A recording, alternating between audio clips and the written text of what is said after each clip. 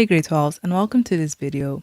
In this video, we're going to be going through the NSC November final exam. I would also like to say that I get these papers from stanmorephysics.com. They usually upload past papers a few days after they have come out. So you'll be able to find a number of past papers that you can use to just practice. So without wasting any more time, let's get back to the paper. So question 8.1 says, in the diagram, O is the center of the circle, and then MNPR is a cyclic quadrilateral, so this MNPR, and SN is the diameter of the circle, so that chord MS and radius OR are drawn. So we have MS, that's a chord, and then the radius OR, okay, but OS is also a radius and ON. Okay, and then they say that angle M2 is equal to 64 degrees. The first question is determine, given reasons, the size of the following angle. So we have to find angle P.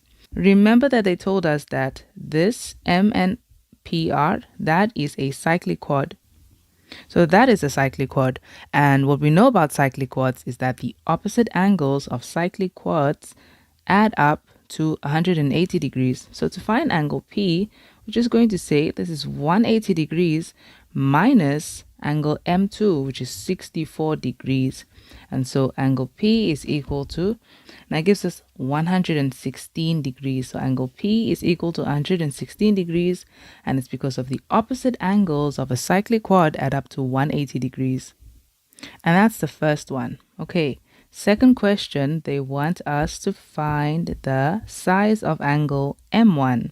So we have to find angle M1. So to find angle M1, let's just see where M1 is. Also, when you found an angle, it is very helpful to put it down. So now that we know that angle P is 116 degrees, it will help you a lot to just put down that angle. Okay, so we know that is 116 degrees, but they want us to find angle M1.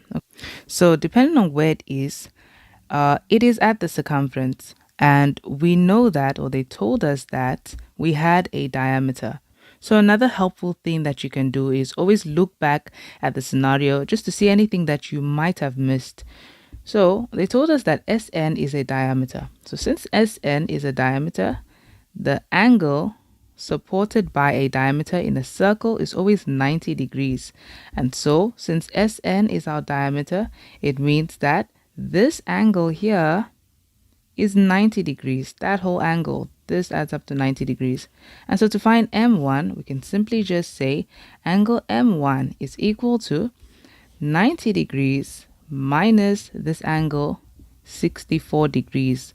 Okay, so that they add up to 90 degrees. So minus 64 degrees, and let's see what we get. We get 26 degrees. So angle M1 is equal to 26 degrees because of the angle in a semicircle.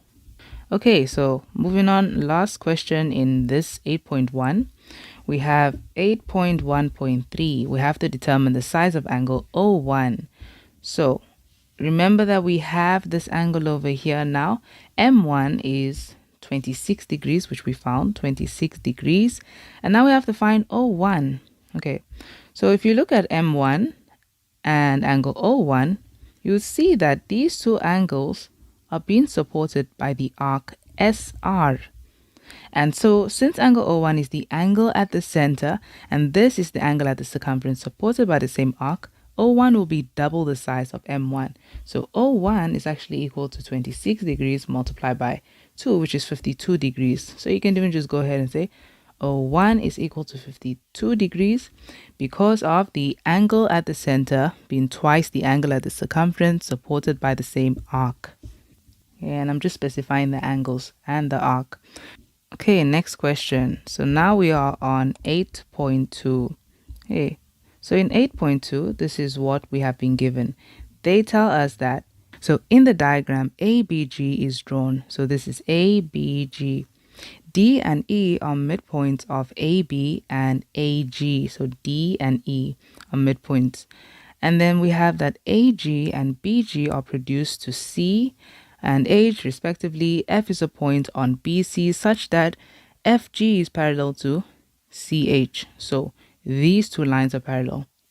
And the first question is, we have to give a reason why DE is parallel to BH. So why these two lines are parallel. Okay, if you look at this diagram, you have a triangle, and in this triangle, you have a midpoint here on this line AB. So this is equal to this, and that is equal to that.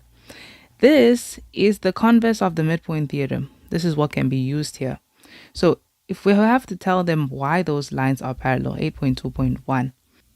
Okay, for you to remember how this works, the midpoint theorem itself, you'll be given a triangle and then you'll be given a line here. Now, in the midpoint theorem, whatever this is called, let's say it's called ABC and this is DE. If you have been given, so you always have to, in every Euclid theorem, you have to take note of what have I been given and what do I have to conclude because of what I've been given. So you've been given that in the original theorem, the midpoint theorem, you'll be given that AD would be equal to DB, and you'll be given that DE is parallel to BC. So see that this is what you are given at first, and those two are parallel. And what you would have to conclude, and let me actually put that in red, what you would conclude from this is that AE is now equal to EC, and that BC is twice the size of DE. That is the midpoint theorem itself. Then the converse of the midpoint theorem, this is what the converse states. If you've been given a triangle and a line drawn to the triangle, but this time it's not parallel to the triangle. Let's say this is called A, B, C again, and D, E. In the converse of the midpoint theorem, if you are being given that this is equal to this and that is equal to that, then what you will conclude is that DE is now parallel to BC, and BC is twice the size of DE. So it all comes down to what have I been given and what do I have to conclude. And the reason for this would be the converse of the midpoint theorem. So that's exactly what's going on here. You have to just focus on what have I been given. So in 8.2.1, the reason why those two lines are parallel is simply because AD is equal to DB as it has been given, and also because AE is equal to EG. That's the reason why.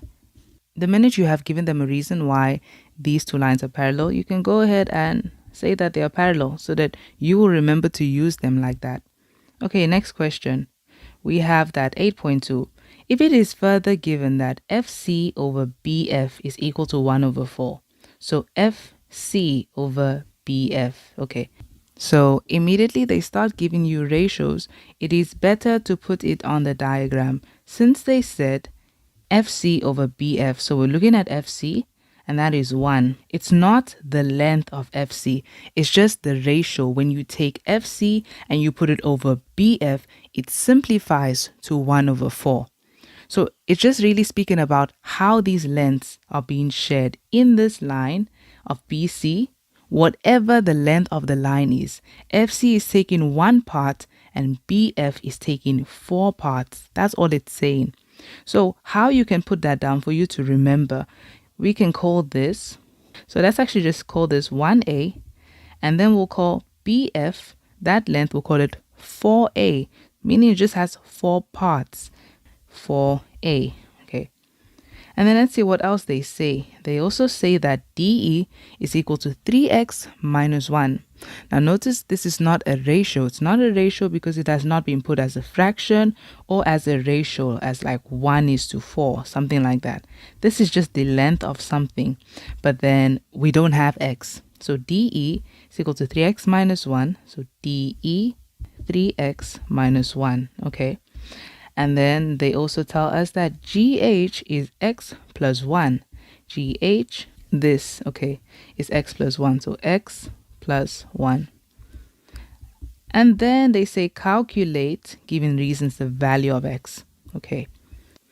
Based on the fact that they gave you this ratio, they probably want you to use this triangle. So we're using the fact that we know FC over BF is 1 over 4, and that would be equal to GH over BG. Okay, now clearly from that, we're going to have to find an expression for BG. Now, where the expression for BG is going to come from is the fact that we have the midpoint, or the converse rather, of the midpoint theorem here. So we have already proven, or we've given a reason why these two lines are parallel. But remember, the converse of the midpoint theorem, one of the other things you conclude is that this line is going to be double the size of this line. And so since we have an expression for DE, we can find BG, because we know now that BG is supposed to be twice the size of DE, because this is the bigger line. And this is because of the converse of the midpoint theorem. And so now I'm going to just fill in what we have. So to find an expression for BG, we'll say that is equal to 2 multiplied by whatever DE is. And DE is 3x minus 1. So 2 multiplied by 3x minus 1.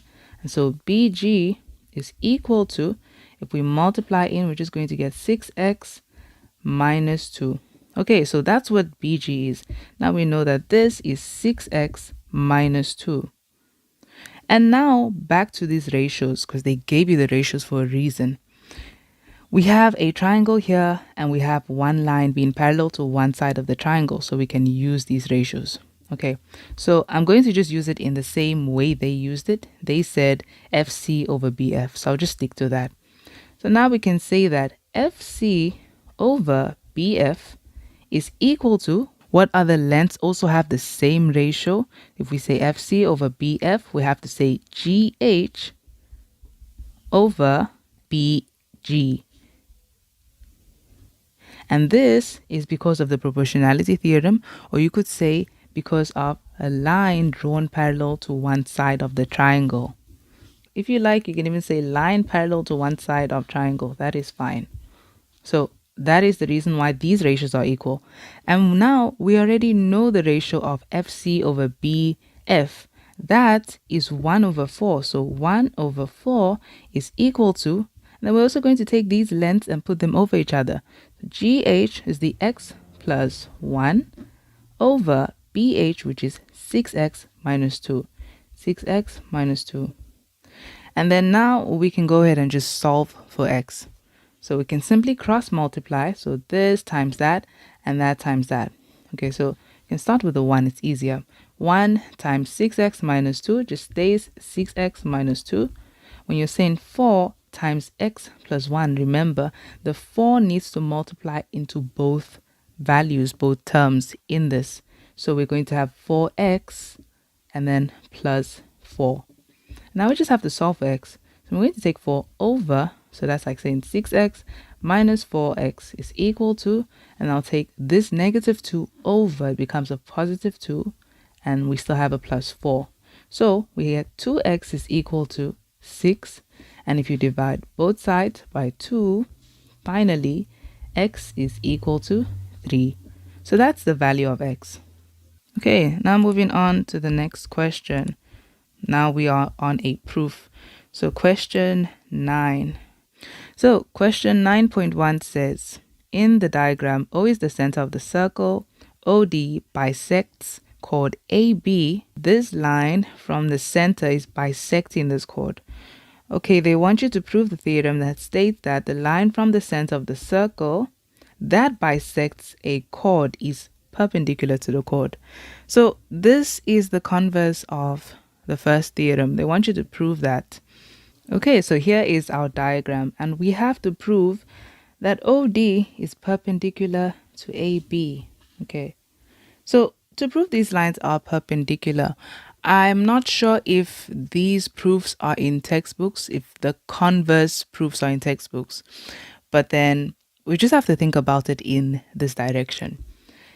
They want you to prove that this is perpendicular. In other words, they're trying to tell you, you need to prove that this angle over here, this angle ODA is 90 degrees, and this angle ODB is also 90 degrees. So let's use the fact that we know that this is a chord.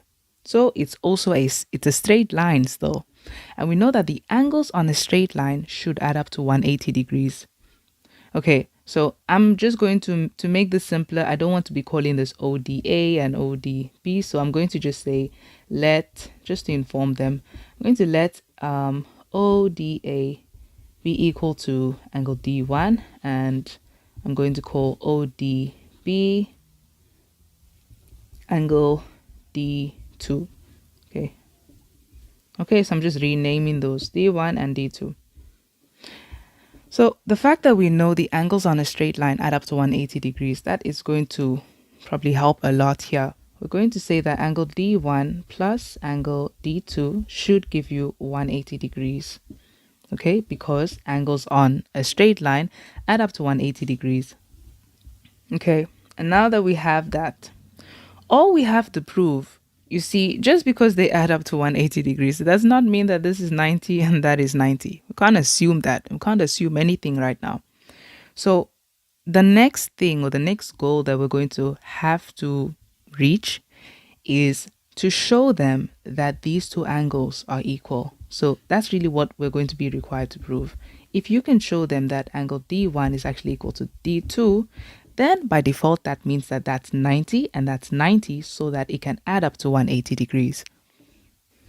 Okay, so the fact that you just have to prove that two angles are equal, you can think in the direction of congruency. If we can form two triangles here and prove that those two triangles are congruent, remember, congruent triangles just means that the triangles are equal. Their corresponding sides and angles are exactly the same. So because of that, we're going to have to construct. So this now takes us to the way we prove the other theorem. This is the converse of that theorem, that first theorem. Okay. What we will just do is, first of all, we're going to construct this line OA. So I'm going to join that, and I'm going to join OB. And you must also just make sure to tell them any constructions that you have made. So I'm also going to say construct, rather, I should probably say it here. Construct, okay, line OA and OB.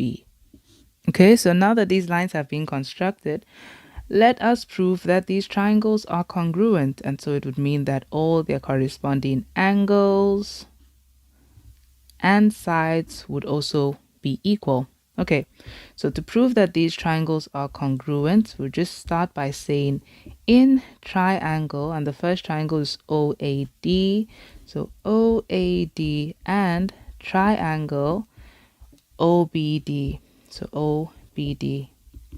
Okay, so let's see what is equal in these two triangles. Remember, you just have to think about the fact that you have to use one case of congruency. Cases of congruency are side, side, side, side, side, angle, side, angle, angle, and right angle, hypotenuse, side. So if you can prove any one of these cases of congruency, then it means that these two triangles are congruent. Okay, so looking at these two triangles, first of all, you can see that you were already given that AD was equal to BD. So we can actually tell them that. So those are two sides in the triangles that are equal. AD is equal to BD. And the reason that these two are equal is because it has been given already. Okay, the next things that are equal in these two triangles are, you can see that OD, they are both sharing this side, OD. So OD and OD are equal, so we can say OD is equal to OD. And this is because this is a shared side, or you could also say common side. Okay, so this is a given side as well.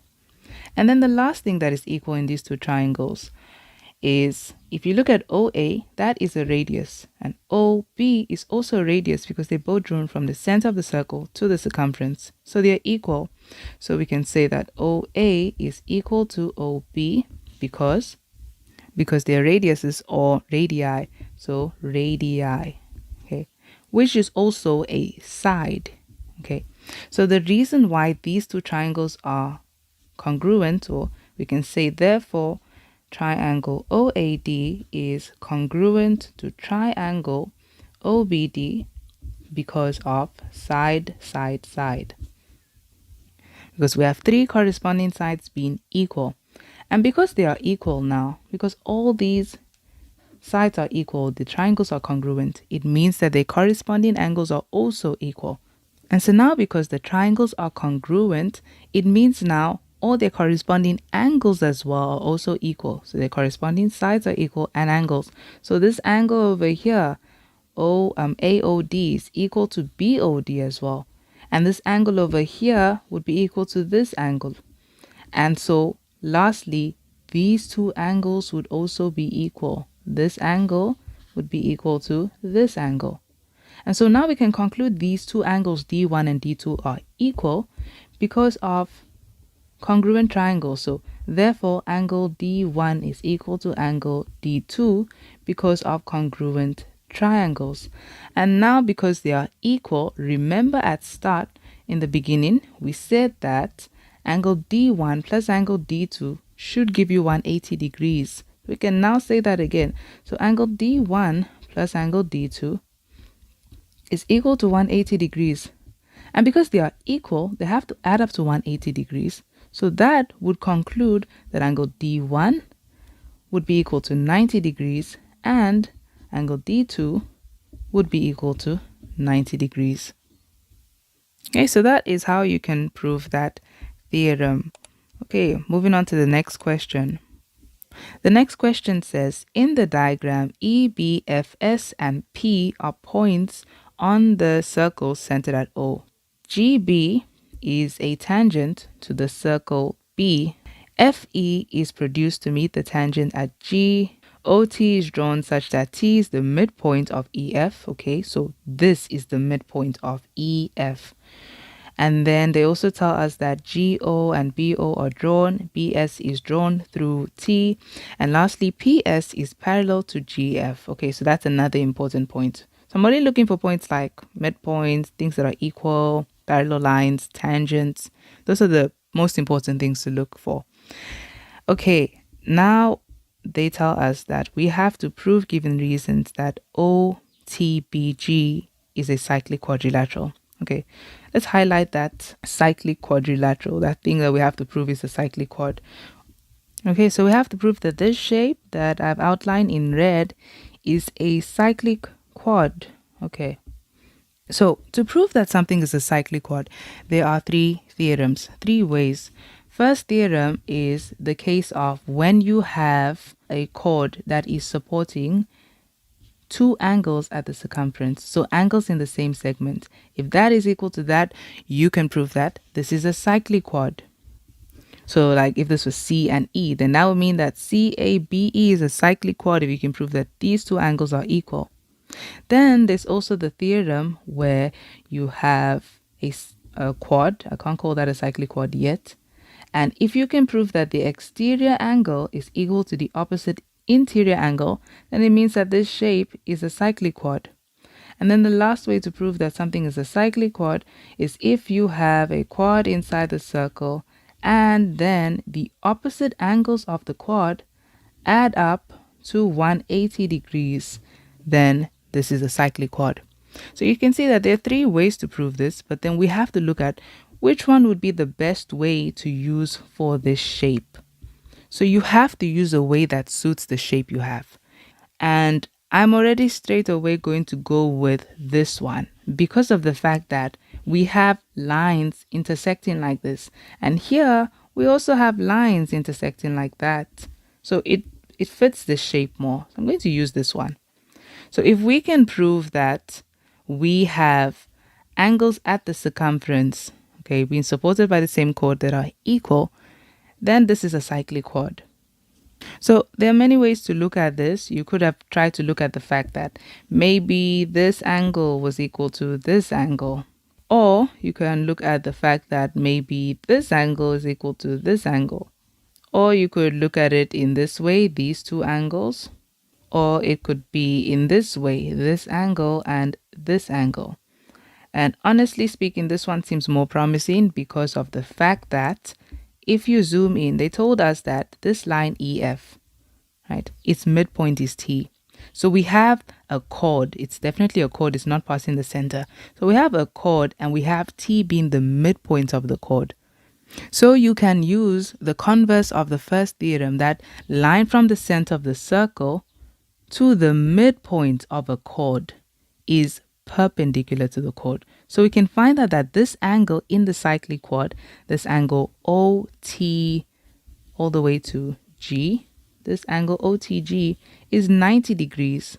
Okay, so OTG is 90 degrees. So the angle OTG is equal to 90 degrees. And this is because we have a line from the center of the circle to T, which is the midpoint of the chord. And that therefore means that it is perpendicular to the chord. Okay, so we know now that angle is actually 90 degrees. I think I can just, yeah. So that is 90 degrees. Okay, so OT is perpendicular to TG. Now we have to find this angle since these two were paired up. So if this angle OBG, because we have that coordinate G here, if we can prove that this is also 90 degrees, then it will mean that these angles, okay, being supported by the chord GO, those two angles are equal. So let's find out how this is 90 degrees. Well, remember that OB is a radius because it's going from the center to the circumference. And also remember that GB is a tangent. So it would mean that OB is perpendicular to GB. And because of that, it would mean that the angle OBG is also 90 degrees. So a better way to look at this is, let me rather draw a circle around this. Okay, so not the best circle, but I hope you get the idea. So we have this chord GO, and this chord is supporting the angle OBG, that angle. And then this same chord GO is also supporting another angle, supporting the angle GTO. So it's also supporting that. And so we know that they're both 90 degrees. Okay, so the thing is that it's not a cyclic chord yet. We're just proving that it is a cyclic chord. The fact that we have that angle OTG, okay, now being equal to the angle OBG, because they're both equal to 90 degrees, it will mean that this shape OTBG is a cyclic chord because it supports the theorem that states that equal angles at the circumference are being supported by the same chord. Okay, or angles in the same segment. So we have proven that these two are equal, and so we can now say therefore OTBG is a cyclic chord. And our reason would be because the fact that the angles in the same segment were equal. Okay, so that's how we prove that that is a cyclic chord, the fact that they were both equal to 90 degrees. The next question, 9.2.2, they want us to prove, given reasons, that GOB is equal to S. Okay, angle S. So GOB, let's look for that angle. So GOB, this angle, they want us to prove that this angle here is equal to angle S. Okay, so with these questions, the previous answer is usually very important. And that's why whenever you find an answer, it is very important to put down what you found. So you see here, we found that that's 90 and that's 90. Make sure that is put down. And now also have in mind that now this shape is a cyclic chord. We have proven it's a cyclic chord. So to find how this angle would be equal to this angle S, remember that this is a cyclic chord now. So if this is a cyclic chord, it means that, let me extend this. So it would mean that this angle BOG, so this angle, we can also find angles in the same segment for this angle as well, being supported by the chord BG, that it would also be equal to this other angle. So the other angle supported by BG, which is, we'll go from G to T, because this is a point on the circumference, down to B. So it would also be equal to this angle over here. Let me rather mark that in red. So now we know, okay, these two angles are equal as well because this is a cyclic quadrilateral. And this is angles in the same segment are equal. So this angle I spoke about, GOB, so GOB is equal to the angle GTB. So GTB. Okay, so now that those two are equal, let's see what else we can use. We have to give a reason because of angles in the same segment as well. Okay, and now that we have that, let's zoom out and see what else do we have in this diagram. They also gave us that these lines are parallel. So we have this is parallel to this. So those two lines are parallel. And because those two lines are parallel, if you draw an upside down F here, you'll see that we have corresponding angles. So this angle, angle S, is equal to this angle, angle GTB. So we can finally say that angle S is equal to the angle GTB because of corresponding angles on parallel lines are equal. Okay, now that we have that down, so since they're both equal to the same thing, they're now both equal. So angle GOB is now equal to angle S. So that is that question. Question 9 done. Now we move on to question 10. Okay, so in question 10, which is the last question of this paper. So this is what we have been given in this question. They tell us that in the diagram, PQRS is a cyclic quadrilateral. KP is a tangent to the circle at P. C and D are points on the chords. KP is a tangent to the circle at P. So here's KP being a tangent at P. C and D are points on the chords PQ and PS. So those are just points on the chord. And CD is produced to meet RS produced at A. CA is parallel to QS. So CA being parallel to QS. Okay. And then they say that RC is drawn. And they told us that P1 is equal to R2. So these two angles are already equal just because it's given. So the first question is, we have to prove, given reasons, that 10.1 S1 is equal to T1. In order to prove that, when they give you a diagram that doesn't have numbers, sometimes it is helpful to let one of this angle be equal to something. For example, I can say let S1 be equal to X. That way you'll be able to follow the angle as it goes on, as you find out what other angle it's equal to. So I'm going to actually say that here. I'll start from S1. Well, you can start from either one. You can start from S1 or angle T2. And angle T2, I feel like that is better to use because we have parallel lines. This one can move more easily. Angle S1 is sitting here as the exterior angle of this cyclic chord. And like the only way that it can move is to be equal to the opposite interior angle. So in this case, I'm going to let angle T2 be equal to X. So I'm going to say let angle T2 be equal to X. And so I'm going to follow it like that. I'm going to call this X and see what else is equal to X. So as long as you can find a way that this ends up being equal to this, in other words, that angle S1 ends up being equal to X as well, then you've proven that they're equal. Okay, let's just see how many marks is this for. 4 marks. Okay, so with Euclid and with this type of section where they don't give you actual angles, it's not really a guessing game, although I cannot say that you can't find the answer if you don't guess. Sometimes you find the answer when you guess. You can be that lucky. But most of the time you need to have a strategy in this. Okay, so because of the fact that they gave us another angle, they told us that P1 was equal to R2. Okay, so P1 and R2 are equal. Since those are equal, it would mean that, well, you could also find out that maybe P1 is also equal to something else in the diagram other than T2. So because of that, I'm also going to give this one a name so that I can also monitor it.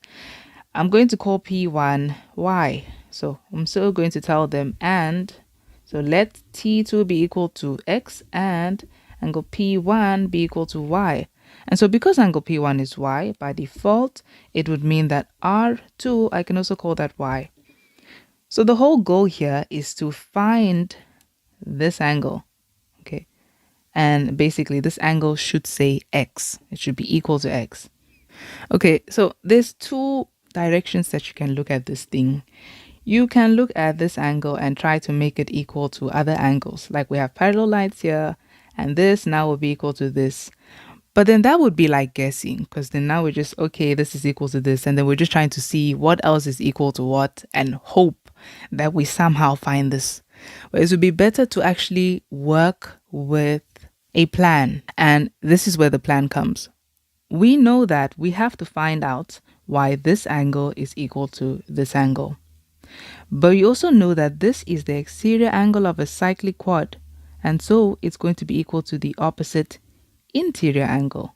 So basically, we know that this, and I'll just put that in a different color rather, we know that this angle is equal to this entire angle. So if we can find out what angle Q1 and Q2 are in terms of X or Y or X and Y, then we'll be able to find out what this is by adding them together. Then we'll find out what S1 is. And I know the question says that we have to prove that they're equal, but if they really are equal, then when you add them together, they should give you X, since we're trying to prove that S1 is equal to T2. So my goal here, or my plan here, is to find Q1 and Q2. Okay, so with Q1, the fact that you have this tangent KP, so I can see that we have this line PS, which is a chord, and it's the chord that is helping to support this angle at the circumference. So it means that the angle between the tangent and the chord is equal to the angle supported by the same chord. So this angle Q1 is equal to Y. Okay, so we can just state that down now. Know that, okay, because of that tan chord theorem, but you have to write the theorem in full. So remember that angle has to be at the circumference. If it was at the center, that doesn't make them equal. Okay, so I'm almost there now. I just have to find Q2. Okay, so I see something that I can use for Q2. You see here we have, and now just put this in blue, we have a triangle. So there's a triangle over here, and this triangle has T2 as an exterior angle. And so the exterior angle of the triangle is always equal to the sum of the two opposite interior angles. So we're just trying to find an expression for Q2. So now I know that angle, and let me just name it, angle T2 is equal to angle R2 plus angle Q2. It's equal to angle R2 plus angle Q2. And so I just put the reason, exterior angle of a triangle. Okay, so it's equal to the sum of the two opposite interior angles. Okay, so angle T2, that was X. So we have that, that's X. And that is going to be equal to Y plus Q2. So it's equal to Y plus Q2. Okay, plus that. And so we just have to make Q2 the subject. So Q2 is equal to X. And then we take Y over minus our Y. Okay, so we have something for Q2 now. So Q2 is X minus Y. So now that Q2 has been named X minus Y, remember the whole goal of this is, since I had an exterior angle here, it's equal to this opposite interior angle. I just have to add Q1 and Q2 together. So I'm going to say that Q1, or I'd rather just get straight to the point. I'll say angle S1 is equal to angle Q1 plus angle Q2, because together they form the opposite interior angle. So, and that's because of the exterior angle of a cyclic quad. Okay, so the exterior angle of a cyclic quad is equal to the opposite interior angle. And so now it means that angle S1 is equal to angle Q1, which is Y. So Y plus angle Q2, which is X minus Y. X minus Y. So if you simplify this, you can see that Y is positive and Y is negative. They cancel. And so angle S1 is finally equal to X. And remember what else was equal to X? At first, we made T2 equal to X.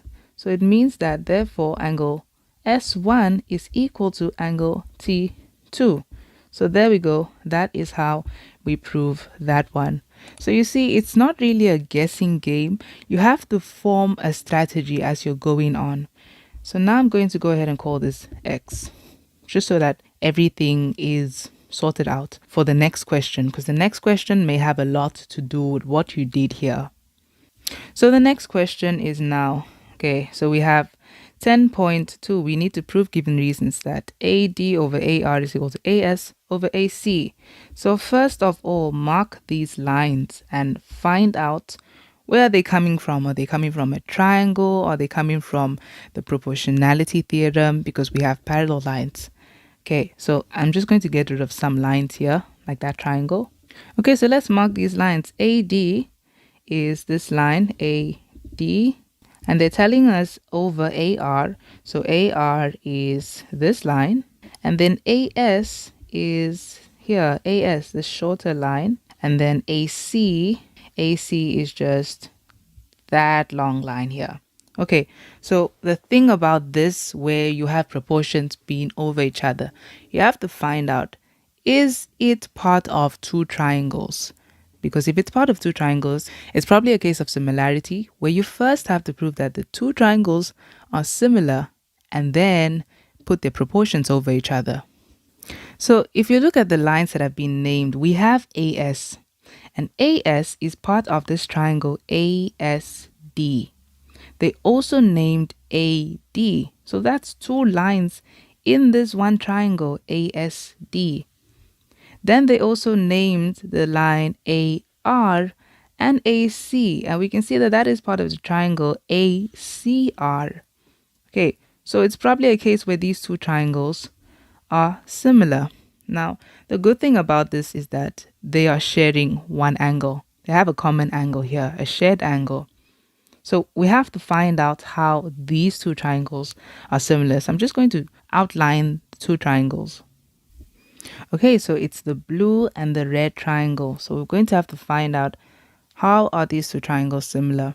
First of all, if we have X here, then one of these angles should also be X.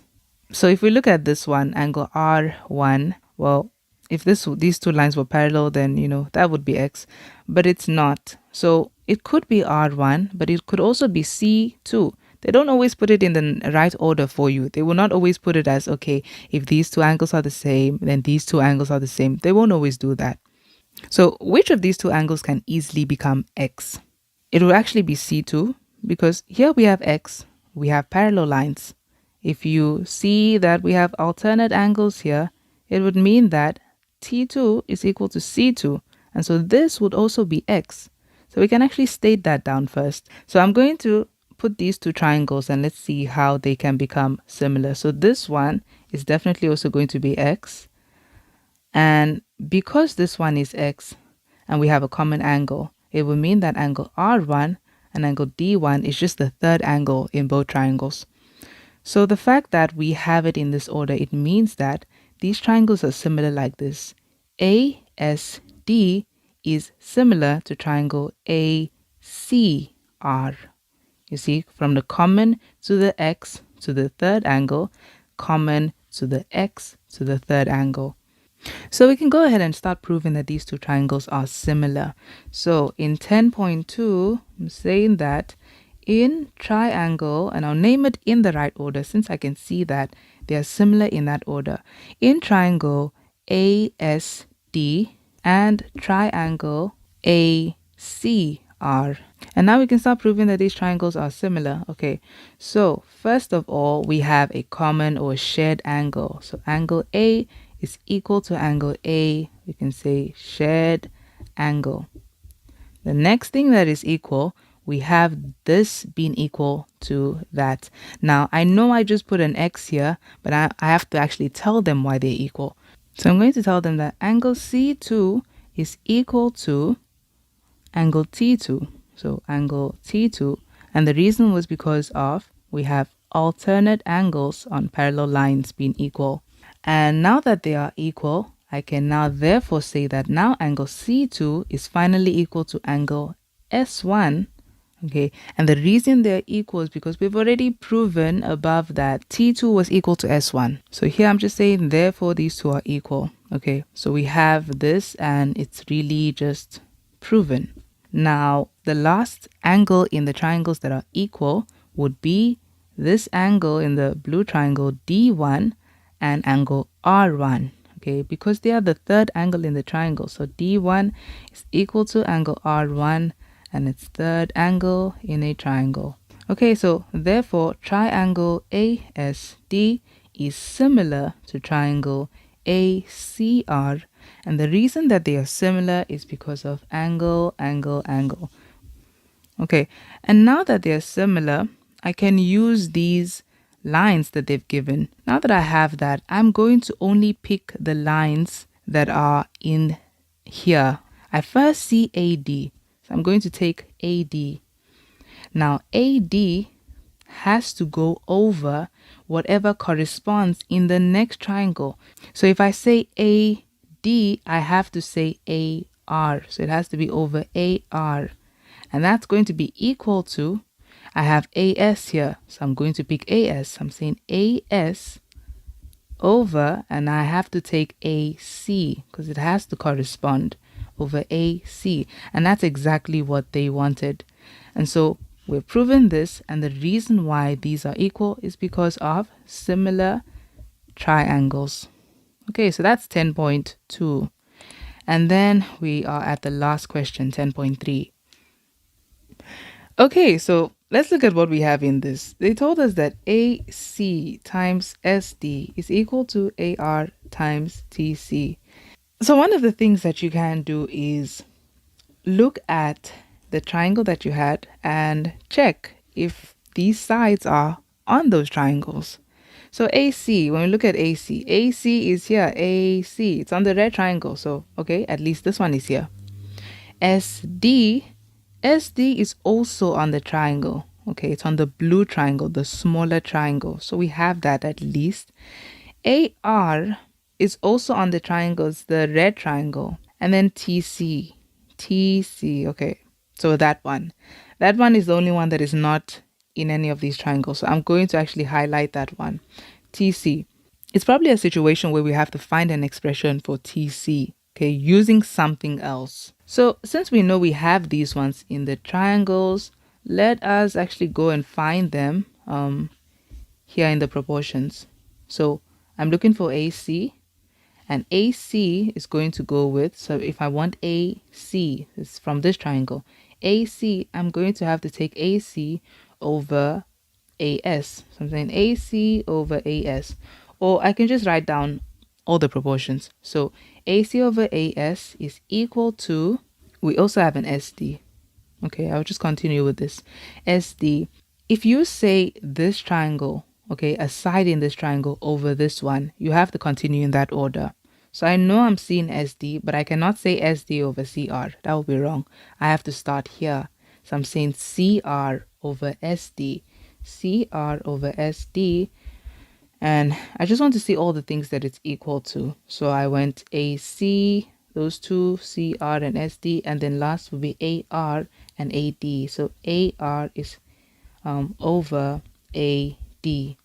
So these are the proportions that we get from the triangle. And in these proportions, the ones that we have here in what we have to prove, we have AC, we have SD, and we also have AR. But as you can see, they are not from a pair, they're from the three proportions. I can see a way to include TC, but it's not using these triangles anymore. It's using the fact that we have this triangle RAC and a line being parallel to one side of the triangle. So we can use the proportionality theorem on this.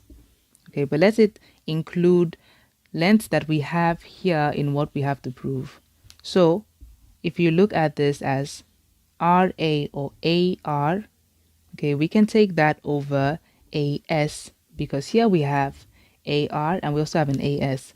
So if I could say just AR over AS is equal to, and then I have to go in the same order on this triangle as well, on this side of the triangle. So I'm taking AR, meaning this length, over AS, meaning over this. It should be equal to, on this side, CR, okay, CR over, and remember I took AS here, so here I have to take CT, okay, or TC, TC. So, and this is because of a line drawn parallel to one side of the triangle. Okay, and then I'm going to cross multiply these now so that it can sit like that. So I'm going to have AS multiplied by CR is equal to AR multiplied by TC. Okay, now with the way this looks, it almost looks like this. Well, it has the one side, has this side now, AR and multiplied by TC. It's just this side that is different. So in these proportions of the similar triangle, let's see if we can find something for these. Okay. And I can actually see here we have AC, and SD. Okay, so we can multiply and we'll have AS and CR. So let's actually take those proportions. I'm taking AC, so I can only say these are equal because of similar triangles. So AC over AS is equal to CR over SD, and this is because of similar triangles. Okay. Now I'm going to cross multiply. So I have AC being multiplied by SD, and that is equal to AS multiplied by CR. Okay, so now I have this side. And now if you look in both of these equations that we have an AS and a CR and an AS and a CR. So it means that we can equate these two. We can say, therefore, we know that AS times CR is equal to AS. So AS times CR here is equal to AS times CR here. And so this would be, since AS times CR was equal to AR times TC, but I want to put it in their order. So I'm going to take it like this. I'll rather say AS times CR here was equal to AC times SD. And that would be equal to, here we had our AS times CR, and that was equal to AR times TC. So AR times TC. Okay. And that is what they have. Yeah. So that's how they got that. They got it using the similar triangles and the fact that we had that triangle and a line drawn parallel to one side of the triangle.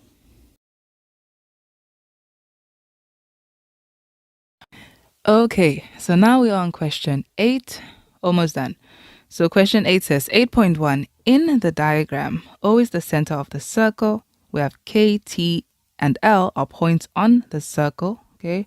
And then they tell us that KT, TL, KL, OK, and OT are drawn. So nothing special about them. They didn't say anything about them being tangents. That's what I'm looking for. Okay, but remember these are radii. So, okay. And then they tell us that OT intersects KL at M. ST is a tangent to the circle. Okay, there's a tangent to the circle at T. Then they also tell us that this angle STK is 36 degrees and OKL is 18 degrees. Okay. So with Euclid, the nice thing is first questions are usually okay. It's when you go to the end, that's where, yeah, things start to change. And that's why I keep saying, I personally feel like it would be better if you started with the difficult questions because your mind is tired and worn out already. Because you've been thinking for like 2 hours, 1 hour. You're going to be tired already. But okay, so here we have 8.1.1. Determine, given reasons, the size of angle T2. So angle T2 is, okay, how do we find angle T2? So let's look at what we have here. T2 is sitting here. And we know that this is OT is a radius. And they also told us that ST is a tangent, okay? ST is a tangent. So it means that the radius is always going to be perpendicular to the tangent at the point of contact. So these are things that you actually just sit down and think about it carefully. You're just going to have to really think about it. Then eventually you will start to see the answer. It doesn't just pop in from nowhere, actually. You're going to have to think about the fact that you're looking at T2. Start asking yourself, what is T2? Is it part of a triangle? Is it part of a line that I can actually find? That's how you actually think about it for you to be able to find that. So you look at all the things that are related to T2. Okay, so in that case, that's what we have. T2 is, we can go ahead and find it by saying angle T2 plus, okay, plus this angle over here, which is 36 degrees. I'm not going to say the name of it. I'll just say 36. That it's going to be equal to a total of 90 degrees. And our reason for that is because a tangent is always perpendicular to the radius at the point of contact. I'm just going to say the tangent is perpendicular to the radius.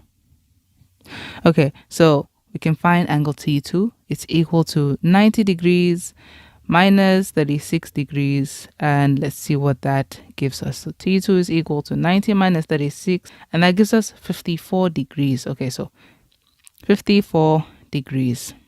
Okay, another thing with Euclid is when you find these angles, it's very good to put them down because the previous question may help you with the next question. So that is 54 degrees, so put that down. Next question, we have to find the size of angle L. So angle L, and this is for how many marks? 2 marks. Okay, so it must be also just not really a very long one. Angle L is this over here. Again, the answer does not just magically pop in. You have to really think about it. Ask yourself, where is L? L is at the circumference. Okay, what can we do with that? So I was like, okay, if L is at the circumference, we have the angle at the circumference. Let's also think about the angle at the center if it's supported by the same chord. You see, here's KT, but look at that. Unfortunately, you see the angle at the center is not there. We don't have that. So we can't use that.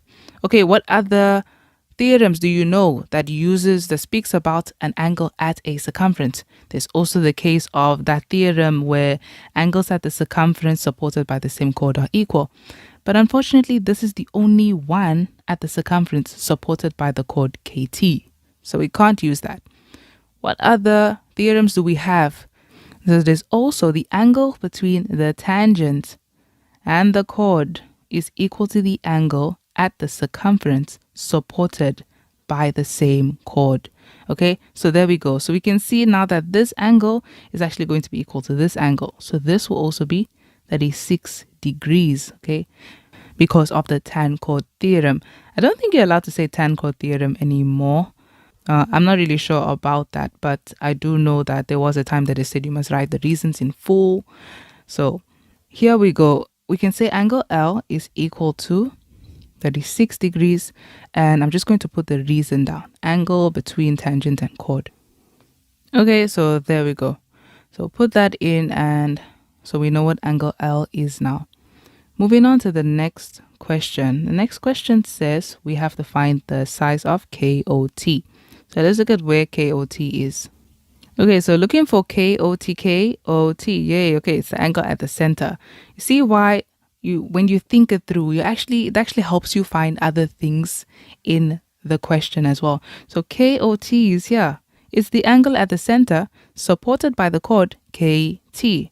And this one is the angle at the circumference supported by the chord KT.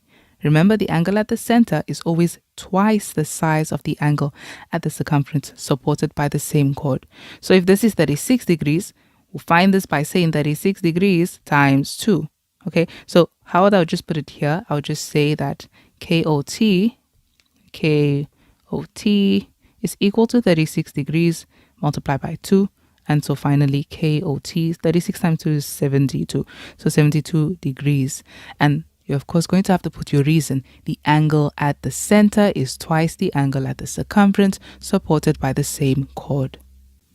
Okay, so there we go. You can use that symbol for angle. It's a general symbol for angle. You can actually use that. And you see in places that I say equal to, I just use the equal to sign. Okay, so that is KOT. C is done. Then we move to 8.1.2. So since it's part of the question, I'm just going to put that down. That is 72 degrees, just in case we need it. Okay, next question. They are asking us to prove given reasons that Km is equal to ML. Okay, Km. So K to M is not a radius, equals to M to L. Okay, so this is actually one of the theorems. The fact that this is not a radius, rather it is a chord, KL is a chord. What we can actually look at is the fact that here we have O as the center. Do you see that the center of the circle is going through this chord? Remember the theorem that says the line from the center of the circle perpendicular to the chord, that it does what? It bisects the chord. So in that theorem, you really need to focus on the fact that it says the line from the center of the circle, which happens to be perpendicular to the chord. I cannot just assume this is perpendicular to the chord. That means we need to actually find that angle. Okay, so we need to find this angle over here, the angle KMO. And you see we have enough things to find the angle because we have this 18 and 72. So we can use angles in a triangle. So KMO, we're going to find that first. KMO is equal to, if you add it all up together, basically plus 18 degrees plus 72 degrees, it should give you 180 degrees because these are the angles in a triangle. Okay, and that's going to be your reason over here. So the sum of interior angles, the interior angles in the triangle, is equal to 180 degrees. And so let's just find KMO. It's equal to 180 degrees minus the addition of these two, because I'm going to add them together and take them over. So what is 18 plus 72? That gives you 10, that gives you 80, so 90 degrees. Okay, so that is 180 minus 90, which is equal to 90 degrees. See, you must never assume things yet. So now we know KMO is 90 degrees, instead of just assuming it's 90. Now that it's 90, we can use that theorem on it. The line from the center of the circle perpendicular to the chord, what does it do? It bisects the chord. That's what we can do. So now we can actually conclude that Km really is equal to ML. So I'm going to say that Km is equal to, therefore, Km is equal to ML. And my reason now is that, so the line from center of the circle. So the line from the center of the circle perpendicular to the chord bisects the chord. Moving on to the next question. Next question, 8.2. Okay, brand new diagram. So 8.2 says, in the diagram, we have triangle RDS is drawn, RDS. Okay, and then they say A, B, and C are points on RD, RS, and DS respectively. Okay, so all of these points. Then they also say such that AB is parallel to DS. Okay, so AB is parallel to DS. Now they're giving us these. RB is to BS is equal to 5 is to 3. So that's the ratio for that. When you see that, I advise that you already put it in. You see, because it's the ratio is not speaking about the length. It's really just speaking about how it's shared. So when we're looking at RB and BS, they're saying this line, whatever the length of it is, this part RB is going to take 5 parts. And this part BS is going to take 3 parts.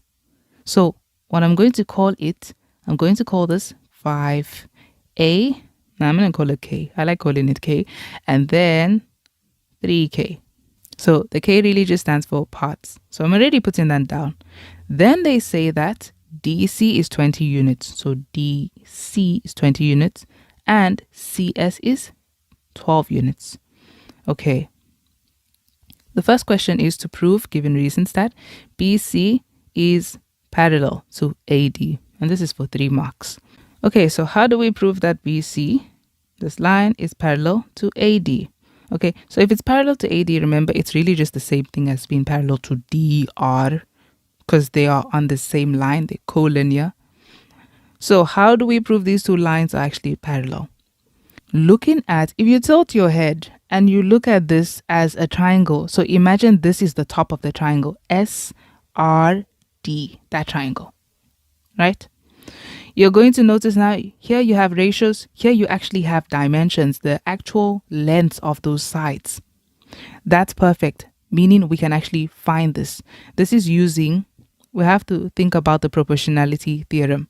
Rather, it's the converse. You see, in this case, they've given you the lengths already. They only didn't give you that this is parallel. So we have to show them that it is parallel. Look at what we can do. If we take SB over BR, so SB over BR, and we find that we know that this is going to be already 3 over 5. Okay, we already know that because we have the ratios of that. Now we're going to do the same thing to this side. Let's find SC. You see, in the same form, if you take SB, you need to take SC. So SC, and here we took BR, so we need to take CD. SC over CD, and that is equal to, so SC is 12 over CD, which is 20. And if you simplify 12 over 20, what does that give you? So 12 over 20 is equal to 3 over 5. Okay, so 3 over 5. We can just say this is finally equal to 3 over 5. Now that we know this, SC over CD is 3 over 5. Do you see that they're exactly the same? So this now concludes that SB over BR is actually equal to SC over CD. So since their ratios are equal, okay, it would mean that these two lines are parallel. So we can conclude, now that they are parallel, we can conclude finally that BC is now parallel to AD, and the reason why is because this is the converse of the proportionality theorem. Okay, so I'm going to put the reason, but I'm just going to give more insight to this. Now, this is what I mean by that. You see, it's not the proportionality theorem, it's the converse. The reason why is the proportionality theorem, you always need to focus on what did they give me and what did they ask me to conclude.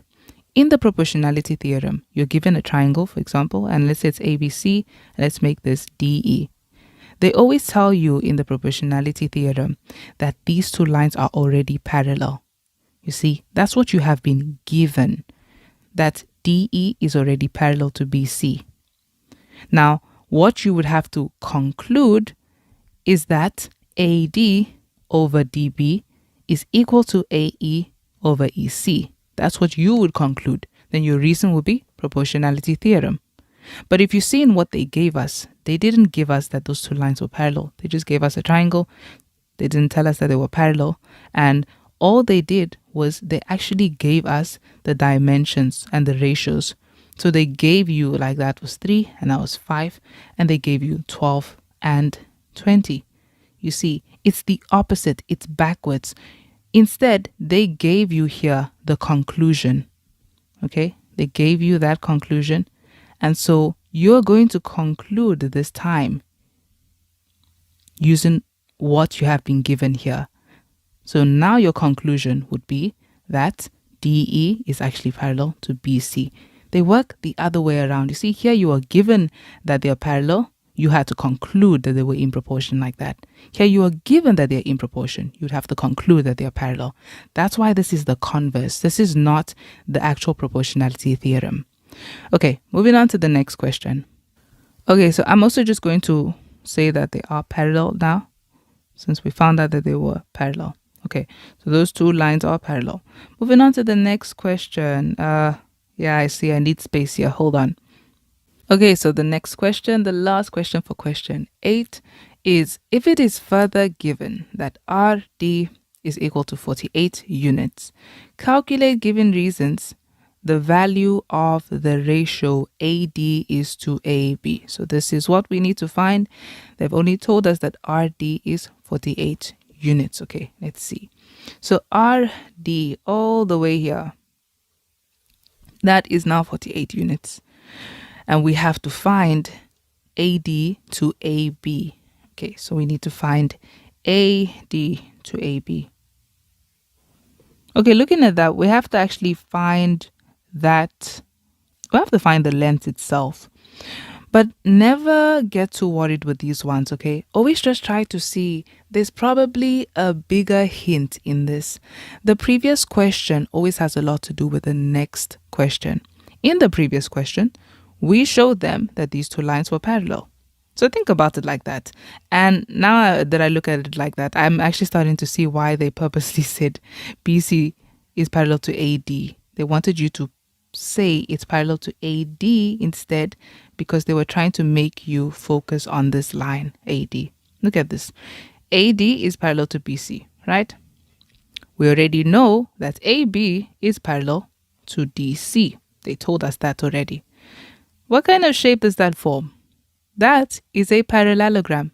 All you have to do to prove that something is a parallelogram, well, there's actually 5 ways to prove something is a parallelogram. But one of the most common way that is usually used in Euclid is prove that 2 pairs of opposite sides are parallel, then it's a parallelogram.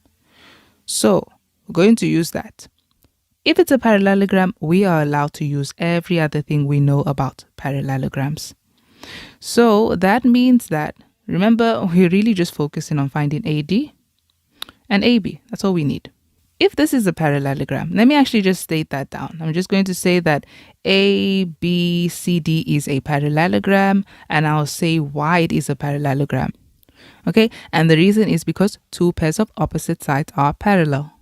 Okay, so that's why it's very important to always write down what you have found, and highlighters are really important and they help you a lot with this. I don't know if you guys are allowed to use highlighters in like final exams and like June exams and stuff. Okay, so this is what we have now. We know it's a parallelogram, and look at now what we can conclude from this. We only have to find AD and AB. Because this is a parallelogram, the opposite sides would be equal, meaning this is equal to this. So AB, the length of AB is actually 20 units. So we found AB. Okay, so I'm going to conclude about that. I'm going to tell them that AB is equal to 20 units. And that's because the opposite sides in a parallelogram are equal. 2 pairs of opposite sides are equal in a parallelogram. Okay, so now that we know AB, we just have to find AD. And that's definitely why they gave us RD. Okay, so you see these 2 lines are parallel. This, I don't know why I gave it the same symbol. Should be a different symbol. But anyways, these 2 lines are parallel. This is parallel to this. We can use the proportionality theorem here. So we can use the proportionality theorem to find the ratio of, instead of RA, I don't see a need to say that. Since they spoke about AD, right? They want us to find AD. So we're going to say AD over, and you're looking at this line and seeing, what can I put it over in this line? Put it over what you have. What we have is the length of RD. So I'm going to use AD over RD. That's what I'm going to use. Okay, so this is what I'm saying. I'm saying AD over RD is equal to, because the lines are parallel, I can use the proportionality theorem. I know the ratios here. So since I took AD here, I have to take here on this line BS. So it's equal to BS over, and then because I took RD, I have to take RS here over RS. Okay, so this is the proportionality theorem. Then I can say proportionality theorem. Okay, so I used a different reason, but you can also use that. So line drawn parallel to one side of a triangle. Okay, they're just saying one line is drawn parallel to one side of the triangle. That's another reason for proportionality theorem. So now I'm going to focus on this. Now you see, we're trying to find the length of AD. Okay, so now that we have this, we can now conclude that AD over RD is equal to, what is BS over RS? So we're going to take those ratios. BS is 3 over RS in total. If you add that 5 and the 3, it's 8. Okay, so it is not the length of it, that's just the ratios of it. So that is 3 over 8. 3 over 8, okay, as a ratio. Now we can use this. Now that we have this, I'm going to try and find the length of this. So I don't know the length of AD. So I'm saying AD over, but I know the length of RD. The length of RD is this entire length of 48 units. So over 48 is going to be equal to the 3 over 8. And now in order to solve for AD, all you're going to do is get rid of this 48 to solve for that. So you multiply both sides by 48 and 48. And so you can say that AD is equal to, what is 3 over 8 multiplied by 48. So if we say 3 over 8 multiplied by 48, we get 18. So we know now that this is equal to 18 units. Okay, so we have AD, we have AB, And now we can actually just find the ratio of AD is to AB. AD is to AB, you can first put it as a fraction so that it can simplify as a ratio. So AD over AB, right? So let's find that. AD over AB is going to be equal to 18 over AB is 20. 18 over 20. And so this is going to simplify to what is 18 over 20, 9 over 10. So it is 9 over 10, 9 over 10. And now we can conclude finally that AD is to AB is actually equal to 9 is to 10. Okay, and that was the last question for 8.2.2. Now we move on to question 9. Okay, second last question in this paper.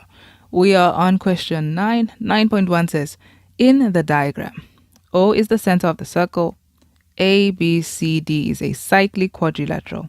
We have to use the diagram in the answer book to prove the theorem which states that the opposite angles of a cyclic quadrilateral are supplementary. That is proof that angle B plus angle D just gives you 180 degrees. Okay, I have a bunch of videos on these proofs on my channel, so you can go on there and then you can see these proofs as well. I will do this one though. Okay, so here, first of all, we have to look at the cyclic quadrilateral and see how can we actually prove that this is going to be supplementary. These two angles, when we add them up together, they give you 180. Because they told you to focus on these two angles, we're going to have to think about how can we construct it in a way that this is left open and that is left open. So I'm not going to draw any line that cuts into this angle. What we're going to do is we're actually going to construct two radii. So from O to A, and then from O to C. Okay. And I'm going to just call it, let me just say, you have to actually say what you construct. So I'm going to say construct OA, line OA and OC. Okay, you have to tell them everything that you construct. Now that we've constructed that, it seems like, well, they do tell you use the diagram, okay, in the answer book. So they will already take note of all the things that you write down. So that means that I'm going to call this one angle O1 and angle O2. Even if I tell them, it's not going to make a difference because you see, even if I call this AOC, same thing as this one, AOC, okay? So I'm just going to call it O1 and O2. Okay, now that we have that, the theorem that you use to prove this one is you use that theorem that states that the angle at the center is twice the angle at the circumference, supported by the same chord or arc. Okay, this is what we're going to do. We are going to use the fact that, you see, here's O1, it's the angle at the center. It's going to be twice the size of the angle at the circumference, supported by the same arc, AC. What angle at the circumference? Now remember, it needs to be opposite. I know that this one is also supported by AC technically, but it's supported by the bigger arc, the major arc AC. Okay, so we're actually referring to this angle over here. So I'm going to say now that, but they already know because you're going to say that down. So angle O1 is equal to twice the size of angle B. Okay, so angle B. And your reason, of course, is going to be that angle at the center is twice the angle at the circumference, supported by the same arc. Okay, so that is how we find O1 first. Then we're going to do the same thing to O2. You see the angle O2? That angle at the center is going to be twice the size of the angle at the circumference as well, supported by the same arc, not the minor arc AC, but the major arc AC. The other angle at the circumference supported by that major arc AC would be angle D. Okay, so angle O2 is twice the size of angle D. So we can also say that down. Same reason, I'm just going to copy and paste. O2, angle O2 is equal to twice the size of angle D. Okay, now that we have that down, we're almost done. All we have to do is look at the fact that, you see angle O1 and angle O2. They are angles that lie around a point. And what do we know about angles around a point? that they add up to 360 degrees. So that's what we're going to say.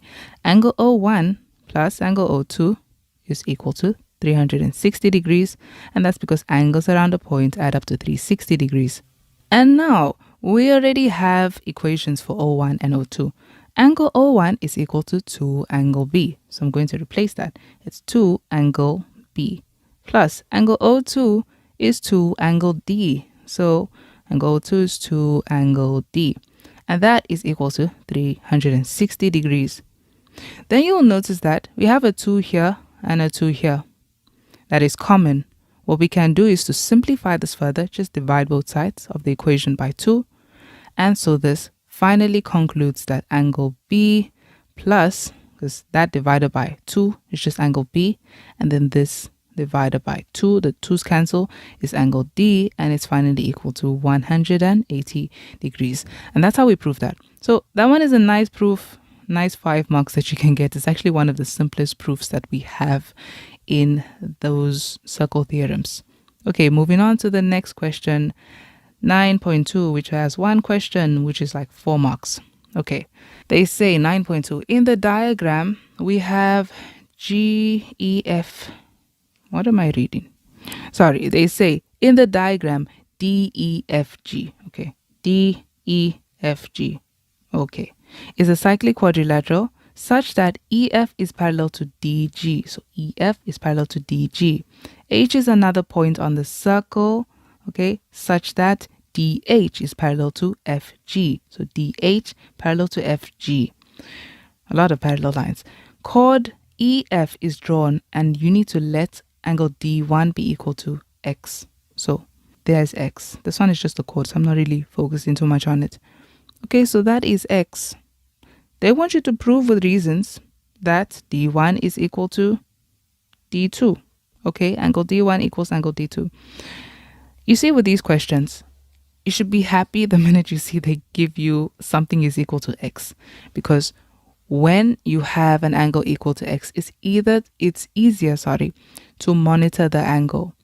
If they never said, let this be X, and they just said angle D1 is equal to angle D2, I would really urge that you make one of it equal to X. Choose one which should be equal to X. Choose either D1 or D2. So what we're trying to do is, we're starting here and we're going to try and find out how can we get from angle D1 to angle D2. We're basically trying to find that D1 eventually ends up being X. They gave a lot of parallel lines. So another thing you're going to have to look at is how these parallel lines have been drawn. These parallel lines, the first one we have this DG, right, is parallel to EF. Now, with these things, I always say that you have to actually build a strategy, a plan. You're going to have to really think about a plan.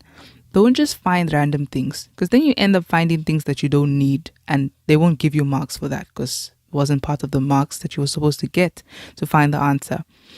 So looking at this, how do we get from here to here? Since we have parallel lines here, you can look for things like alternate angles, co-interior angles. You can look for things like corresponding angles. That's the kind of things you can look for on parallel lines. So with these parallel lines, this is how I'm going to be looking at this. I'm trying to relate X to another angle. Well, if you're looking at alternate angles, this is not helpful. If I look at it like this, it's not helpful because, first of all, this doesn't even include X. It's not even a named angle, so it's probably showing you how not important it is. So I'm not going to even look at that. What else can we look at? Okay, so you see we have co-interior angles here. So it means that this plus this, okay, adds up to 180 because that's what co-interior angles do. But I'm not going to put that down yet because I need to still see how that relates to D2. Okay, so we're trying to let D2 relate eventually to X. Okay, so with this one, this looks like a dead end. It's not really working. If you go from here and you add this, if you find this angle, it's not really helpful to find D2 because you see only these two lines here are parallel. These two lines are not parallel, so I cannot look for co-interior angles like that either ways. But let's also remember that this shape that we have here, D, E, F, G, it's a cyclic quad because you see its endpoints are on the circumference of the circle. So since it is a cyclic quad, we know that, like in the previous question, you see that's the funny thing about this. In this, the opposite angles of a cyclic quad are supplementary. So they add up to 180 degrees. Now the reason I want to actually pick this one is because look at this. If we take this D1 plus angle F, right, and we know it gives you 180 degrees, we're going to be able to find a value for this, okay? It will be in terms of X, but it will be something that we have there. Then from here, we can go to this one here. Look at this. Here, these two lines are parallel. These would be co-interior angles. And then from here, we can get to D2 because you see that we have a parallel line here and a parallel line here. And here we have a Z.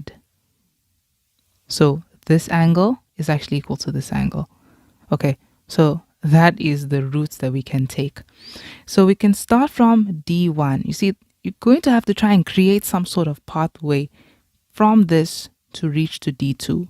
Let's start from D1. We're using the opposite angles of a cyclic quad.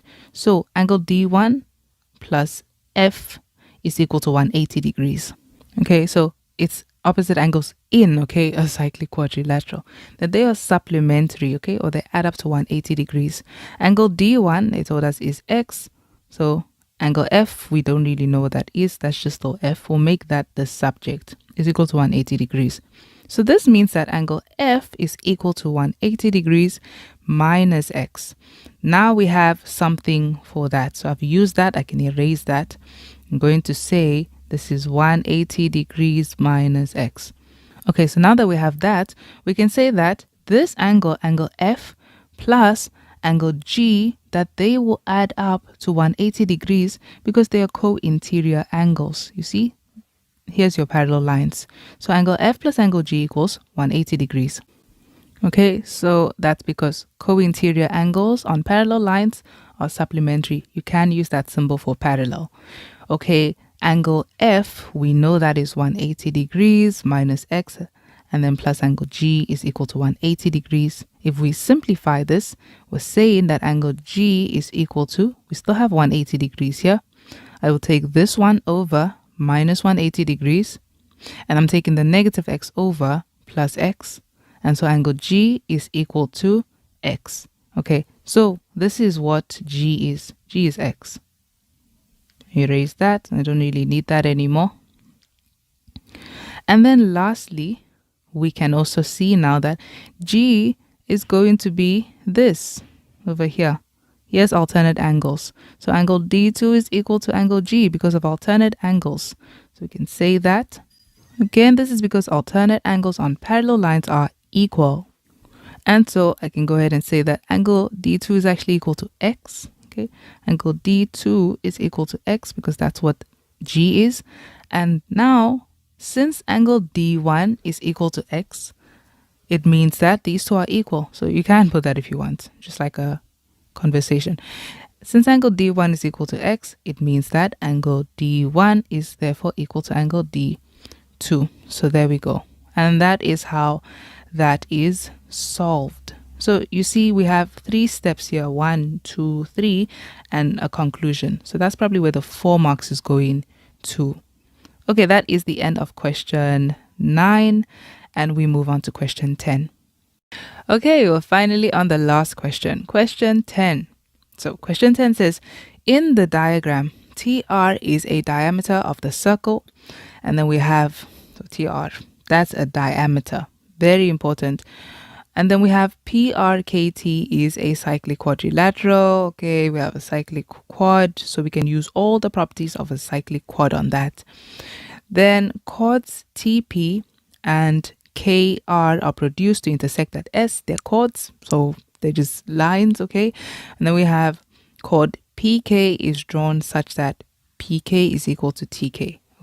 That is important to note because they're telling you 2 things that are equal.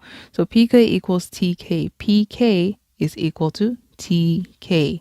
And they already marked it for you. So first question, 10.1. Prove given reasons that 10.1.1 SR is a diameter of a circle passing through the points S, P, and R. they want you to show that SR is a diameter of a circle passing through these points. As you can see, S, P, and R are here. So you kind of have to draw the circle by yourself, right? So imagine there was a circle here. Just try to draw it around and use... Okay, let me just fix that. Okay, so this is the circle, and they're telling us that we need to prove that SR is a diameter of this circle. So how do we show them that this is a diameter? You see, with these types of questions, you're going to have to now think, how do we prove something is a diameter? What theorems ever spoke about a diameter? There's one specific theorem that tells you about the diameter. It says that if you have a circle and you have a diameter, and then there's an angle supported by this diameter, that angle is going to be 90 degrees. You would also know this theorem as angle in a semicircle. Let's look at that. If they're saying SR is a diameter, so let's think about the angle supported by SR. S and R right here. The angle supported by that is like this. Okay, it's going to be this angle, P3. If we can show them that this angle is actually 90 degrees, then it would mean that SR is a diameter. So we are required to prove that angle P3 is going to be equal to 90 degrees. Okay, if we can show that's 90 degrees. So now we know we just need to find that angle. How do we find P3? Okay, so let's just look at a whole lot of things that relates to P3. So P3, this is a triangle, and we can look at the fact that here, look at this, we have a cyclic quad. Okay, so you have a cyclic quad over here, and P3, you see that this line TPS is a straight line.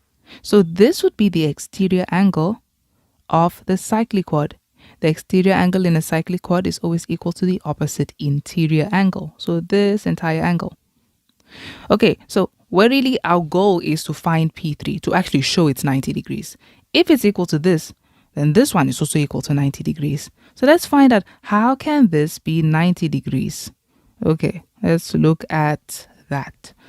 How can this angle over here be 90 degrees? Well, they told us about a diameter of the bigger circle.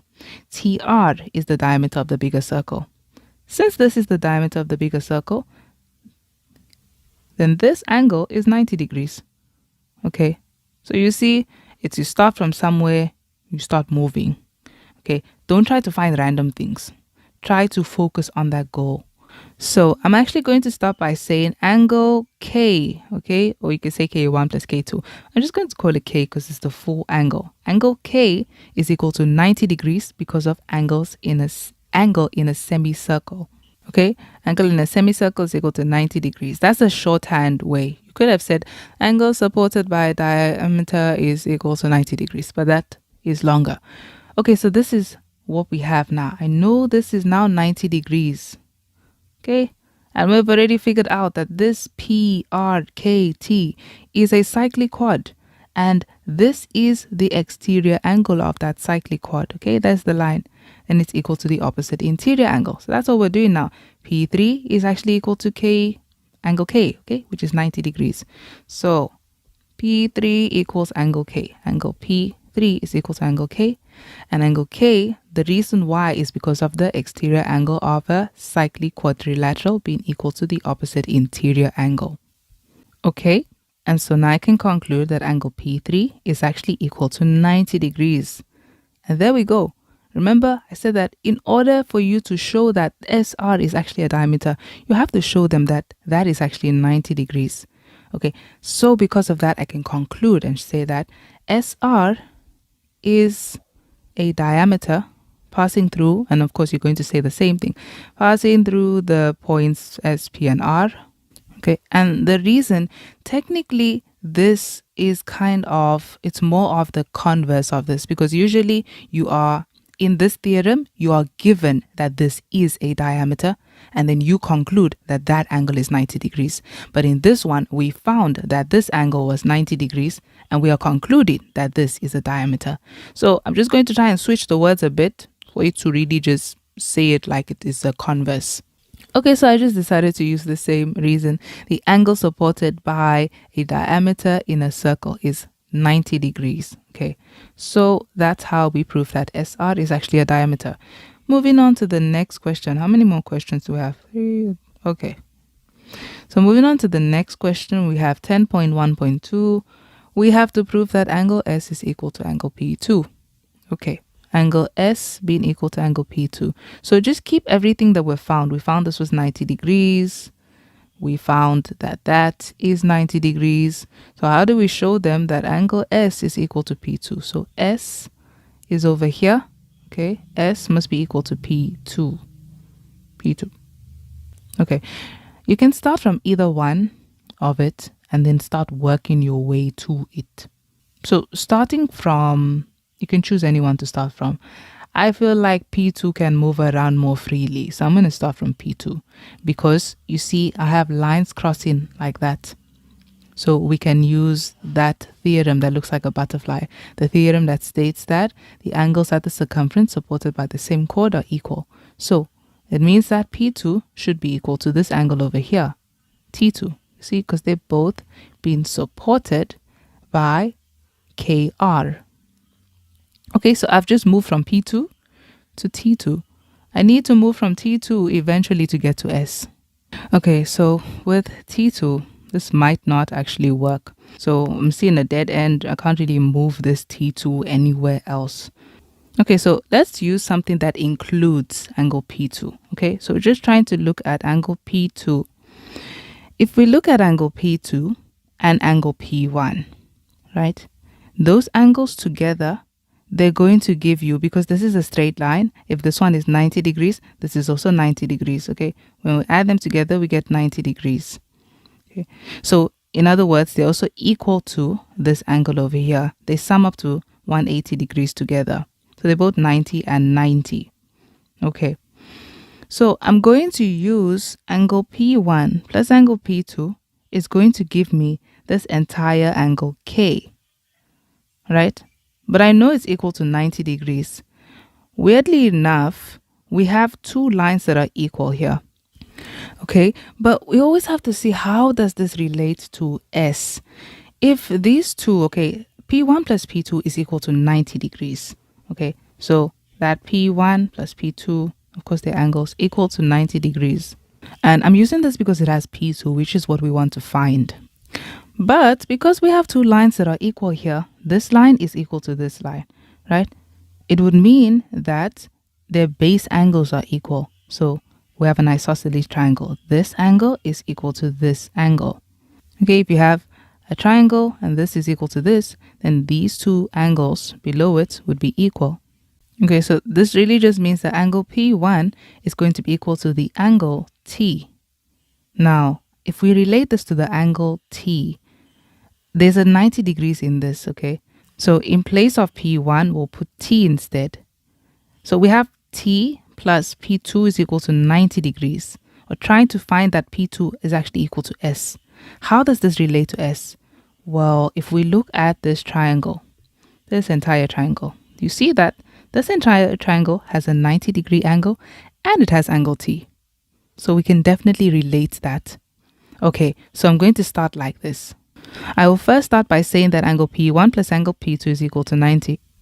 So angle P1 plus angle P2 is equal to 90 degrees. Okay, and we don't really need a reason for that. That's already proven. You can't say angles on a straight line because technically, yeah, that's how, since this is 90, this entire thing is 90. So yeah, technically it is angles on a straight line. Okay, because we had another 90 degrees. Okay, so I'm just concluding basically that they are 90. Then in place of, now because we know that PK is equal to TK, so I'm going to say, but we know that PK is equal to TK, which is already given. And so this concludes that these two angles are equal, the base angles, like I said here. So it means that this entire angle of T is equal to this angle of P1 because this is an isosceles triangle that we have over here. Okay, so angle T is equal to angle P1. Angle T is equal to angle P1. And our reason for that is not really isosceles triangle, but it's because the angles opposite equal sides are equal. Okay, angles opposite equal sides are equal. Okay, then now this equation I'm going to conclude in place of P1, I'm going to put angle T. So angle T plus angle P2 is equal to 90 degrees. And I'm going to now make angle P2 the subject. Angle P2 is equal to 90 degrees minus angle T. This is what we have here for P2. Okay, and we just have to prove that P2 is actually equal to angle S. Now we can focus on S. Now S is from this big triangle, which has a 90-degree angle for K, and it has T, which is really all we need, a 90 degrees and T. So I'm saying that angle S plus angle T plus the 90 degrees should give you 180 degrees because of the interior angles of a triangle. Okay, so angle S plus angle T plus 90 is 180 degrees, sum of interior angles in a triangle. And then I'm going to make angle S the subject, okay, just to show that it actually is that. So take the 90 over and take the T, angle T over. Angle S is equal to 180 degrees minus 90 minus angle T. So angle S is equal to 180 minus 90 is 90 degrees minus angle T. Okay, now you can see 90 minus angle T, 90 minus angle T, both for angle P2 and angle S. So that concludes that angle P2 really is equal to angle S. Okay, so you see, it's a thing that you really have to think deeply and don't find random things. Always see how things relate.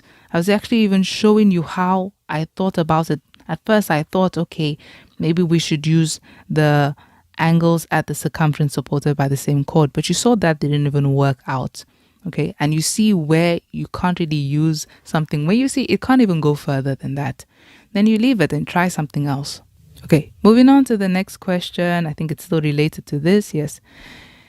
We have to show, second last question, we have to prove that, I guess, because it's proving all through here. Yeah. Prove given reasons that triangle SPK is similar to triangle PRK. Okay, let's highlight those triangles. Before highlighting those triangles, let's put the things that are equal. P2 is equal to S. So I'm going to put that down. P2, let me just clean this up. Okay, so I'm saying that angle P2 is equal to angle S. So let's say the triangles that they are referring to, they said SPK and PRK. So let's highlight these. So SPK, that's that triangle over there. And then PRK. So PRK, let's use another color. I use that. So PRK is PRK. P all the way to R, small triangle, and K. Okay, so there we go. Those two triangles, we have to prove that they are similar.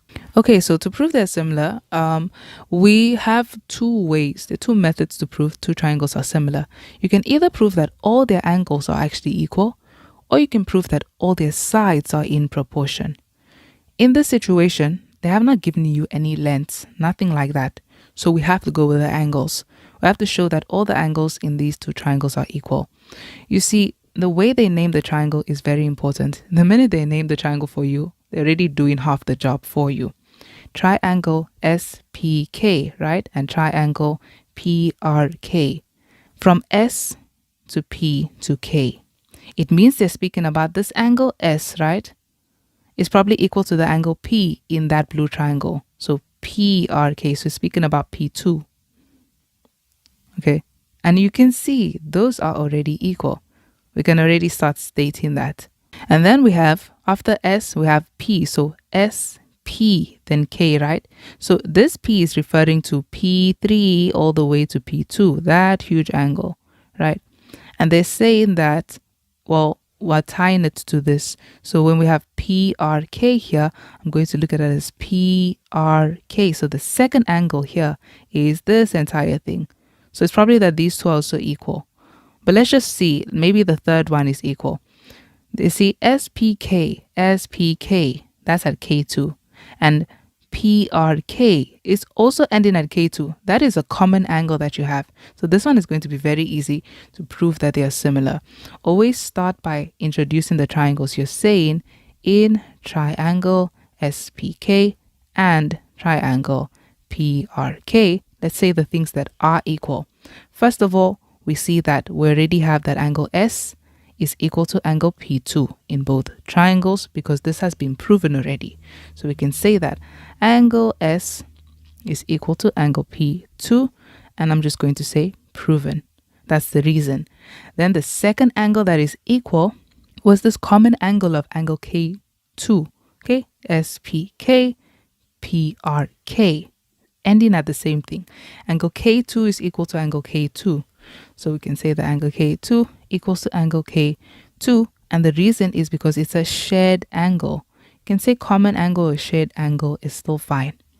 Okay, so this is a proven angle, just to show that it is angles we're working with. And then the last side, or so last angle in these two triangles is this angle. Remember, SP all the way to K. So this entire angle from P3 to P2 and PRK, this entire angle. You see, you already have two angles in those two triangles being equal. By default, these last two angles would also be equal. Okay, so the reason for that, we can just say third angle in a triangle. It's kind of like you have two triangles. This is 30, this is 90, that is 30, this is 90. Then of course, this one over here is definitely going to be equal to this one over here. Okay, so that's how that works. Okay, so I'm going to conclude those two are equal, but I'm not going to call it I'm not going to call it that. I'll just call it SPK is equal to PRK. And that is because this is the third angle in a triangle. If you like, you can say sum of interior angles in a triangle is still fine. So here we have three angles equal. Therefore, it means that triangle SPK is similar to triangle PRK. Okay, so that is 3 marks. Moving on, and we are finally at the last question. Question 10.2, and this is for 5 marks. They say, if it is further given that SR is equal to RK, we need to prove that ST is equal to the square root of 6RK. Okay. Now, this could mean a whole lot of different things. They could be using anything. They could be using the proportions of the sides of the two triangles, and I think that is definitely what you need to go with, because you must always look at what the previous question was. They asked you to prove two triangles were similar. They are probably referring to the sides of the two triangles here. So I'm going to use this, okay? If it's further given, okay, so we have to actually put that down as well. They did tell us that it was further given that these two are equal. So SR equals to RK. Let's go mark that. SR, this is equal to RK. So this is equal to RK. Okay. So that's what we have. Okay, so long I'm just going to get rid of these lines. Well, I'll leave the equal angles, but the lines of the triangle. So this is what we have. And they want us to, okay, and they want us to prove that ST is equal to this. So basically, you see, they're saying ST is equal to square root of 6RK. Find ST, but it needs to be in terms of RK. Okay. Using the fact that, let's look at this and see what we can use. We want to find ST. Okay. ST is this entire length. So this entire length, and it needs to be in terms of RK. Well, that's not bad because we know RK and SR are equal. So why don't we just call this SR RK instead? Okay, call that RK, and this is already RK. That's one step. So I'm going to already say, well, I don't actually have to say that. Since we already know, I'm just going to state it. It's not one of the solutions. I'm just going to state it. Since SR is equal to RK, right? So meaning when I see SR, I'm not going to call it SR, I'll call it RK. What else can we see here? Okay, let me use different lines for this because there are these lines already here. Okay, apart from that, we have to find ST. Looking at that already, you can see that this is a right angle triangle. We had a surd. They said ST was equal to the square root of 6RK. The way we could have gotten a surd is if you used Pythagoras, because you're going to have something squared, and at the end you're going to have to square root both sides. That's probably where the surd came from. So Pythagoras was probably used. But you see, since we have to find ST, that will be our subject, and we've already put these two in terms of RK, which is good. That's one side of the triangle. All we kind of have to do now is actually find TK. So can we find TK with what they have given us? Okay, so how do we find TK? Well, remember also previously they asked us to prove that these two triangles were similar.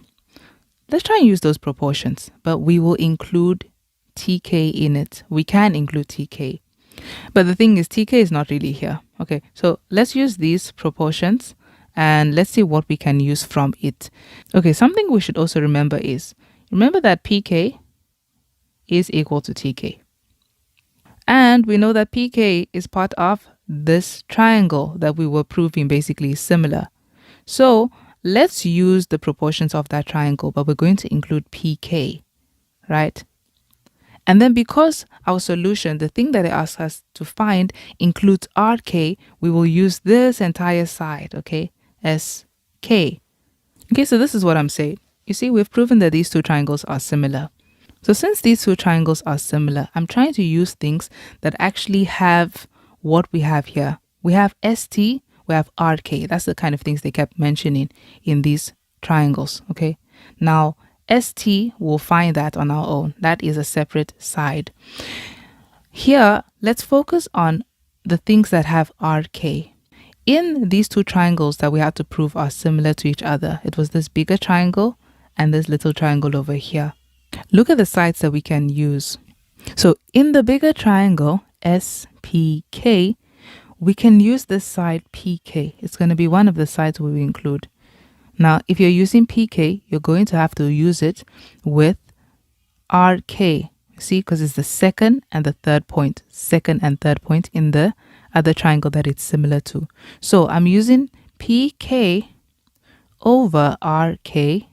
Okay, and see, RK is already included. Is equal to, what other two sides can we use? So in this big triangle over here, I included this. Why am I including this? Because this line is equal to TK. And to find this hypotenuse, we need TK. You see, so I'm just going to eventually replace PK with TK. That's why I'm putting TK here. Okay, PK over RK is equal to, and then in this triangle again, what other side would be best to use? You can't use PS. They never said anything about PS. You can, however, use SK because that one is named in terms of RK. We're trying to stick to what the solution had. It had RKs in it. It had ST, but ST is the hypotenuse, of course. Okay, so I'm going to use those things. So I'm going to use SK. So since I'm using SK, here I have to use this over as over PK. PK. So that's how you use the proportions once you have proven that the triangles are similar. Okay, so now that we have this, in place of PK, we can replace that instead with TK. Okay, so PK can now become TK because we know that those two lines are equal. Okay, those two sides are equal. So before I forget, let me actually put this down. And the reason that I'm using this is because the triangles are similar. You can just say your reason is similar triangles. Okay, so that is down. And then let's see what we're going to replace, basically PK. Okay, because it's equal to TK. So in place of PK, we're saying TK over RK is equal to SK over TK. Okay, now everything is actually starting to relate. TK is fine. We want TK to be in the equation because you see, using Pythagoras, we had the TK over here, okay, as part of this big triangle. We have TK. So the only thing that looks like it doesn't actually fit in here is SK. RK is fine. RK was part of the solution, okay, in what we have to find. It's SK now that looks weird. So what can we change SK into? Well, if we look in the diagram, you see that from S to K, this is made up of SR and RK. And we already know SR is actually equal to RK. So that SK, the entire thing, is just double of this. So it's 2RK. Okay, it's that plus that. So since SK is equal to 2RK, I'm going to replace it with 2RK. So this, now I'm saying, therefore, TK over RK is equal to 2RK over TK. So now we are at this point, and to simplify this further, the only thing we can do is actually just cross multiply. So let's cross multiply these two. TK times TK is TK squared, and this is equal to RK times 2RK, which is 2RK squared. Okay, that is fine. That actually looks good, because now we have this TK squared. Now using the theorem of Pythagoras. So let me erase all of this. Using the theorem of Pythagoras, this is what we can do. So we can actually find now ST. We can say ST squared is going to be equal to, since it's the hypotenuse, ST squared is going to be equal to TK squared, right, plus SK squared. And we know what SK is, okay, plus SK squared. So let's use this, okay, and that's because of the theorem of Pythagoras. And so now we can say we're just trying to find ST. So ST squared is equal to TK squared. We have that. That is 2RK squared. And SK squared, well, we know what SK is. Okay, and I changed it from here, weirdly enough. I didn't actually need to change it from here. SK, right, is equal to 2RK. We saw that already from here. This entire length is equal to RK plus RK. So we'll say plus 2RK, and then we need to take this and make it all squared, because that is just SK on its own. We still have to square it. Okay, so this is now ST squared is equal to 2RK squared plus the 2 gets squared, becomes a 4. RK gets squared, becoming RK squared. So ST squared is equal to 2RK squared plus 4RK squared is 6RK squared. Then to solve finally for ST, because that's what they want us to solve for. So we would square root both sides. We don't have to think about positive or negative. These are lengths. Length is never negative. So ST is equal to the square roots. You see, 6 is not a perfect square. If you square root 6 on your calculator, it's just going to say square root 6.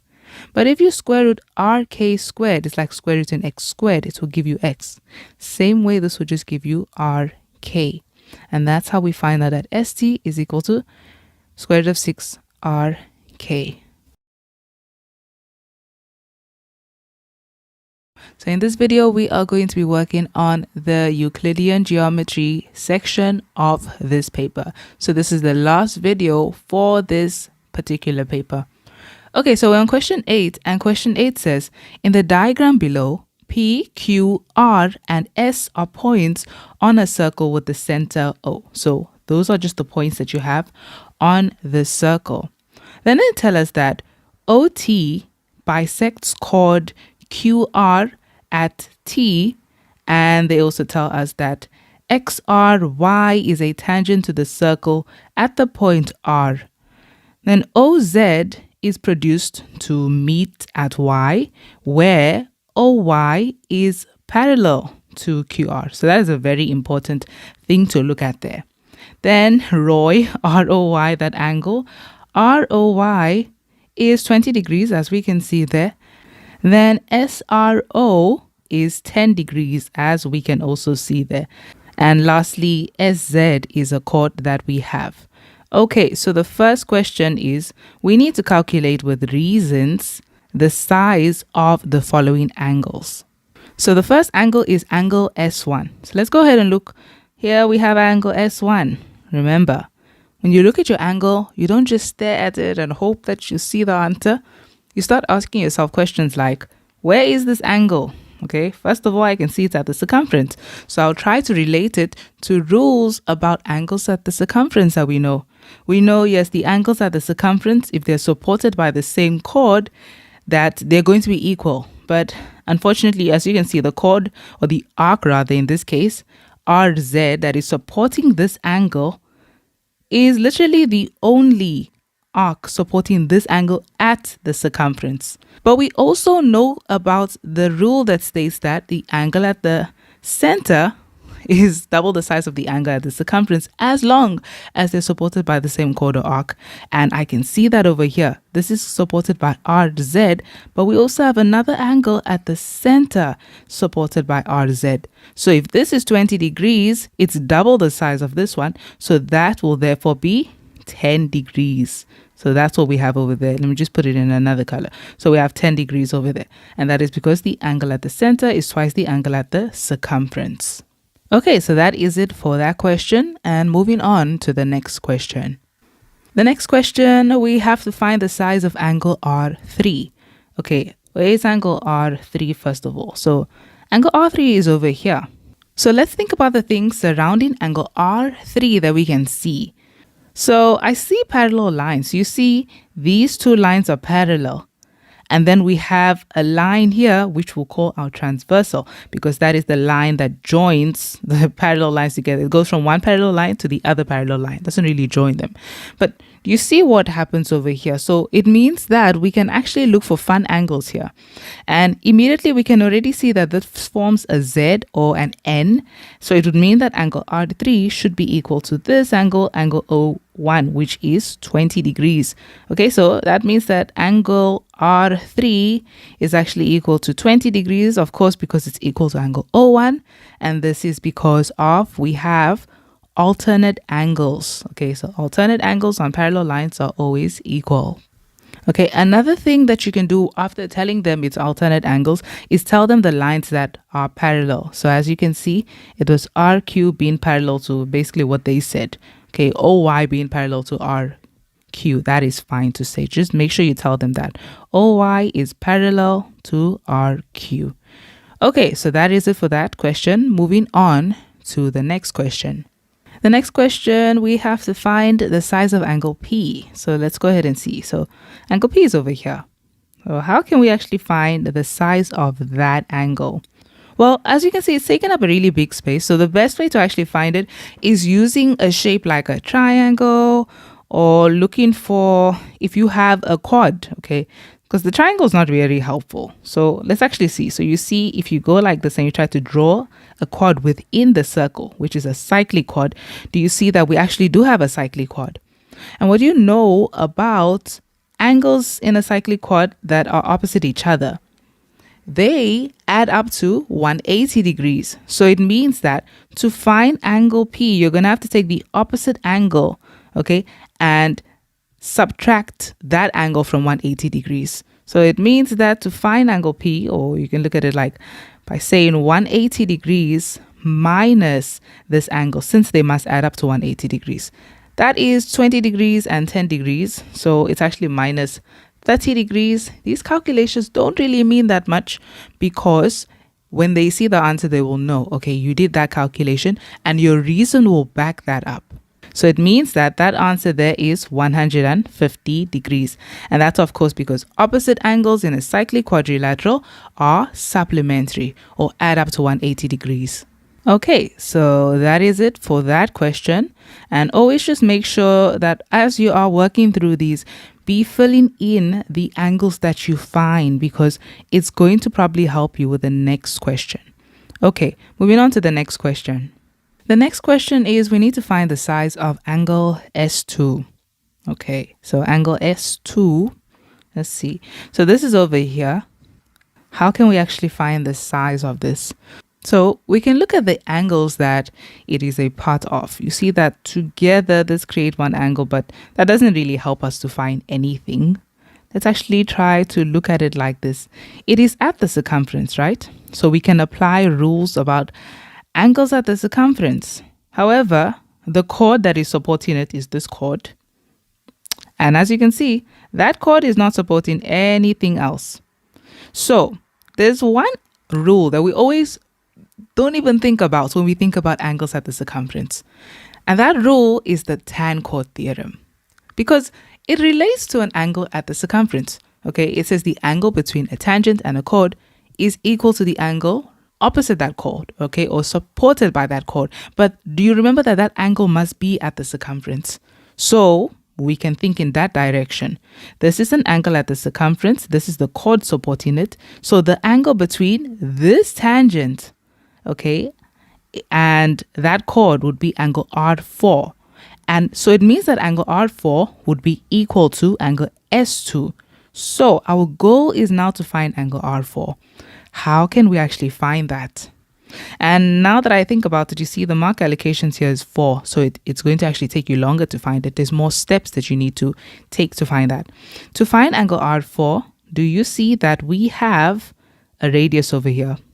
If this is a tangent and this is a radius, they must be perpendicular at the points of contact. This is why it's important to fill in your information when you see it. So to find angle R4, you can say 90 degrees minus 20 degrees because this angle R4 and angle R3 add up and give you 90 degrees since we have perpendicular lines here. Okay, so angle R4 is what we clearly have to find first. We'll say angle R4 is found by saying 90 degrees minus 20. And our reason is because the radius is always going to be perpendicular to the tangent at the point of contact. And therefore, it means that angle R4 is equal to 70 degrees. So now that we have angle R4, we can go ahead and find angle S2. So this is 70 degrees. And so the angle between the tangent and the chord is always going to be equal to the angle at the circumference that is supported by that same chord. So that is also 70 degrees.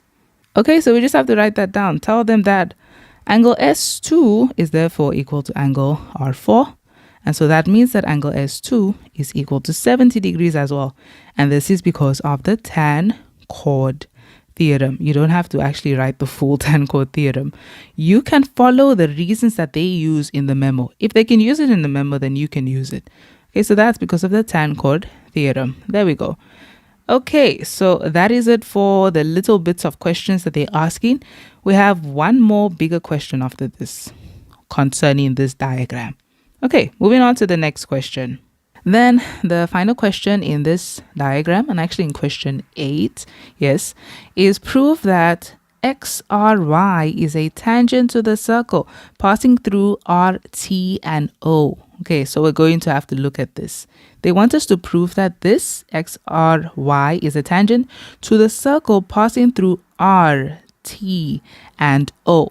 So it means that we're going to have to sketch a circle here first and then prove that that is a tangent to that circle. So let me go ahead and draw that circle. Okay, so here's our circle. I tried my best to make sure that RT and O are on the circumference. Okay, so when we're looking at this circle, they want us to basically prove to them that this tangent is a tangent to this little circle that we have just drawn. So let us just think about the way that we can actually prove something is a tangent. If you want to prove something is a tangent, there are two theorems I can think about that mention tangents.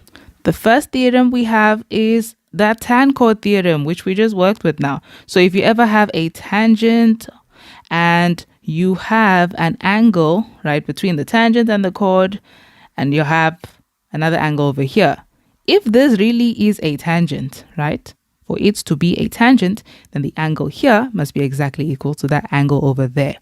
The other theorem I can think about that mentions a tangent is this one, where we have a tangent to a circle, but in this case, we'll have a line coming from the center of the circle, specifically a radius. We know that the relationship between a radius and a tangent is that it's always going to be perpendicular at the point of contact. Okay, that's if that is a tangent, you will notice that. So do you see the two theorems that you can actually work with to prove that this is a tangent?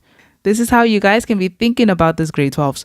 When they ask you to prove something, you prove something is a tangent, you're going to have to think about theorems that relate to tangents. If they want you to prove something is a diameter, you're going to have to think about theorems that relate to diameters. Okay, so let's go ahead and see which one we can use. So because there are a lot of lines here, I would actually go with the tan chord theorem, just because, it just feels easier to kind of prove. So let's think about it now. This is R, T, and O. We are only allowed to use those points on the circumference of this circle because we want to prove that's a tangent to this circle. So we can look at it like this. The angle between the tangent and the chord in this circle, which is RT, right, is this angle 70 degrees. And the angle supported by that same chord in this little circle, this blue circle, that would be, because this is your chord here, so that angle supported by it is angle O2. What does that actually mean? It means you need to find the size of angle O2. And if truly angle O2 is equal to 70 degrees, then you have a tangent to this circle. So you see, these two need to be equal to each other for this to be a tangent. That's what we need to look at. So the goal is find angle O2. Okay, so how can we find angle O2? I just changed that because I don't like how they look the same. They're not supposed to be the same. So with that, what we can do here is, how can we actually find this? Okay, let's just see, what can we use in this situation? Well, I see other things that are equal to 70 degrees, but this one, it just seems too far to even help with this. So I'll leave that for now. I won't think about that. I see that this angle O2. So another thing you can do is, yes, we know it's at the center. Unfortunately, it is not at the center being supported by a chord.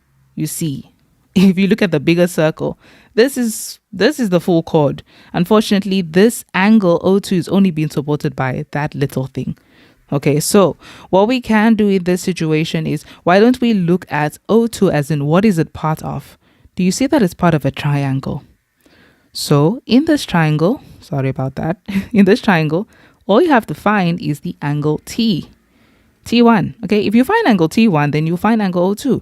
So now our focus is on T1. How can we find angle T1? Okay, perfect. Do you see that we have a chord in the bigger circle? And they told us that this, clearly we know this is coming from the center. O is the center. So there is a line from the center that is going to the what of this chord. They told you that these two lines are equal from RT to TQ. They are equal. That's why those lines are there. So it means this line is going from the center of the circle to the midpoint of the chord. This is the converse of theorem 1, the first theorem you usually learn. And what that theorem states is, if we have a line from the center of the circle to the midpoint of the chord, okay, given that that is the midpoint, then it means that this line is also perpendicular to that chord. So we know exactly what T1 is. It's supposed to be 90 degrees. So let's go ahead and tell them that and give them the reason for that. So we're telling them that angle T1 is equal to 90 degrees. Angle T1 equals 90 degrees. And the reason is because of the angle, the converse really of that first theorem. But we can actually just write it out. So in this one, this is the reason, but I just realized we can actually start off by telling them that OT is perpendicular to this line RQ. We can first say that, and then this is really a conclusion to that. So OT is perpendicular to that line RQ. And so because of that, it means T1 is equal to 90 degrees, and that's our reason. Now that we have shown them that T1 is 90 degrees, we can go ahead and use that to find O2. So this is 90 degrees. We can use the angles inside a triangle. So the calculation for that can just be that angle O2 is found by saying the total angles in a triangle, 180 degrees, minus the angles inside. That's the 90 degrees and the 20 degrees that we're going to subtract. So minus 90 degrees, minus 20 degrees, and that's because of the sum of angles inside a triangle. So that is going to give us, that 180 minus 90 is 90, 90 minus 20 is 70. So that is 70 degrees indeed. And because angle O2 is also equal to 70 degrees, then it means that it is equal to the angle between the tangent and the chord. Okay, the angle between the tangent and the chord really is equal to the angle supported by that same chord in this little blue circle. So let's go ahead and put that down. So the conclusion is that angle O2 is really equal to angle R4, and because they're both equal, we're concluding that now this theorem, it's not really, I can't just say because the angle between the tangent, it's really because of the converse theorem, okay, the converse of the tan-chord theorem, because that's what we did. Instead of using the tan-chord theorem, we actually did it backwards, because normally the tan-chord theorem tells us this is a tangent, but in this case we were trying to prove to them that this is a tangent. So the reason for this is because of the converse, okay, of the tan-chord theorem. So that is what we have there. Okay, so that is the last question for question 8. Question 9 says, in the diagram below, triangle ABC is constructed so that BC, so this is BC here, is produced to D. Then DR is drawn with a point T on AC and R on AB, okay? And then they tell us that CS is drawn, okay? That's just the line there. So not that it's parallel or anything yet, but I say yet because it's probably going to be. We have a triangle. And then they tell us that CT is 12 millimeters. TA, as you can see, is 36 millimeters. SR, on the other hand, is 20. So that little thing is 20 millimeters. And then SA is 80 millimeters. Okay, the first question is to prove that CS is parallel to TR. So prove that CS is parallel to TR. Okay, grade 12s, with these questions, right? When you start seeing the diagram and you start seeing them explaining how certain lines are drawn and all of that, it is very helpful to become comfortable with the diagram. So before even scaring yourself with the questions, you can actually look at the diagram and figure out some things. This is just to calm you down in the exam so that you know what you're working with. Okay, so you just try to not take too much time doing that. Just look at it like, okay, I see a triangle and I see a line here. So they probably want some sort of relationship between those two lines. Maybe they're parallel or something like that. Okay, and I see another triangle here as well. You do these kind of things just to make yourself comfortable with the diagram and so that you're not too surprised by the questions. Okay, so the first question is to prove that CS is parallel to TR. Let's go ahead and look at that. So you know that we're not going to use fun angles here because they haven't given you any angles at all. We're just going to have to use the lines. And since we're going to have to use lines and you can see we have triangles, you're going to have to use the proportionality theorem. Okay, so if we can actually show them that the proportionality theorem is working here, then it will prove that these two lines really are parallel. Okay, let's just quickly go through that because I don't want to just assume that we're all clear on that. So we're going to look at a triangle, right? The proportionality theorem states that if you're given a triangle and one side, okay, a line is drawn parallel to one side of the triangle, then what this means is that the sides in this triangle are going to be proportional. So let's just call that EF. They're going to be in proportion. So that would mean that, for example, AE over AB, if you simplify that, it's going to be the exact same number or the same ratio as taking AF. Okay, so you see we took AE first, so we had to take A over AB. So you also have to take AF over AC. Okay, so it doesn't mean that they're the same in length. It just means that once you simplify them as a fraction, it will give you the same number, the same fraction as that one, because they're in proportion. Okay, so let's see if we can actually see that here. So do you see that they've given you some sides? So this is going to be so helpful. Let's just choose the sides so we can take over each other. How about we look at it by taking, we can go ahead and try taking CT, right, over CA. And the reason I want to take that full thing is because do you see that they gave us SA? Okay, they already gave us SA. You might as well just do that. And we can take it as SR over SA. Okay, so let's go ahead and see what that gives us. So we'll take them individually. Let's go ahead and start here. So I'm taking CT over CA, or let me just call it AC, of course, in alphabetical order. So that is CT over AC. And we're going to find out what that simplifies to. So that is 12 over the full length. Okay, so 12 over, this is 12 plus 36. If you add that together, 1 and 3, that's 4. So that's 48. So over 48. Let's see what that gives us. So this simplifies to, well, I know that 12 can be divided into 48. So once, actually, only once. And this can go 4 times. So that's going to be 1 over 4 that it simplifies to. And then we can go ahead. I'm just going to write it next to it because it doesn't really need to be under. Then we can go ahead and also check those proportions in that order. So SR over AS or SA, okay? So SR over AS, and let's see what that gives us. So that is 20 over the full length of SA. I don't know why I wrote AC, which is 80. And as you can see, you know that if you obviously divide 20 can go into 84 times. So that is 1 over 4.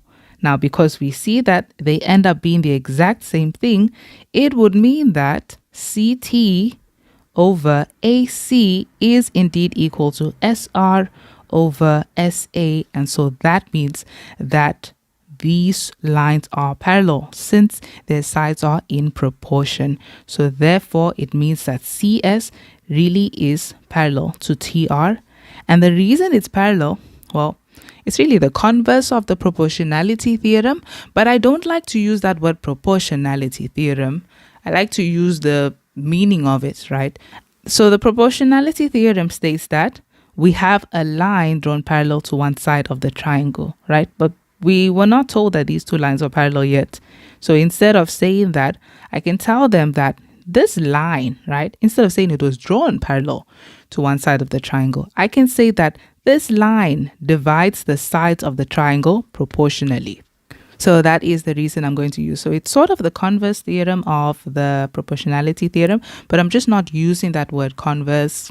Not really necessary because I am still stating that converse relationship really. Okay, so we are done with that question. That was for 3 marks. And moving on to the next question.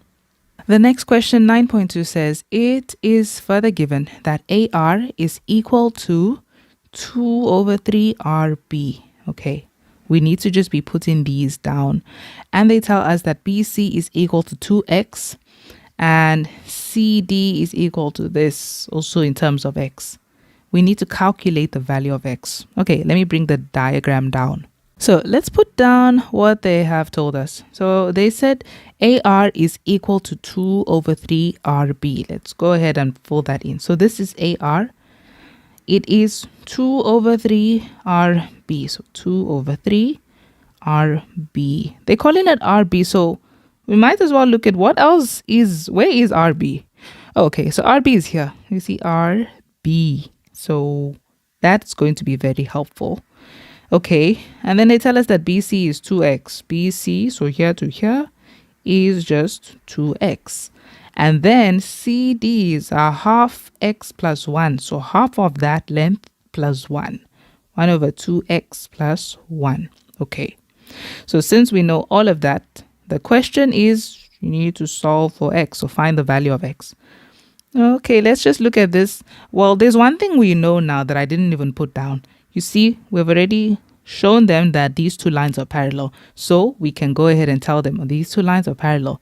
Now you can use the proportionality theorem on any triangle you find that include these two lines, these two parallel lines. So we previously used it here. But now, do you see there's another triangle that we have here? This one. And the reason we can focus on this is because you see most of the things that they gave us are part of that side. So how can we actually use this? Well, I see a very nice pattern going on here. You see they gave us BC and they gave us DC. So all we really need is to be able to find this.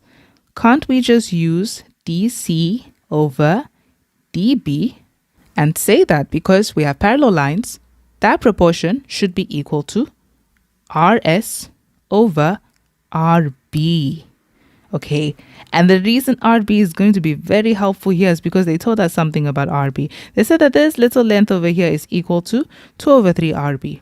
Okay, But in order to actually use that, because you see that these ones are in terms of x, this one has a number, which is nice, but then this is in terms of RB, which is not very helpful. So how about we find out what exactly is RB? What is the length of RB? And we can find out that because of what they told us. Do you see that they told us that AR, right, that was equal to 2 over 3 RB.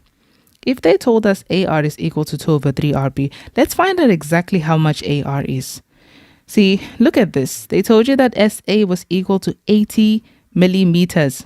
And you know that part of SA is SR. That is 20 millimeters. So how much is this? What is the length of this? This would be 60 millimeters. So because 60 and 20 would give you the full 80.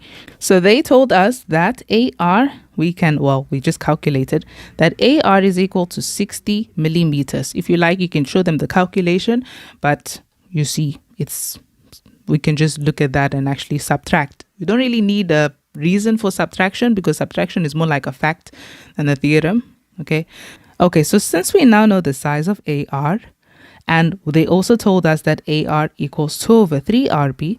So in place of AR, why don't we just put the 2 over 3 RB? And we're saying that that is equal to 60.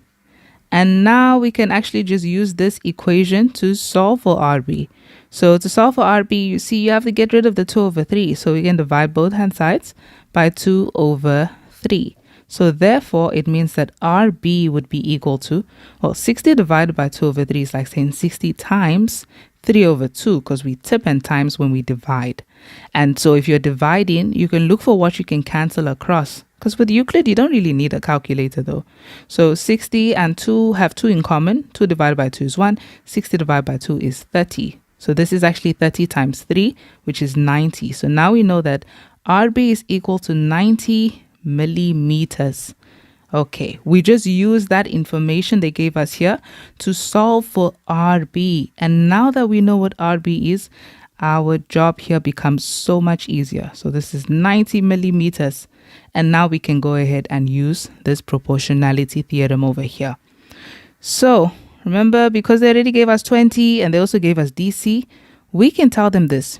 Because these two lines are parallel in this red triangle, we are going to tell them that DC, right, that side over DB, we can call it BD, it should be in proportion with RS over, okay, I'll just call it BR. And the reason, of course, is because of the proportionality theorem, but I like to say because of the line parallel to one side of a triangle. Okay, so we have that.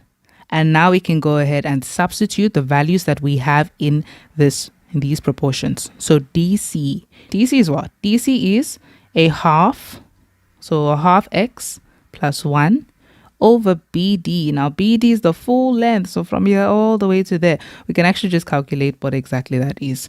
So BD is equal to that half x plus 1 plus the 2x. So that's the whole length of BD. So that is plus 2x. We know that a half plus x, or you can look at it as 2 plus a half. It's like a mixed fraction. So multiply the whole number and the denominator, which gives you 4, and then add the numerator, which gives you 5, and the denominator must stay the same. So that is just 5 over 2x. And then you still have the plus 1. So that's going to be the length of BD. Okay, I decided to put that there, and I'll just put this one here. We can work on this now.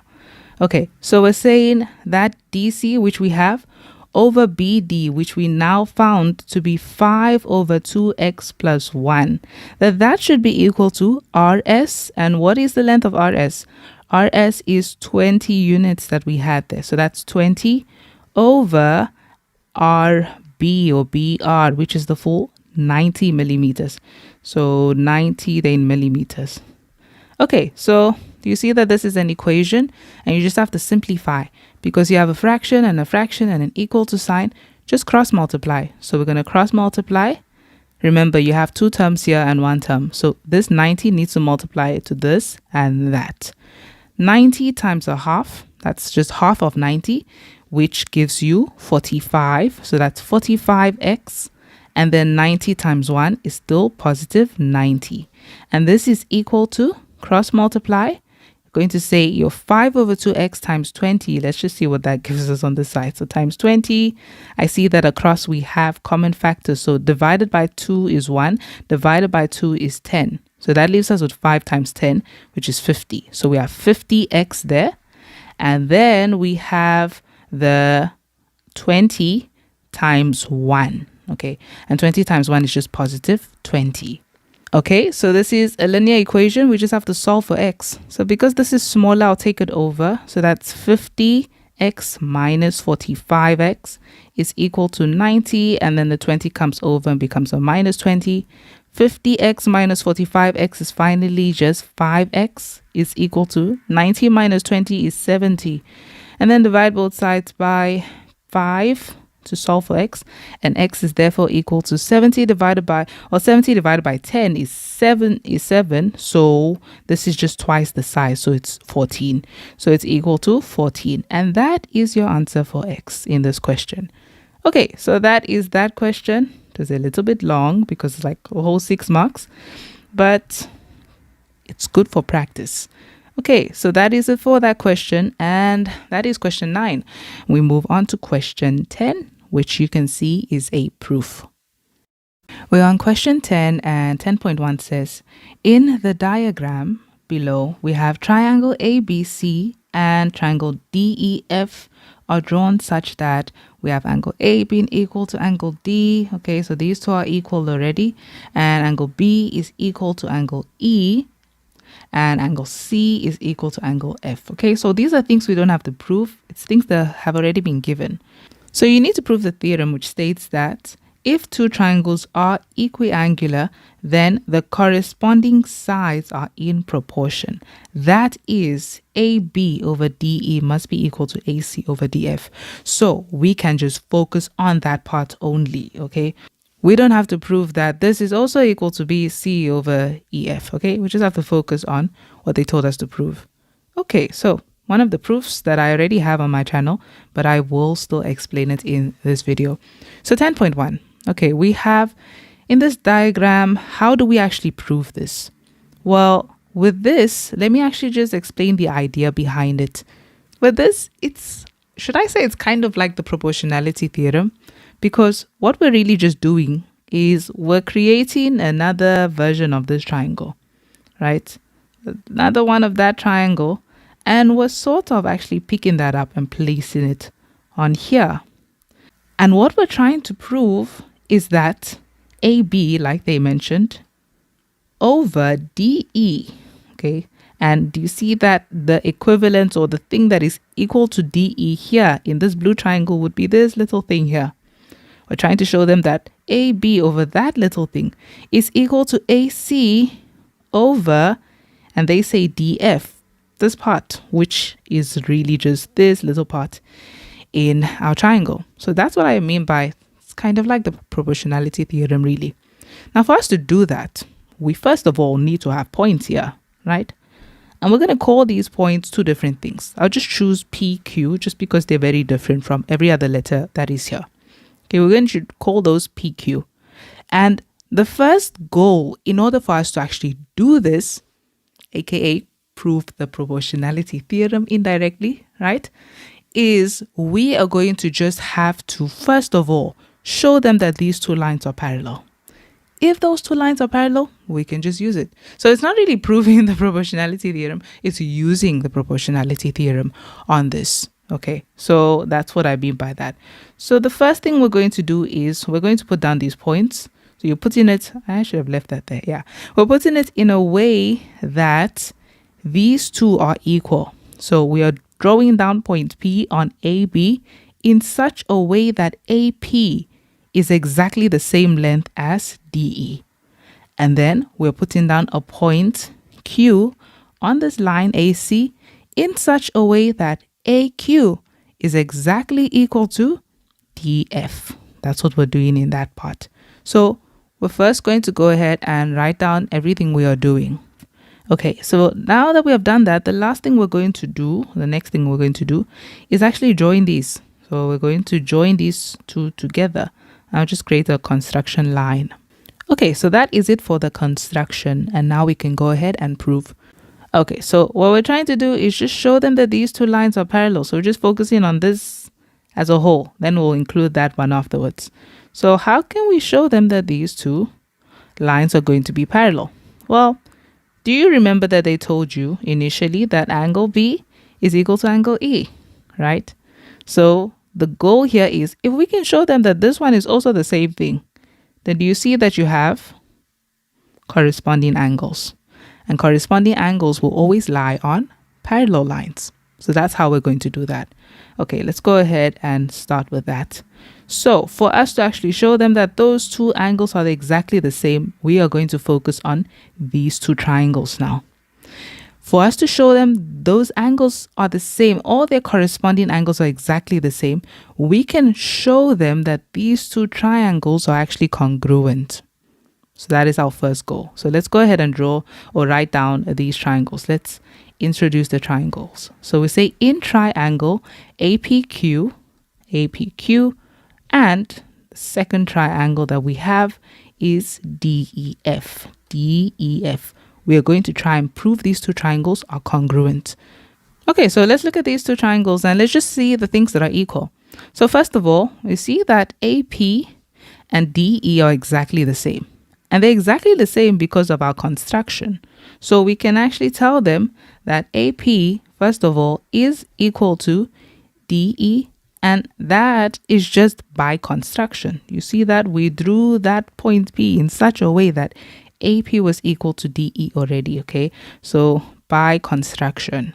Okay, we have one side being equal, that's great. Then you see that we have these angles being exactly the same.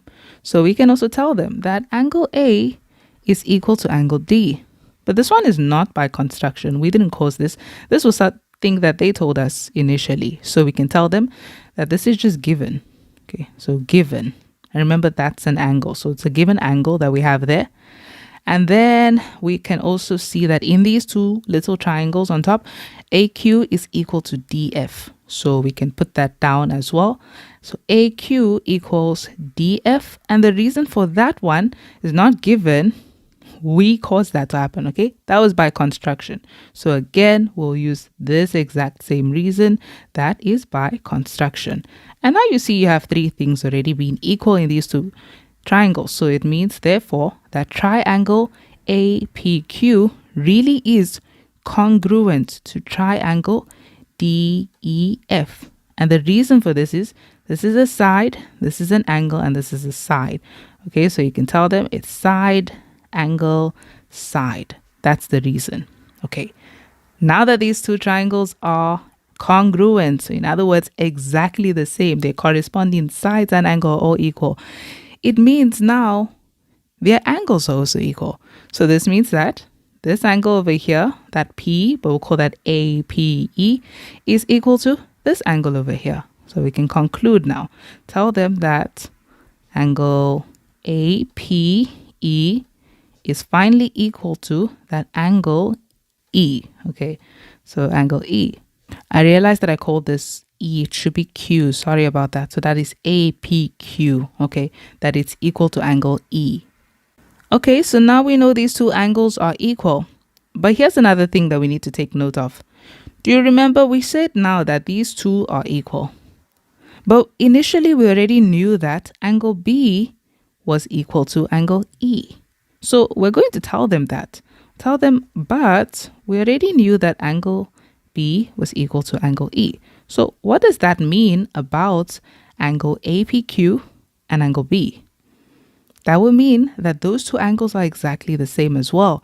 It means that angle APQ is finally also equal to angle B. And this is what this means in the diagram. Because APQ is equal to angle B, do you see what we have now in this triangle? We have corresponding angles. These two are exactly the same. Okay, so if you have corresponding angles, what does that mean about this line PQ and BC? It would mean that those lines are parallel. Okay, so that was the whole goal, to get these two lines to be parallel first. So our conclusion there is that PQ is parallel to BC because of corresponding angles. Specifically, the corresponding angles are equal, the corresponding angles. Okay, so now that they are parallel, now we can go ahead and start working on this.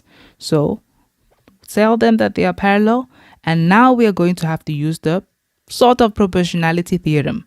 So this is where you need to now focus on what they told you. So it's not as if it's always going to be exactly the same. And that's why it's a good thing I'm actually working on this now. It's not always going to be the same because sometimes they play around with the way that is written. Okay. So with this, we're saying AB, right?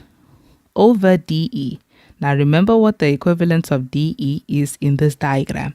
That is AP. So now you know what you're supposed to be trying to take, the proportions you're supposed to be taking. They say that that should be equal to AC over DF. And the equivalence of DF here is AE. So that's what we have to actually show them.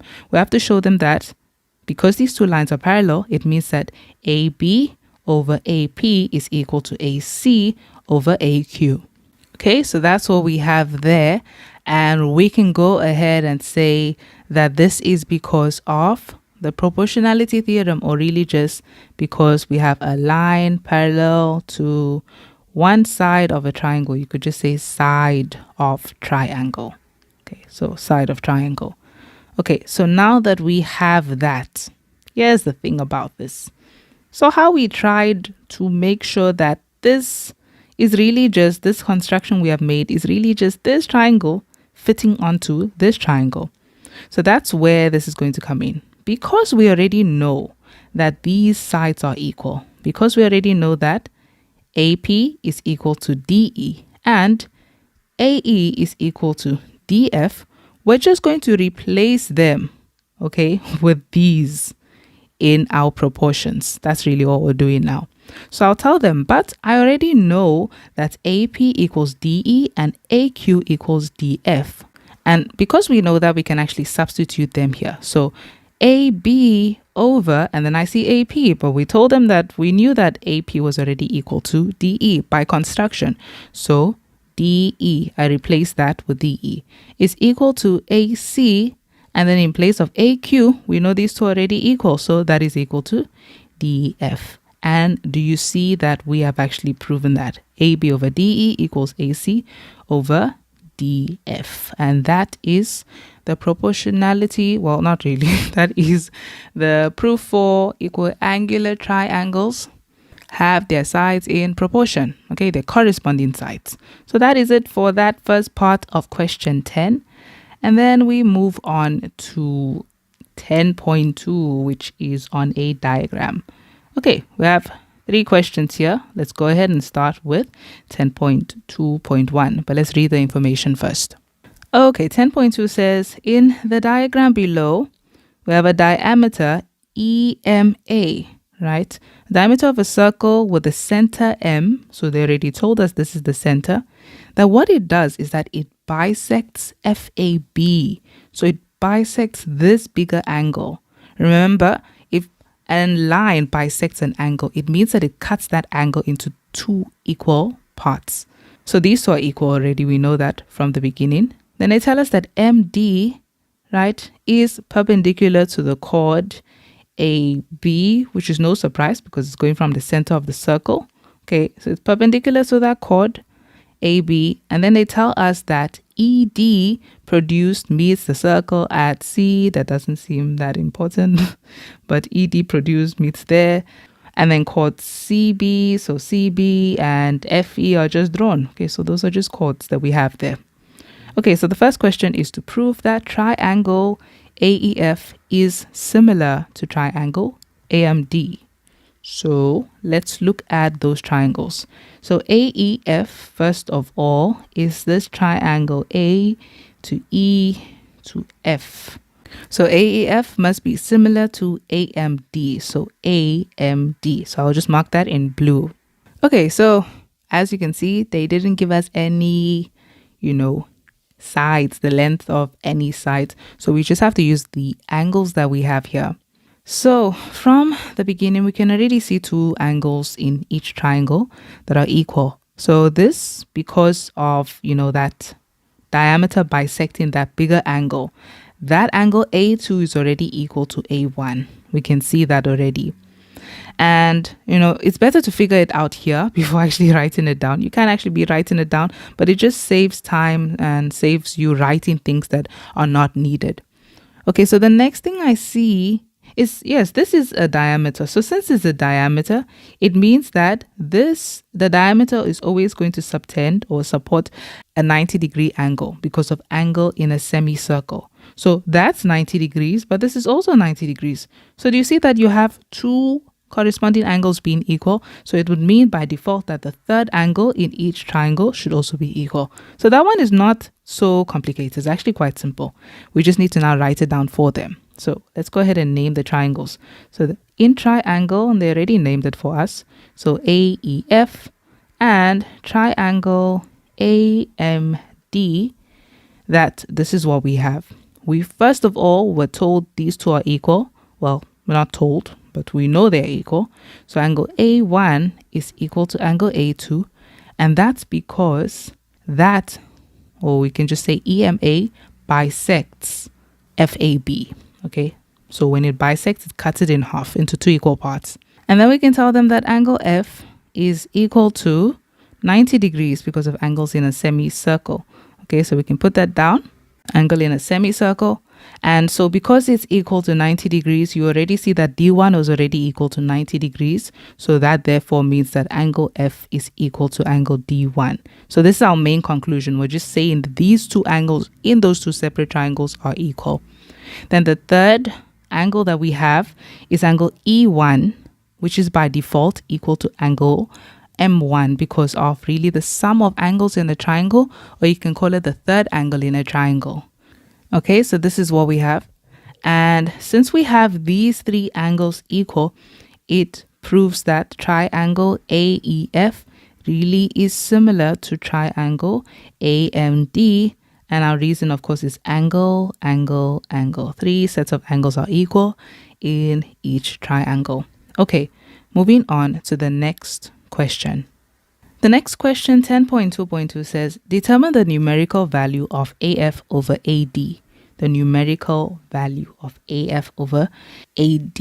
So let's just get rid of things we don't need. We don't really need these lines. We just need to know the angles that are equal to each other. So we know these two angles are now equal. This is equal to this. That's all we really need to put down there. So these two angles are equal, and those are 90 degrees. Okay, so they want us to find the numerical value of AF over AD. AF over AD. So AF is here over AD, which is here. Okay, those are the sides in the triangles that we just showed them are similar. So the way I'm thinking about this is really the way equiangular triangles work. Okay, we don't have to get into that kind of detail because these sides, right, are part of the equiangular triangles. We can actually try and use them. So let's go ahead and get the proportions based on this. So what I mean by that is because we know that these two triangles are similar, what we can actually conclude from this is this. So you can take, because they mentioned AF, I'm going to use AF, right? So you see I use the first and the third letter here. Here I must also use the first and third letter, and that actually goes in order, like the way they asked it here.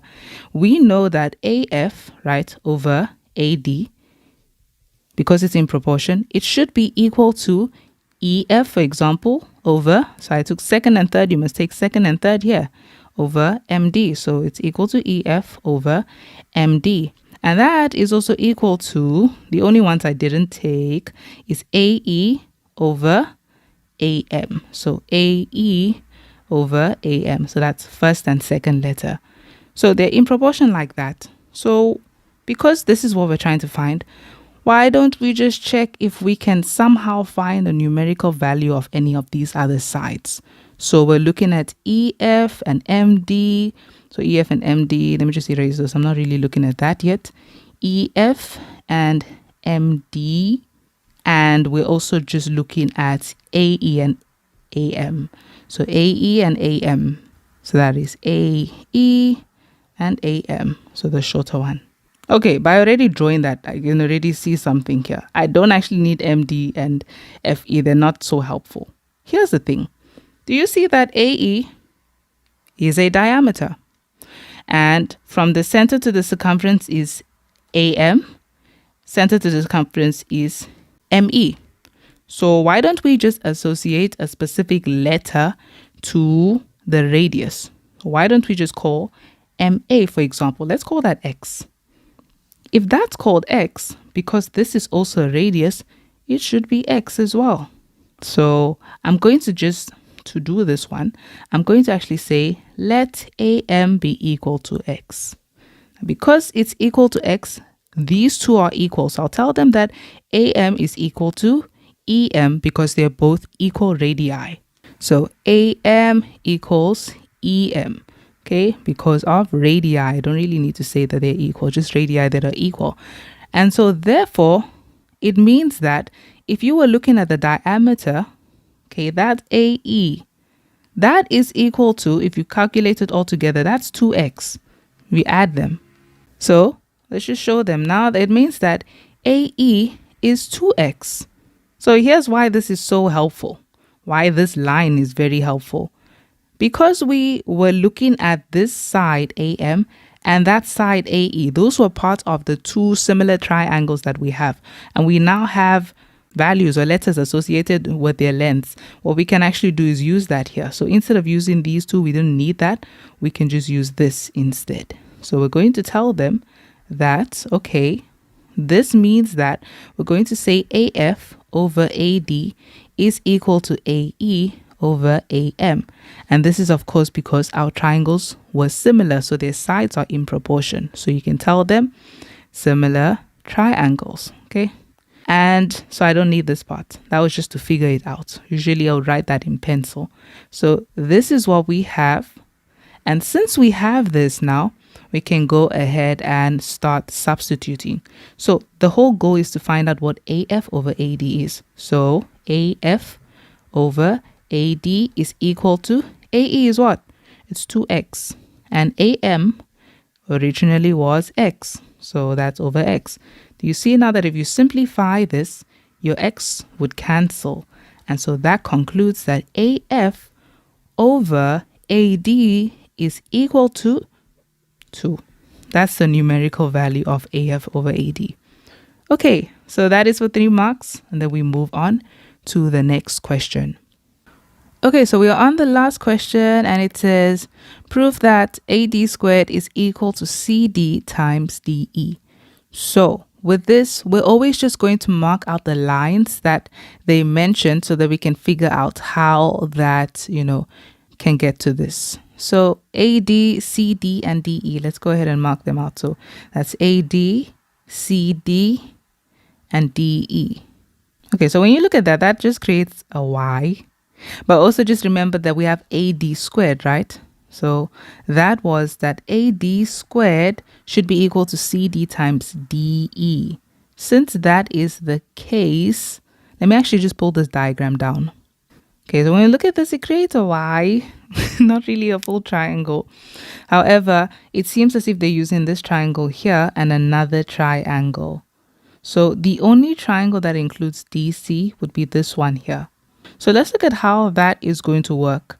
You see, with the AD squared, I wanted to say maybe they're using Pythagoras, like the actual Pythagoras, the C squared equals A squared plus B squared. But the thing about Pythagoras itself is you should see a plus or minus somewhere, okay? Should be a sign there to show that, okay, this was possibly Pythagoras being used. Sometimes it's not like that. But in this case, because it actually is focusing on two triangles, they probably just didn't. They probably used something that was equal to AD. So can we actually see a line that is also equal to AD? Well, do you see here now that if you take this line from the center of the circle to this chord, do you see that it's perpendicular to the chord? So what else do we know about that? That it would bisect the chord. So that's probably something they used. Okay, I'm going to actually just put it down because I actually do think they use this. However, normally I would not recommend you just start writing things down or try to figure it out first, then, write it down. So, okay, if these two are equal and we still know that they are using this other line, then it probably, yes, it definitely means they're using this triangle. I'm also realizing now that these two triangles, do you see that? These two angles are vertically opposite each other. So because they're vertically opposite each other, they are equal. So we will just have to find their other angles. And I can already see now that they are equal. Do you see that this is an angle at the circumference? Let me just get rid of these. Do you see that we have an angle at the circumference, A2, being supported by arc BE? That angle will be equal to this angle at the circumference, C, also being supported by the same arc. So you can see those two angles are equal. And because this is a bow tie theorem, you can also look at it the other way around, that E2 should be equal to angle B because they're also supported by the same arc. So those two are also equal. And we have vertically opposite angles, so they definitely use that. Okay, so let's go ahead and start off this story by actually showing them that MD, the line from the center to this chord, that it actually is bisecting that chord. So I'm going to tell them that AD, first of all, is equal to DB. And that's because we have a line from the center, okay, perpendicular to the chord, that bisects the chord. Okay, line from center perpendicular to the chord. So because those two are equal, you can call DB AD. That's probably where they got the AD squared. So the two triangles we know we are now using are these two triangles. This triangle over here and this triangle over here. So for us to properly use these two triangles, what we're going to go ahead and do is to prove to them that these two triangles are similar, because we can't just go start using their proportions without even showing them that they were actually similar. So let's go ahead and prove that. So we'll say in triangle, and beforehand already figure out how they are similar. You now know that this A2 is equal to angle C because of that bow tie theorem. And you also know that this E2 is equal to angle B. So we're going to have to look at it in order. And you know that this one at the, these two are equal already. So this is going to work like this. You can call this DCB. So I'll call that blue one DCB. And the second triangle is triangle. Let's also name it in order. You see, we started from the D, right? And we're going to the angle, this angle at the circumference. Now the angle at the circumference of the red triangle is angle A2. That's the one that is equal to angle C. So we have to call this DAE. So DAE. Okay, so now that that is there, we can go ahead and start proving. So we can tell them that these two are equal. So angle C is equal to angle A2 because of angles in the same segments are equal. And I can also see that I also take these two that are equal. So I'll tell them that angle B is equal to angle E2. Same reason, angles in the same segment. And the third one, honestly, at this part, you can just be lazy about this part, the third one, because it's not really necessary to now say because they're vertically opposite. You can just say third angle in the triangle. Okay, so we'll tell them that angle D4 is equal to, now properly name this triangle because it has two parts. You can't really just call it angle D. You have to call it angle ADE. So that is equal to ADE. Because those three things are equal, we can therefore, well, that is because of the third angle in a triangle. And now we can conclude that these two really are similar. So triangle DCB is similar to triangle DAE, okay, because of angle, angle, angle. Three angles are equal in these triangles. Now we can go ahead and use their proportions. So remember that we had AD squared, but we could see clearly that they probably replaced AD with DB because those two are equal. So the sides that we're going to have to focus on using is really the sides that we see here. If you see AD squared, we're going to use AD, and in the blue triangle, we'll use DB. Okay, so what I'm trying to look at is where is AD in our proportion? AD is here. So I have to say AD over, now it has to correspond in that second triangle. So if I take AD, I must take CD. So over CD is equal to, so how do I know what else to take? Well, you have to take a side that is included in this equation that they presented to you here. So we have CD already, so we can't take that. We can focus on taking DE because we don't have that. So DE, where is DE in our triangle? Well, we don't need to look at it in the triangle. We just need it here. DE is here, DE, first and last letter. So you must also be consistent here. Take the first and last letter as well. So over DB. And we actually have what we need now. Okay, so you can go ahead and, well, let me not just go start cross multiplying. Do you remember that? You see you have AD, we need AD squared. We have DB here. This is DB, right? This line here.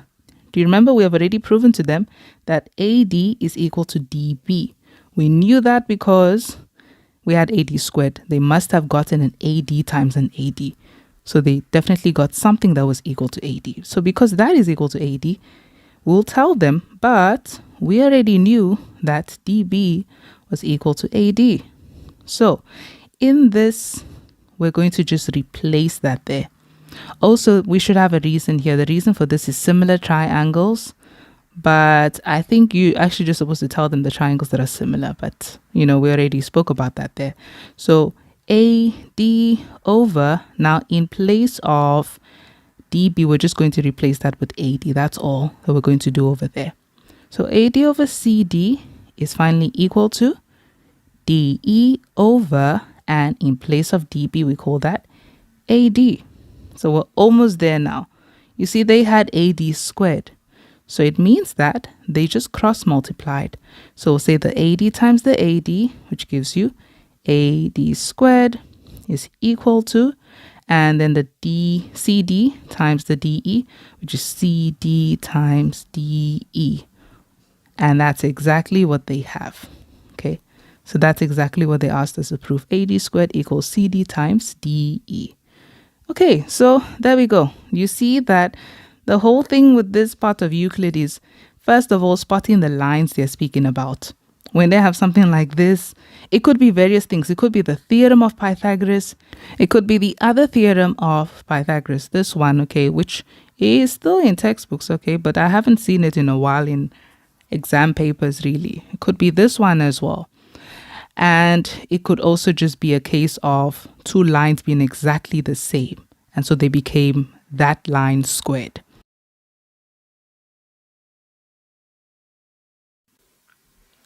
We are on question 8, and question 8 says, in the diagram, O is the center of the circle. Use the diagram to prove the theorem which states that the angle subtended by a chord at the center of the circle is equal to twice the angle subtended by the same chord at the circumference. That is, prove that TOP is twice the size of TKP. Okay, so another proof that I already have on my channel, but I'm still going to deal with it here since this is an official November paper.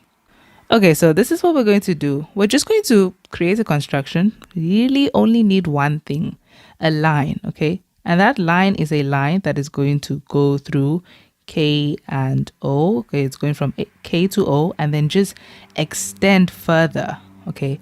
And the reason is because we're trying to create an exterior angle looking at these two triangles that we have. So let's go ahead and name this K1, and that is K2, and then this is O1, and that is O2. And then make sure you write down any constructions. Also, let me just name this point that is extended to. Let's just call that Q. So extend KO to Q. Okay, so there we go. And in your exam, you will have a page to actually create these constructions on. Okay, so now that we have this, this is the idea we are going to use. So you see that we have two triangles. So this triangle, OKT, and this triangle, OKP. So you see in this triangle, what we're going to do is, let's look at the fact that we have an exterior angle. So an exterior angle of a triangle always comes from one side of the triangle, and then it's just an extension of that side. So we do have that over here. This is the exterior angle O1, angle O1. So let's go ahead and tell them that angle O1, the exterior angle, is going to be equal to, remember, the exterior angle of a triangle is equal to the sum of the two opposite interior angles. So if you add these two angles, you will get the exterior angle of the triangle. So it's equal to angle K1 plus angle T. That is what we have over there. And then we can write the reason. Exterior angle of a triangle. And then something we should notice about this green triangle again is look at the fact that OK and OT are radii. Okay, so they're equal in length. So because you have two of the same lines here, you have an isosceles triangle. And that would mean that angle K1 is actually equal to angle T. So that's what we're going to mention now. Tell them, but we can see that OK is equal to OT, okay? Because they are equal radii. So you can just say radii. And then therefore, because they are equal, those two angles are equal. So angle K1 is actually equal to angle T. So we can actually update this equation that we had. See, this means that angle O1 is actually equal to angle K1. And because these two are already equal, K1 and angle T are equal, we can actually just replace angle T with angle K1. So plus angle K1. And if you simplify this, this is O1 is equal to two things that are exactly the same are being added. So it's 2 angle K1. So that's what we have there. And now we're done with the green triangle. Let's move on to the triangle OKP. So in this triangle, do you see that we also have an exterior angle? We have this angle over here, which is the exterior angle. Let me just remove these. This angle should be equal to the sum of the two opposite interior angles, which are angle K2 and angle P. So angle O2 equals angle K2 and angle P. K2 plus angle P. Again, this is because of the exterior angle of a triangle. Great Charles, I forgot something. So here, this is supposed to have a reason. So because these two angles were equal, I can't just say, okay, they're just equal, then they actually have a reason for that. It's because it's not because it's an isosceles triangle. Sure, it is an isosceles triangle, but the reason that we use here is because we have angles opposite equal sides. Okay, so that's the reason that we have. The angles lie opposite equal sides. And then these are just conclusions, so it's fine. Okay, then we have angle O2 being equal to angle K2 plus angle P, and that is again because we have an exterior angle of a triangle being equal to the sum of the two opposite interior angles in this red triangle, that plus that. But do you also notice that in this triangle, OP is a radius and OK is also a radius, so they're equal in length. So we can tell them that, but we know that OP and OK are equal. Let me just say OK is equal to OP because they are equal radii. Then, because we have two radii being equal, it means that these two angles are therefore equal. So, angle K2 is equal to angle P because of angles opposite equal sides. Okay, we have an isosceles triangle there. So, angle K2 is equal to angle P because of angles opposite equal sides are equal. So because these two are equal, we're doing the exact same thing again. We're going to update this equation. It means that angle O2 is actually equal to angle K2, and in place of P, angle P, we replace that with angle K2 since they are now equal. And so this means that angle O2 is actually equal to 2 angle K2. Now, here is where everything comes together. Do you see that what they asked us to prove is that angle TOP is equal to angle 2 times the size of angle TKP. Angle TOP is made up by adding angle O1 and angle O2 together. If you add those two together, you get that TOP. So we're going to add them together. Tell them that angle O1 plus angle O2 And let's find out what it's equal to when we add them. Angle O1, like we have proven, is 2 angle K1. 2 angle K1 plus angle O2, which is 2 angle K2. And when we add these two together, we can actually just say it makes up this angle TOP, angle TOP. So let's actually sum that up. Therefore, we're saying that this is actually equal to TOP. And now when simplifying this, do you see that we have a common factor of 2? We can take out 2 as a common factor, and we're left with angle K1 plus angle K2. But angle K1 and angle K2, when you add them up in the diagram, do you see what they make up? They make up the angle TKP that they refer to. So because they make up that, we're going to therefore tell them that angle TOP is equal to 2 times the size of that angle TKP. And there we have proven this theorem, just like they told us to. Okay, so that is for 5 marks. Moving on to the next question. We are now on 8.2, and 8.2 says, in the diagram, O is the center of the circle, and ABCD is a cyclic quadrilateral. OB and OD are drawn. So we have the center, okay, and these are radii that we have. They say if O1 is 4x plus 100 degrees, and angle C is x plus 34 degrees. Calculate, given reasons, the size of x. Okay, so let's just fill in what they told us. First of all, they told us that angle O1 is 4x plus 10 degrees. And angle C is x plus 34 degrees. If we know that, then how can we actually solve for x? Well, first of all, let me just put this out there. Please, this is not a cyclic quad, okay? It is a quad, sure, but it's not a cyclic quad. A cyclic quad has to have all its points on the circumference of the circle, really, like that.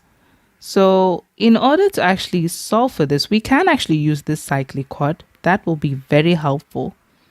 And we can focus on using the opposite angles of the cyclic quad, because we're looking for a way to create some sort of equation, right? If we wanted to use this quad over here, because it's not a cyclic quad, we would need to have angle D2 and angle B2 and then add up all the angles in the quadrilateral, and angles in the quadrilateral should add up to 360 degrees.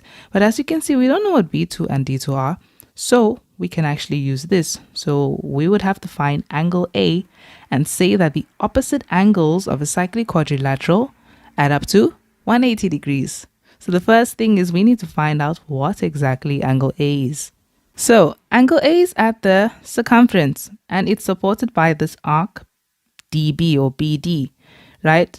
Do you see that the center angle O1 is also supported by that arc BD? So it means that the angle at the center is twice the angle at the circumference because they're supported by the same arc.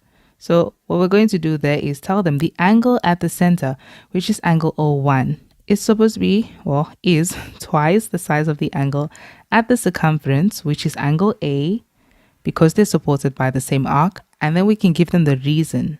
And then let's fill in what we have. So this is to solve for angle A. That's what we're trying to do. So let's substitute what we actually do have. We have angle O1. It is 4x plus 100 degrees is equal to 2 times the size of, we don't have angle A because that's what we're looking for. So 2 times the size of angle A.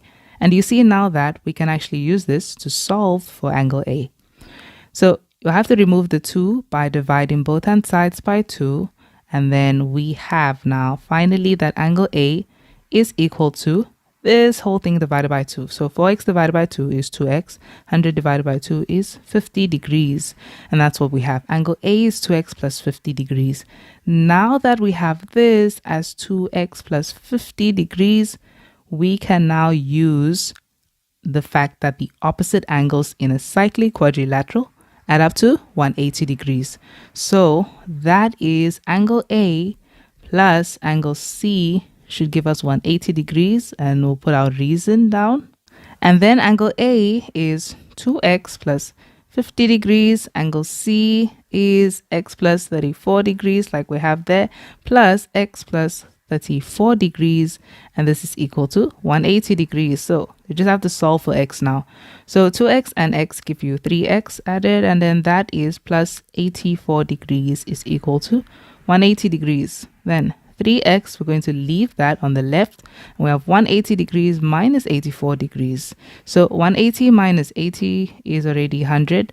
100 minus 4 is 96. So that gives us 96 degrees. And then we're going to divide both sides by 3 to get x on its own. And it means that x is therefore equal to 32 degrees. Okay, because 9 divided by 3 is 3. 6 divided by 3 is 2. So there we go. 32 degrees is our value for x, and we have also included the reasons. Okay, so that is it for 8.2, and then we move on to 8.3.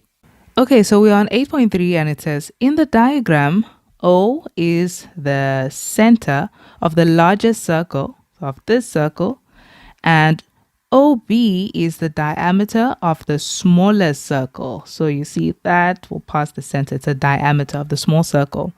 And chord AB of the largest circle intersects the smallest circle at M and B. The first question is, write down the size of angle OMB, provide a reason. Now, I know when we're looking at this angle OMB, it looks like, okay, it's a line from the center of the circle, okay, to the midpoint, and then people will just say, oh, it's 90. But it's not really because of the bigger circle. Remember that I told you that OB is a diameter of the smaller circle. Now, the angle supported by a diameter will always be 90 degrees. So that's why that is 90 degrees, because of the smaller circle. So it's equal to 90 degrees because of angle. It's an angle in a semicircle. Okay, so angle in a semicircle. And then 8.3.2 says, if AB is equal to 300, okay, not 300, but the square root of 300 units, and OM is 5 units, so this is 5 units, we need to now calculate, given reasons, the length of OB. Okay, looks simple enough, because we have a right angle triangle. We have the line from the center of the circle being perpendicular to the chord.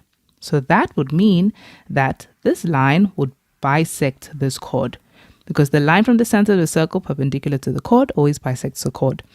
So these two are equal. And so if this is the square root of 300, we can find the length of MB. It would be half of this entire length. Okay, so we can actually do that. We're really just going to tell them the length of MB. So we know now that AM should be equal to MB. And the reason they're equal is because of that line from the center of the circle, okay, perpendicular to the chord. Okay, so we have the reason. So this would mean we're just trying to find the length of MB since it's part of this right angle triangle. So MB would be equal to half the length of AB, because they are equal in length. So half the length of AB, you can just say the length of AB and divide it by 2. So this is the length of MB, square root 300 over 2. Okay, now that we have this as root 300 over 2, we can finally use Pythagoras to find OB, which is what they want us to find OB. So this is, we're going to use Pythagoras, and you see that OB is the largest side, okay, so that is the hypotenuse.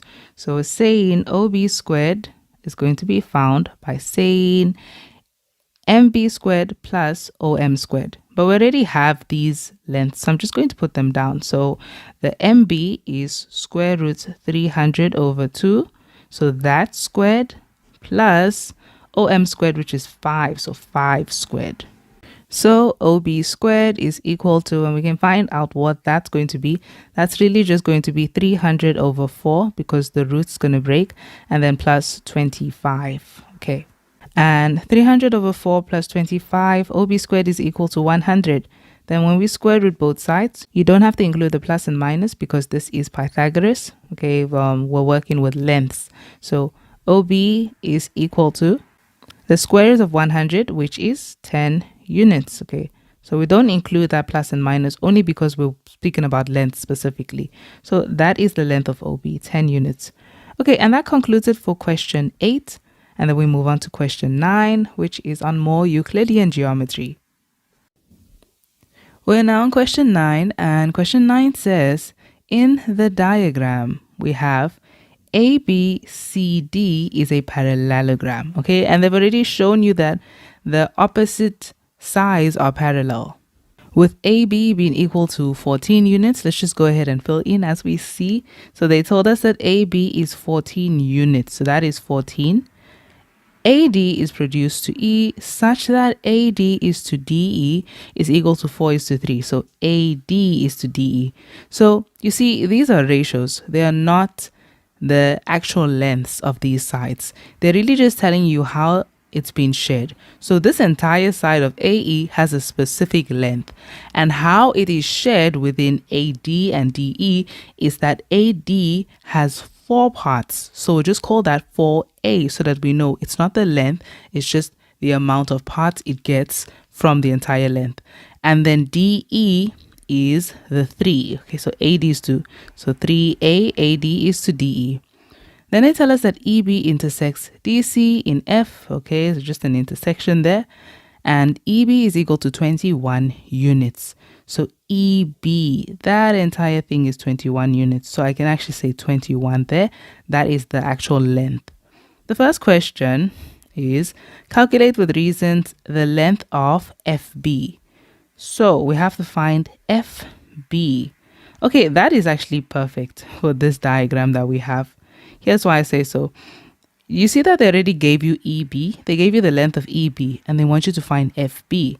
So since they gave you FB, the side that we can use, because these lines are already parallel, we can go ahead and use the proportionality theorem and we will use these sides. So because they told us FB, find FB, we are going to pair that with AD on this side.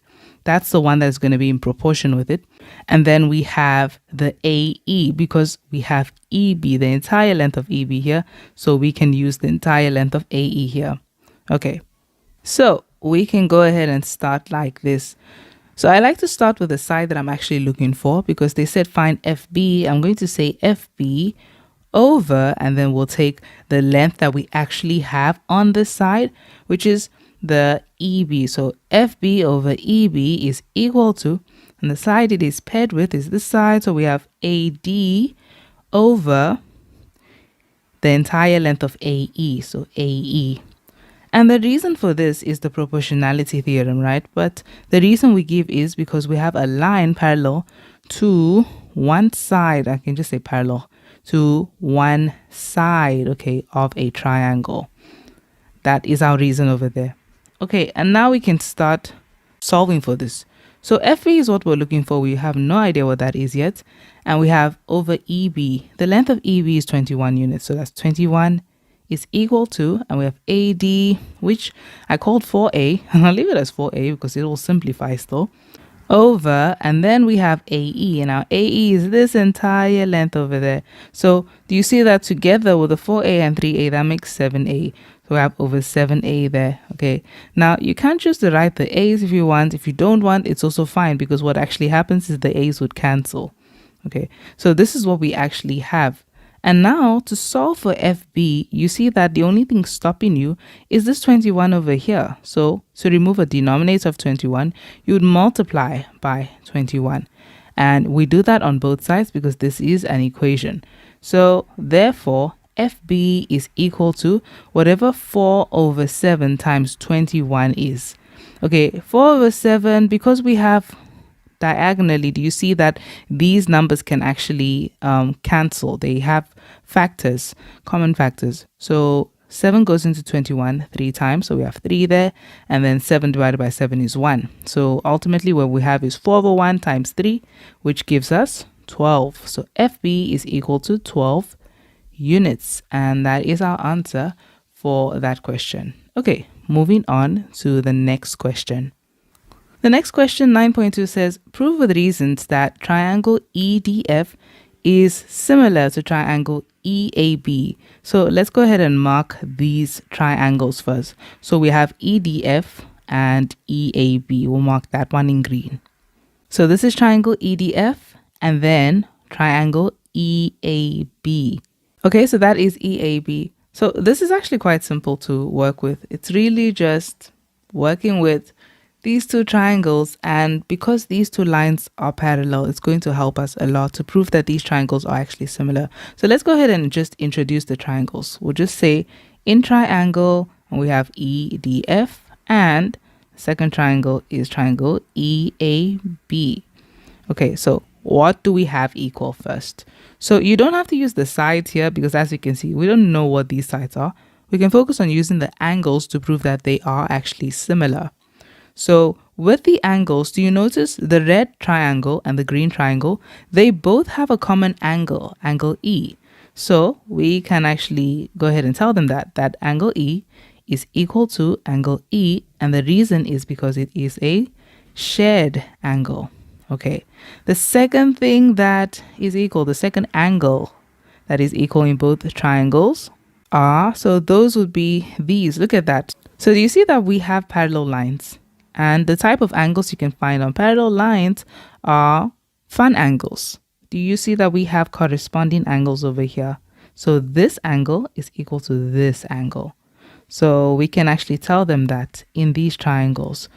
In this triangle over here, we'll call that angle EDF. So angle EDF should be equal to the other angle EDF is equal to. And in the second triangle, we don't really have to call this EAB because you see that angle A is just on its own. There's no line separating and, creating a confusion on whether that is actually angle A. So that is just angle A on its own. So we have is equal to angle A. And the reason is because we have corresponding angles. And the third one, if you like, you can actually just say third angle in a triangle. The third angle, you could say this angle is equal to that because of the third angle. But it's also because we also have corresponding angles like that as well. It also creates an upside down F. So we have corresponding angles there as well. Okay, so that is angle EFD is equal to angle B. And that's what we're going to tell them. Angle EFB is equal to angle B. Okay, so that is what we have there. EFD, sorry. I said EFB. Angle EFD is equal to angle B. And it's also because of the same reason, corresponding angles. Okay, so now we can conclude and tell them that triangle EDF is indeed similar to triangle EAB. And this is because we have three sets of equal angles. So we can say angle, angle, angle. And that's our answer. Okay, so we're done with that. Moving on to the last question in question 9. The next question says, calculate with reasons the length of FC. And this is for 3 marks. So FC. Okay, so this length over here. Okay, so to find FC, do you see that FC is a part of this parallelogram they mentioned? So that would mean that we actually know the entire length of DC because the opposite sides in the parallelogram are equal. Then DC is 14 and they're telling us to find FC.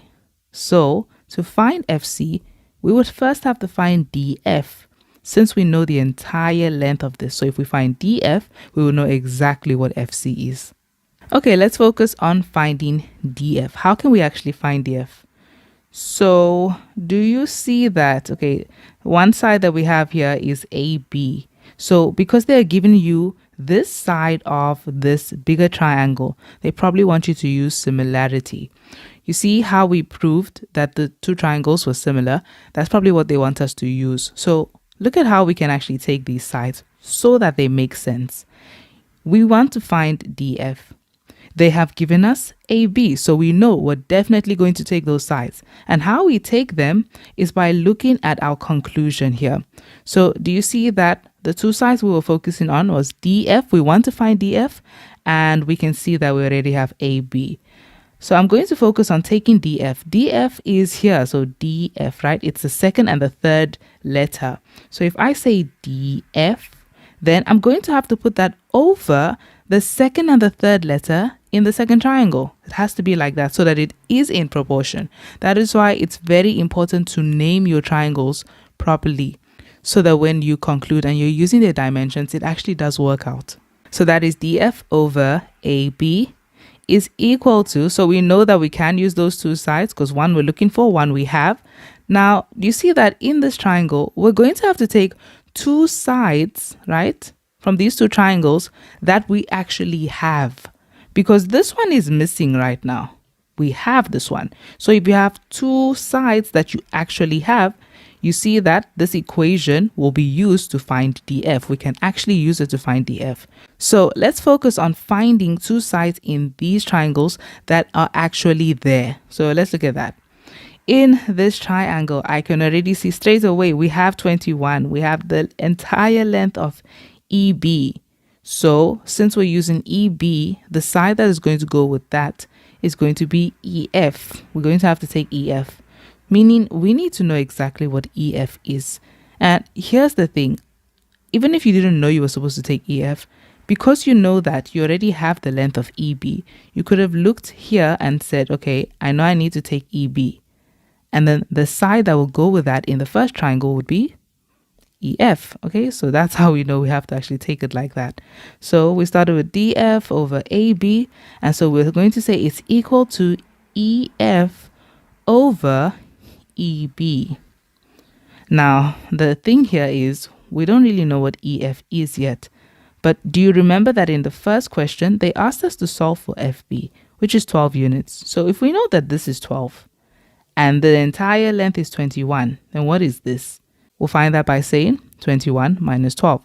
Okay, so I would actually mention that that's actually something we're supposed to do in the beginning. That was actually the first thing we were supposed to do. So find the length of EF. We'll tell them that EF is found by saying 21 minus 12, which is equal to 9. So now that we know what EF is, and you don't even need a reason for that because it's just subtraction. And now we can go ahead and work with this. So we are going to use this like that. Your reason here would be because you had similar triangles. You can specify the triangles that were similar as well. Okay, so now that we have that, we're going to say therefore. So we are still looking for DF. That's actually something we don't have. So we're saying DF over an AB. What is AB? We already have that. That is 14. So DF over 14 is equal to EF over EB. So EF now we know is 9 units over EB. The entire length of EB is 21. So 9 over 21. And then you see that to solve for DF, you're going to have to get rid of the 14 because it's on the denominator. You're going to have to multiply by 14 to get rid of it. So times 14 on both hand sides, and therefore DF is equal to whatever this is going to give you. But we can actually just calculate it. So do you see that 21 and 14 have something in common? They have 7 in common. So 14 divided by 7 is 2. 21 divided by 7 is 3. But then 9 divided by 3 is 3. So it's really just 3 multiplied by 2, which is equal to 6. So DF is therefore 6 units. And we have solved for DF. But then that's not the final question. They actually asked us initially to solve for FC. So let's find FC. Now that we know that this is 6 units, and you remember that this shape that we have is a parallelogram. So these two sides are equal. Okay, so how would we find FC if we know now that DC is equal to 14 units? We would simply just say 14 minus the 6, and then that would give us FC. Okay, so I can just tell them, first of all, that these two are equal. So DC is equal to AB, which makes it equal to 14. So we can tell them that DC is equal to AB. Okay, therefore DC is equal to 14. And this is because it's a parallelogram. Opposite sides of a parallelogram are equal. Okay, and now that we have DC, we can find FC by saying that FC is equal to the entire length of 14 minus the 6 units. So 14 minus 6, which means that FC is therefore equal to 8 units. And that is our final answer. Okay, FC is equal to 8, and that is it. So this part was actually very okay. It was not really a headache at all. That was question 9. And then we move on to the last question for this paper, question 10. Okay, we are on the last question, question 10. And question 10 says, in the diagram, PQRS is a cyclic quad. So we have this as a cyclic quad, PQRS. Okay, such that PQ is equal to PR. That's something they didn't put down, so we're going to have to put it down. We know that PQ is equal to PR, so let's mark that. So remember, these two lines are equal. Okay. The tangents to the circle through P and R meet QS. So the tangent is this, that's definitely a tangent, and that, okay, through P and R, that they meet QS, so that's this line, at A. Okay, so they're just describing the lines now. We're just going to take note of things that are tangents, and if there's like a center, things like that, because those would be very important. Okay, and then they tell us that RS is produced to meet the tangent. So these are just lines. RS is just produced to meet the tangent, okay, at B clearly.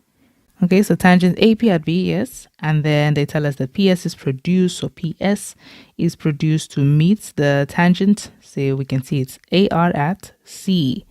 And PR and QS intersect at M. So that's QS and PR. They just intersect at M. Okay, so there's no center. There's no center of the circle here, so we can't really use anything that has to do with the center of the circle. We just have tangents. Okay, do you remember that if you have tangents, I'm just mentioning this now, tangents drawn from the same point to a circle, so it's really coming from A to the circle, right? That they are equal, meaning from A to R, that is equal to A to P, right? So that's something that we can also just keep in mind. Okay, the first question says, we need to prove that angle S3 is equal to S4. Okay, so in other words, just start from S3 or start from S4. So if we start from S3, you need to move it around, find out what it's equal to, and eventually get it to be equal to S4. Now, I like what's going on here because there's a lot of lines crossing, so we can use vertically opposite angles over there. But let's just see, how can we actually move angle S3? Remember grade 12, so I have said this, I think this was in the 2022 paper. You don't look at these things and then just start guessing. You have to look at the angles and ask yourself questions like, where's this angle? Is it part of a shape? Is it part of a triangle? Is it part of a cyclic quad? Where is it? Is it at the circumference? Is it between a tangent? Things like that. And based on those questions, you can use certain theorems on them. So with angle S3, I'm looking at this and I see that we have lines going across, but I'm not going to start saying, oh, it's equal to this. We can figure it out first and then write it down so that we don't end up writing things that we don't need. Okay, so I do see that it is equal to S6 because of vertically opposite angles, but then I can't really see how S6 can move. Okay, do you see that they told you that this is a cyclic quad, right? So it can move, but I don't really think you needed to say it's equal to S6. So here's what I mean by this. If you start at angle S3, right? Do you see that you have a cyclic quad over here? And what do you know about the exterior angle of a cyclic quad? So that is angle S3. It's an exterior angle. The exterior angle of a cyclic quad is equal to the opposite interior angle. So we have these two being equal. Let's hold on to that. Let's see, can this move, to anywhere that can at least get us to get to S4? Because that's what we're trying to do, make S3 equal to S4. So we're here now. Can that move? Where can it go? So I'm going to think about the fact that I don't have a center, unfortunately. So I can't use theorems like the angle at the center is twice the angle at the circumference. There's no center. But it is at the circumference, so let's think about that. If it's at the circumference, we have to use theorems that have to deal with angles at the circumference. There is the bow tie theorem, okay, the one that crosses like that. But as you can see, that doesn't cross. It's just an entire angle here. But then there's also this theorem that people always forget refers to an angle at the circumference, and that is the tan chord theorem. See, the tan chord theorem has to do with, because that angle that they are speaking about, it has to be at the circumference, okay? So that the angle between the tangent and the chord is equal to that angle at the circumference. So with that, do you see that we have a tangent? This is a tangent, AR. If that is a tangent, this is our chord. The angle between the tangent and the chord is this, and that is going to be equal to the angle supported by that same chord, which is angle Q. Okay, so we can see that this entire angle ARP is also equal to it. But let's just keep going. I don't want to just start writing it down just in case we meet like a dead end. So let's just see.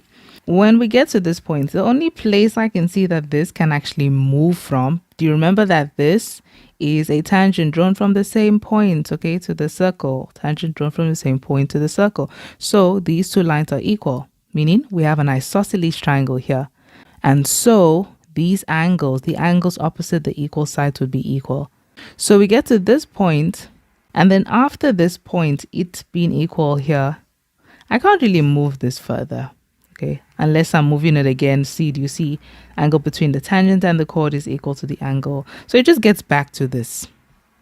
So I don't think this is a good idea, and this is how I'm going to take away my steps instead of, so you do this with a pencil, okay?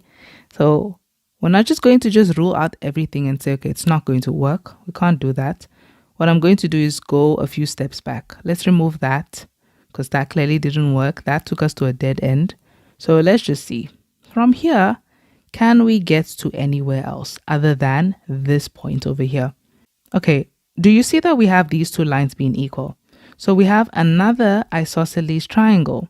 So this is an isosceles triangle, meaning the angles opposite the equal sides are equal. The base angles, right, are equal. So we have now R3, okay?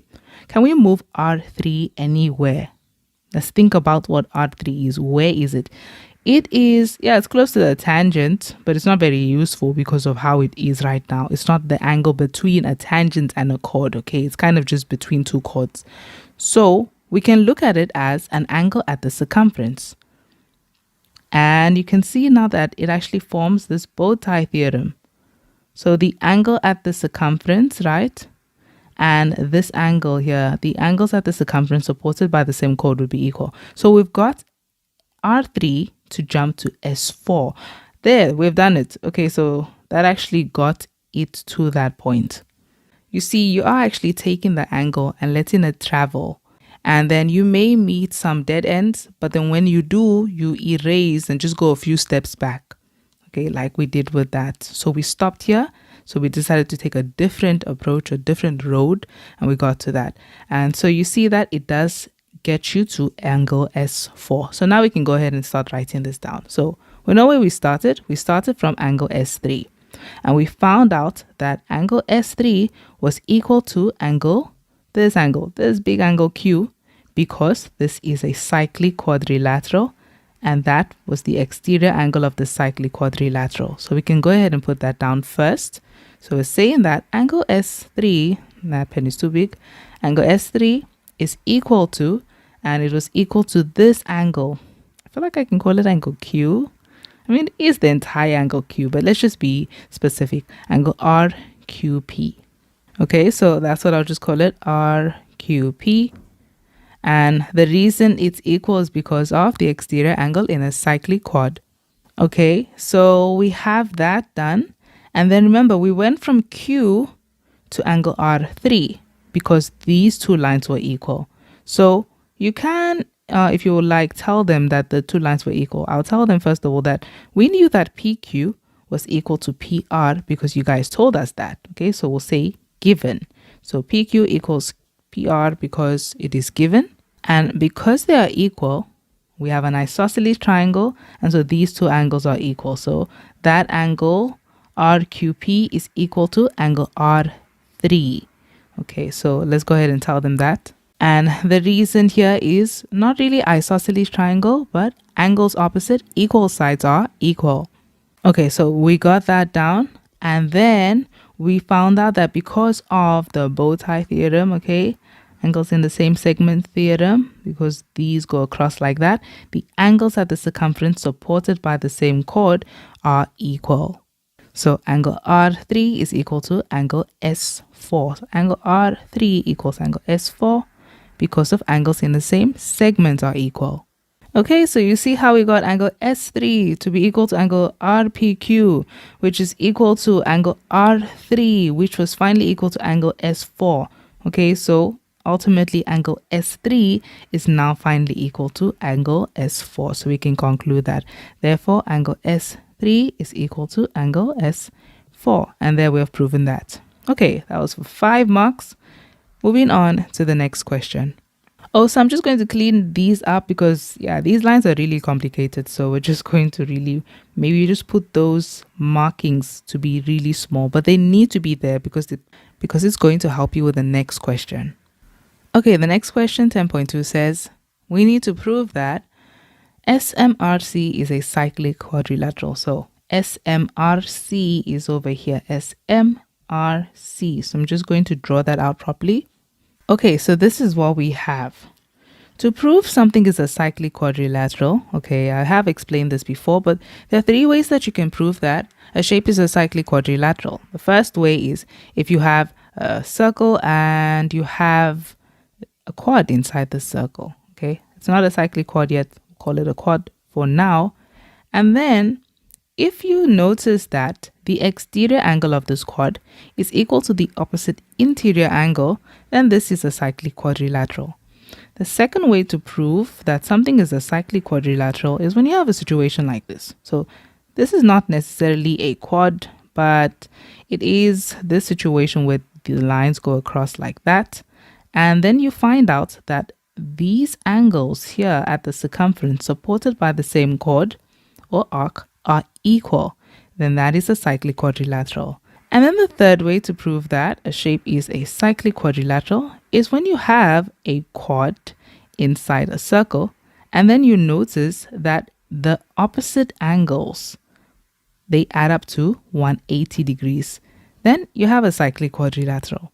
So let's go ahead and see which one could work for this. Straight away, I don't even want to use the opposite angles add up to 180 degrees because I have not, throughout this whole thing that we've been going through, I've not seen any indication of a 90-degree angle even. So I'm not really going to focus on that one too much. If it does work, we will use it though. But the one that I feel would work the most here, just because of the way this shape looks, is the exterior angle of a cyclic quad. Okay, so I would have loved to use the angles in the same segment, but you see that lines do not go across like that. Okay, so we can use the exterior angle of a cyclic quad. So do you notice that this quad actually has multiple exterior angles? It has an exterior angle here. So we would be trying to prove that angle S1 is equal to this entire angle. Okay, it also has an exterior angle here. So we'll be trying to prove that angle C1 is equal to angle M1.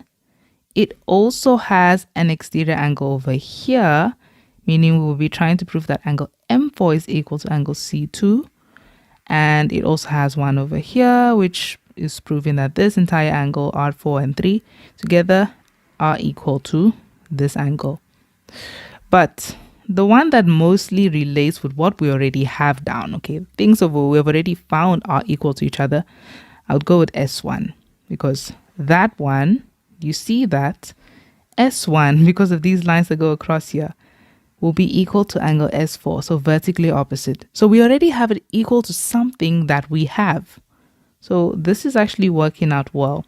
We just have to ensure that angle S1 at the end of the day is equal to this angle over here. Let's just call it CRM because it's in that cyclic quad. So angle CRM, that is what we will be required to prove. So we can write that down. We are required to prove, I'll just say RTP, it's just for you to write down. It's Nobody's really going to look at this when they're marking, okay? They don't really mark that. So we're saying that angle S1 should be equal to that angle CRM, okay? So angle CRM. Okay, let's see, how can we make that happen? How is that possible? Okay, I think this one works out really, really well. So the thing is, do you see that these are already vertically opposite? So you already have them being equal, meaning angle S1 and S4 already equal. But then for this angle, do you see that this angle CRM that we referred to, it's actually the angle between the tangent AR and this chord RP, right? So it will be equal to this. It's one of the things that we already found when we were trying to find the first question, but we left it because it wasn't working for the first question. Okay, so the angle between the tangent and the chord is equal to the angle supported by the same chord. So those two are equal. But we also know that angle S4 is equal to angle S1. So those two are equal. But the thing is, we've already proven that S1 and this angle are ultimately equal. So that would make these two now equal. Okay, so we just have to write it down. Okay, for the sake of using this again, and I feel like we should have also done that for like these bigger angles, we can just call them what they are individually. So add it together. So instead of calling this CRM, we can call it angle R1 plus angle R2. Likewise with this one, RQP, instead of calling it RQP, we could have just called it Q1 plus Q2. That would just make it easier for us to remember what it was so that we can just better work through it in equations that we're going to form here. Okay, so R1 plus R2 is what I'm going to call it instead. Okay, and I just decided to change it here as well, just in case it's helpful. Angle S1 is equal to angle S4. Okay, so we're first making it equal to that because those are vertically opposite. So we have angle S1 is equal to angle S4, vertically opposite angles. Okay, and since those are equal, we have that done. But then we're also going to refer to this angle here. So that's that angle R1 plus angle R2 because it's the angle between the tangent and the chord. So it's equal to the angle supported by the chord. So angle R1 plus angle R2 is equal to angle Q1 plus angle Q2. And this is because of the tan chord theorem that we have over there. Okay, so we're done with that. But then we should also remind them that we already knew that angle S1, we found out previously that angle S1 was already equal to this angle, okay, that RQP, angle Q1 plus Q2. So let's go ahead and tell them that. But we know that angle S1 is equal to angle Q1 plus angle Q2. So because we already know that they're equal, as you can see, we have already proven that in the previous question, since angle S4, right, was equal to angle S3. Okay, angle S4 was vertically opposite angle S1, which we've already shown them. So since these two are already equal, then that makes these two equal. And so angle R1 plus angle R2 is equal to angle S1. And now you see that that actually proves the exterior angle of a cyclic chord theorem. That's actually showing that over there. So therefore, angle S1 is equal to angle R1 plus angle R2. And you can see that here. Do you see that they're both equal to angle Q1 plus Q2? Therefore, they are equal to each other. Okay, so there, we've proven that. If you like here, just to show that, yes, we know that these two are equal, is because they were already equal to angle S4. Okay, in the previous question, angle S4 was already equal to angle Q1 plus Q2 because it was equal to angle S3. Okay, so there, we have that done. Okay, so now that we've proven that those are equal, we can now conclude that this shape is a cyclic chord because you have an exterior angle being equal to the opposite interior angle in this chord. So remember, the name of the shape is SMRC. So therefore, SMRC is a cyclic chord. Okay, and we can see because the exterior angle of the chord was equal to the opposite interior angle. Or you can really say it's the converse of the exterior angle of a chord theorem. Okay, and it's a converse theorem because we were not using the theorem. We're actually showing them that that is a chord because of that theorem. Okay, so that is done. That is 10.2. And then we move on to 10.3, which is the last question for this paper. Okay, we're on the last question, question 10.3, and it says, RP is a tangent to the circle passing through, we have to prove that RP is a tangent to the circle passing through P, S, and A at P. So it's a tangent at P. Okay, I'm going to bring down the diagram because it's going to help us a lot. I don't think we need these lines anymore, really. Just all the angles that are equal, those are very important. So we need to leave those there because they're really going to help us throughout the questions, just so that we already know what is equal to what. Okay, I'm going to use this diagram. Okay, here's our diagram. So here's what they are saying. They want us to prove that there is this line RP. Okay, because we have so much red, let me use something like blue. So this line RP is a tangent. We need to prove that this is a tangent passing through the circle. So passing through a circle that passes P, S, and A. That's what we need to prove. So P, S, and A are here. This doesn't look like a very nice circle, but it's fine. We'll just see what we can do here. Okay, so we're going to have a circle here, and then we need to prove that that is a tangent to that circle. Okay, so this is what the circle looks like. We have a circle, and we need to prove that RP is a tangent to this circle.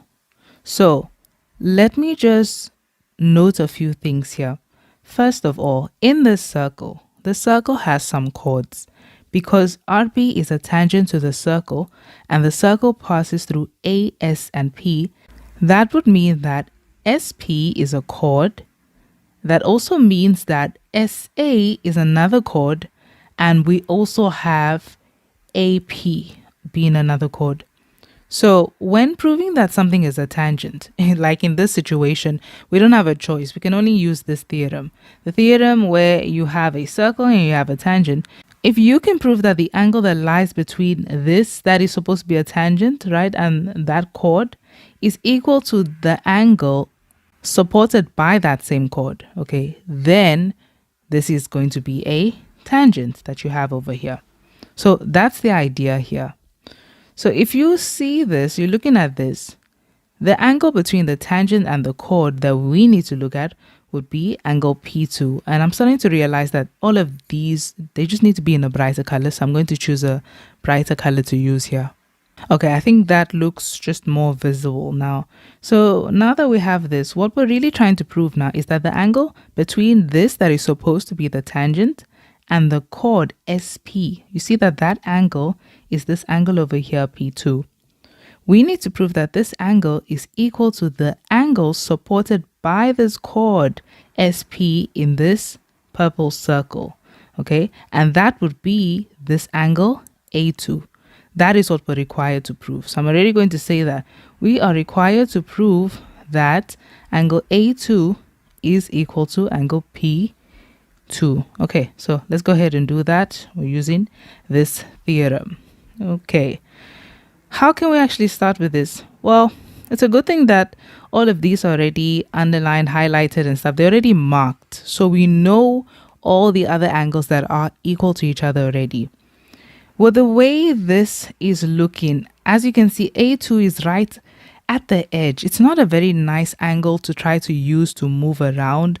Like, I can't really find anything that is equal to A2 just because of where it is. It's in a very awkward place. But I can move P2 around, okay? I see that I could say that angle P2, because of angles in the same segment, I could say that angle P2 is equal to angle Q1. As you can see, like this, okay, because of angles in the same segment. But then after that, then what? What can I actually do here if it's equal to Q1? What else is equal to Q1? Well, Q1 is at the circumference, so we can use theorems about angles at the circumference. We can use that tan chord theorem. So because Q1 is at the circumference, do you see that the chord supporting Q1 is this chord RS, right? So it would mean that the angle between this tangent and the chord RS, angle R1, would be equal to angle Q1. Is that helpful? Doesn't really seem helpful because I just moved from P2 to Q2. R1, but how do I get to A2? That's the main goal. Okay, so looking at this, by the time we get to R1, we're stuck. This is a dead end. We can't really relate this to angle A2. I actually just wish that these two were parallel, because then we would just be like, oh, they're alternate angles. But no, they're not, so we cannot do that. Okay, so I'll erase. I'm not going to continue with that because that's not really helping, okay? Moving from Q1, I can't really move it anywhere else. I'm not seeing any place that I can move it other than there. And then when we get here, it's really just a dead end. So let's go back to looking at P2. So can P2 move anywhere else? Well, not on its own. And at this point, I think we're now supposed to try to just find equations that can include A2 and P2. Just because A2 is already not a very good angle to try to move around, just because of where it is. And if you even do try to move it around, it doesn't really move much.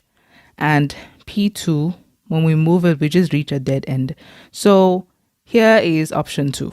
Plan B is we're going to have to start seeing which equations can we form that are going to include the angles A2 and P2. So thinking about that, we can think about things like triangles.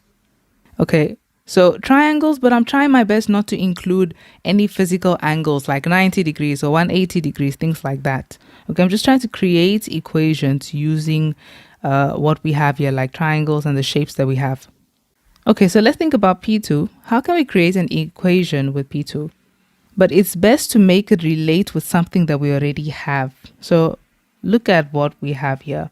You see P2, there are a bunch of triangles that we can actually use here.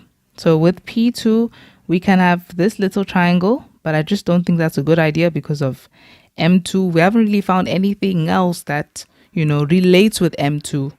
Of course, you have M4, but then you see M4 could be equal to C2 because you have a cyclic quad here, exterior angle of a cyclic quad. But then it's a dead end again because of that C2 doesn't really have much to do with everything that is going on here. Okay, so I'll leave P2 for now. Let's actually try to form an equation using A2. Okay, so let's try to form that triangle that includes A2. So A2 we have here.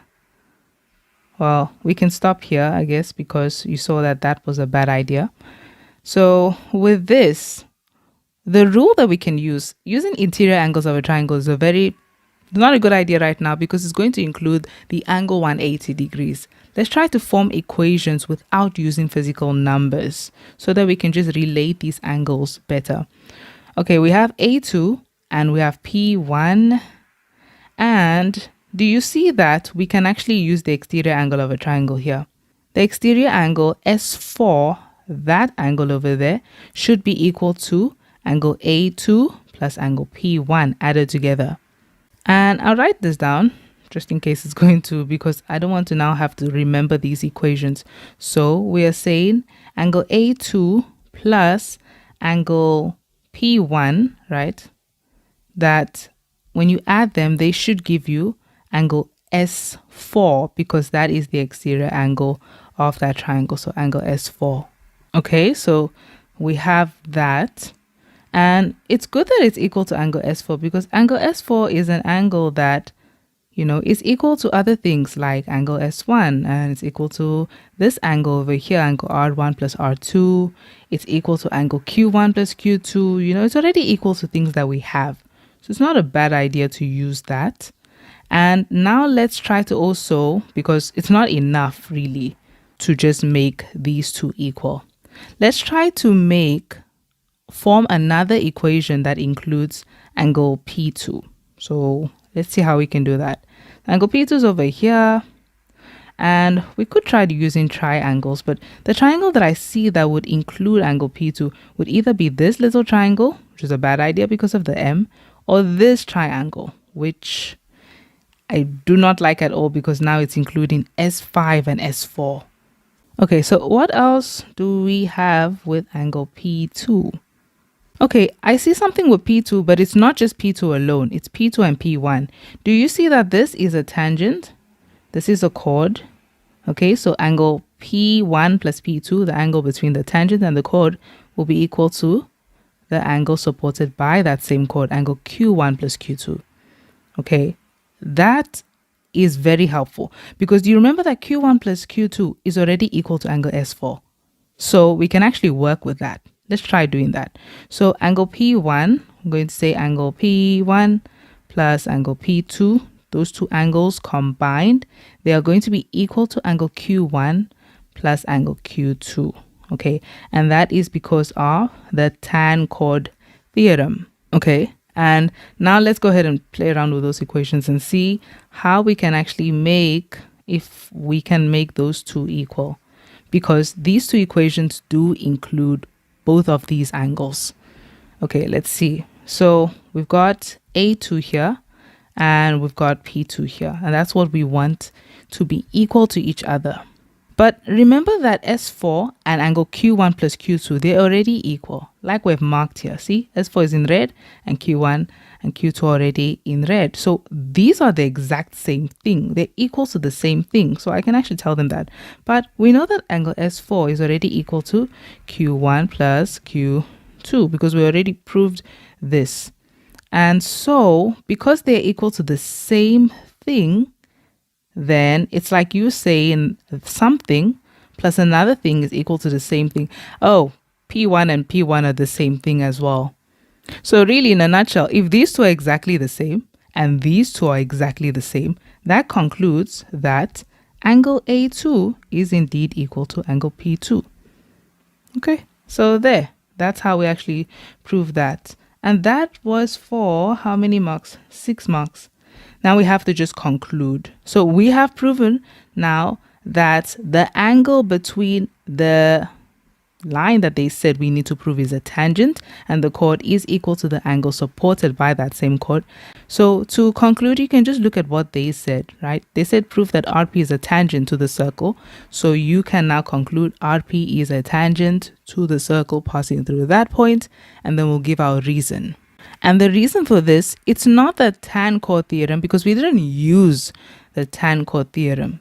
It is a tangent because it supports the tan chord theorem. So it's really the converse of the tan chord theorem. So our reason would be converse of tan chord theorem.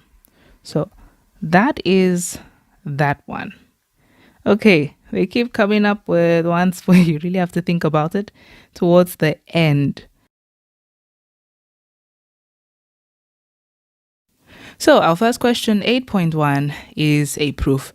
Now I do have these proofs on my channel, but I'm going to still go ahead and work on it here in this paper, just because it is an official June paper. So we have 8.1 and it says, in the diagram, chords AB, BC, and AC are drawn in the circle with center O. DCE is a tangent to the circle at C. Okay, so the question asks us to prove the theorem which states that the angle between the tangent to a circle and the chord drawn from the point of contact is equal to the angle in the alternate segment, i.e. angle BCE is equal to angle A. So we just really have to prove that BCE, this angle, is equal to angle A. Okay, so first of all, there's some constructions that we need to do. This is for 5 marks.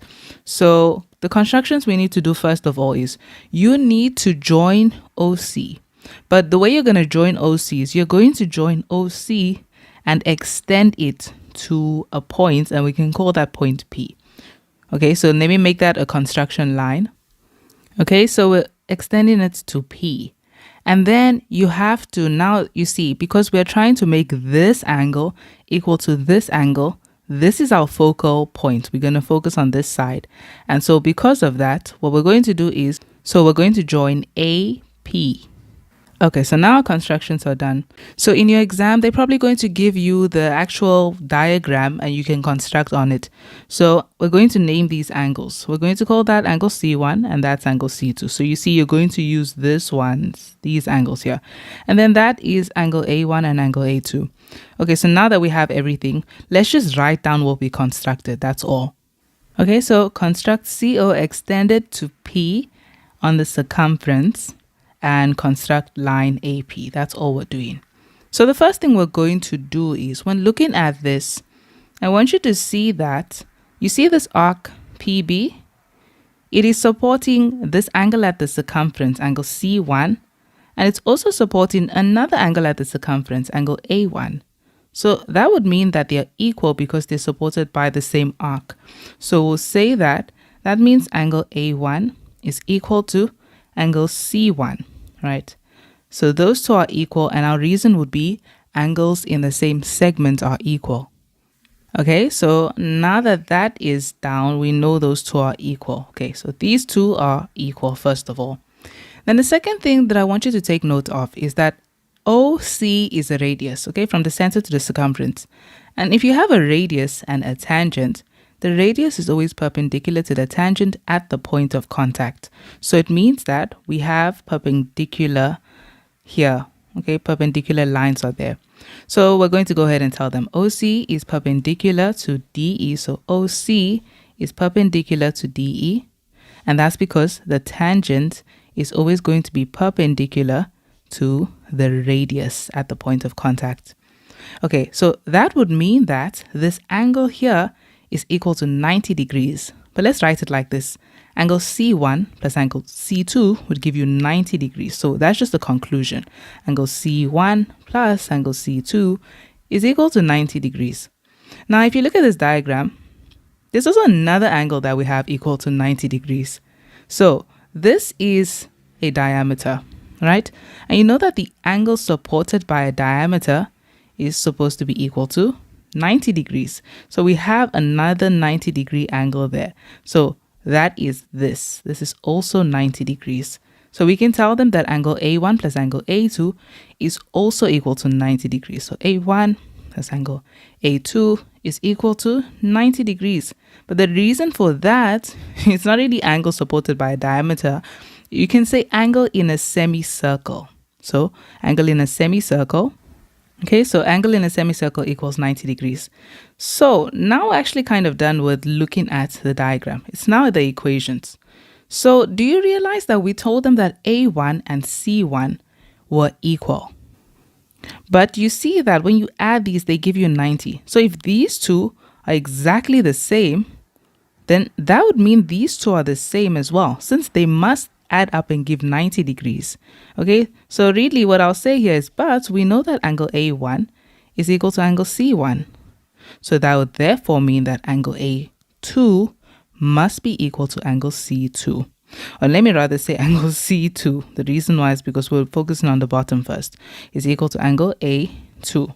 So now that we have shown them that, do you see that angle C2 is that angle BCE that they were referring to?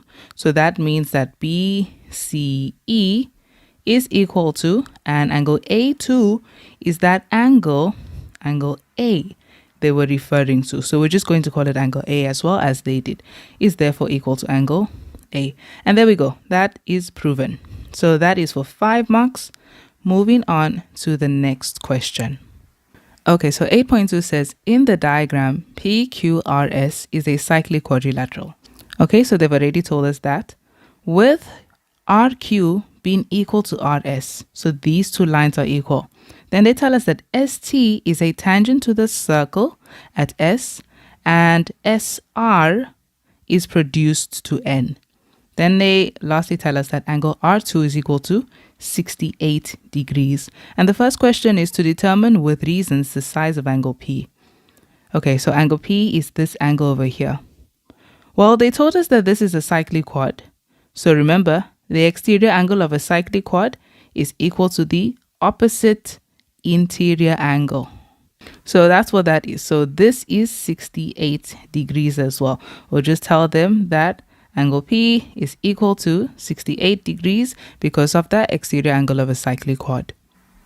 Okay, so that is it for that question. Moving on to the next question. The next question, 8.2.2, says we have to find the size of angle Q1. Okay, so angle Q1 is this angle over here. So, do you notice that? Remember they told us that SR is equal to RQ, right? Those two lengths are equal. So it would mean that this is an isosceles triangle. And so the angles right opposite those equal sides would also be equal. So that would mean that angle Q1 should be equal to angle S2. Okay, so in this one, that's already given, so I won't actually mention it for them. I'll just tell them the angles that are, first of all, equal.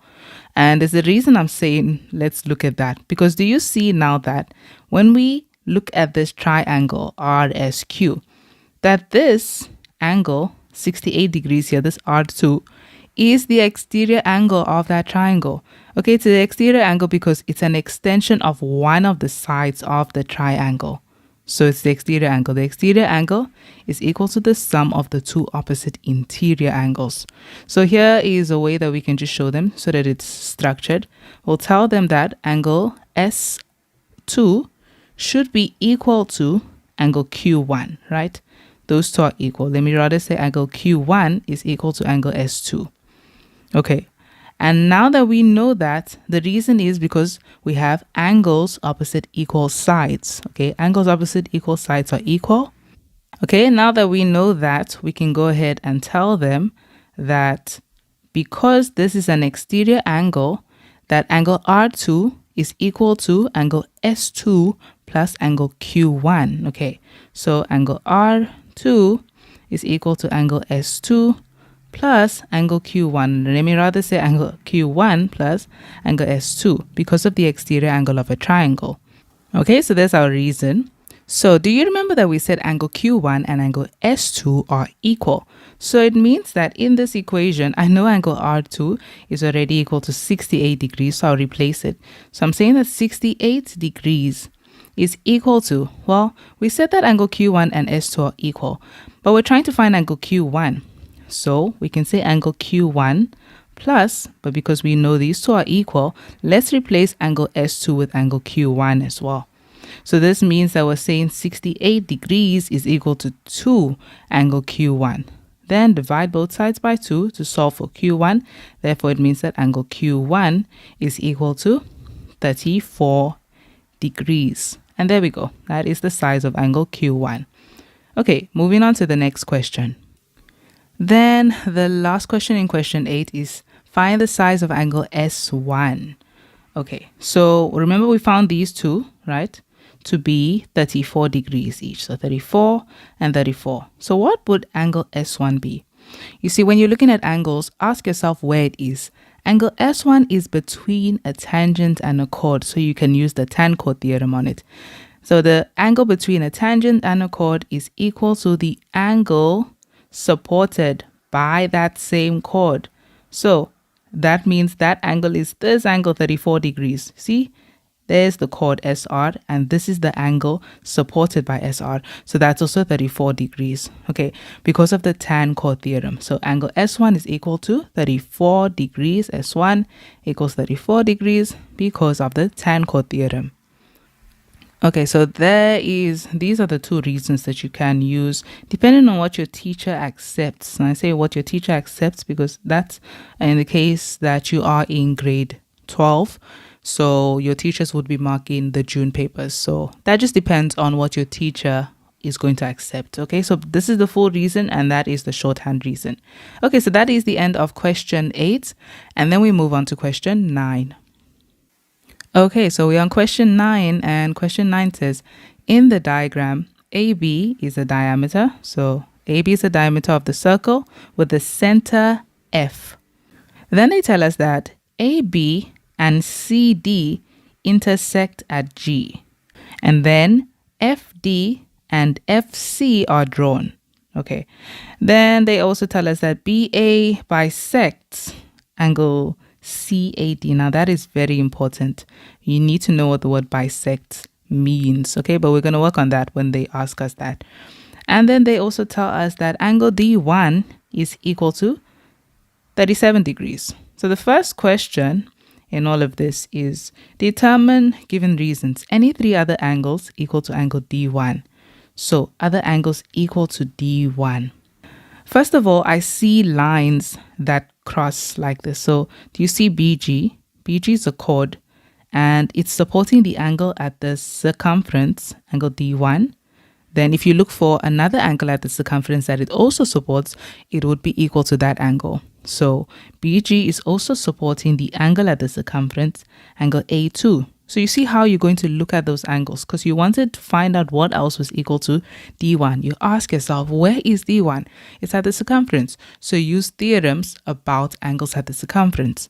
Okay, so that's the first one we have. We find that this is equal to A2. Let's go ahead and put that down. So we're saying that A2 is equal to angle D1 because of angles in the same segment. So I'm also going to tell them, yes, it's also equal to 38 degrees because of angles in the same segments are equal.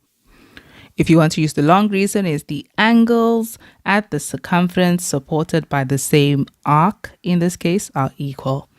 Okay, so that is the first angle we have. Now I see that because we have A2, remember they told us something about this big angle CAD. They said that BA bisects CAD. You see, when you intersect, when something intersects another thing, it just cuts through. That's all. When something bisects another thing, it means it cuts it in perfect half, okay, into two equal parts.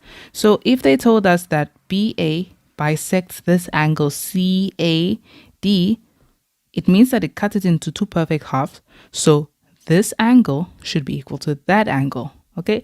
So that is another angle equal. So angle A1 is equal to angle A2. So I'll tell them angle A1 is equal to angle A2, and you know that angle A2 is equal to angle D1.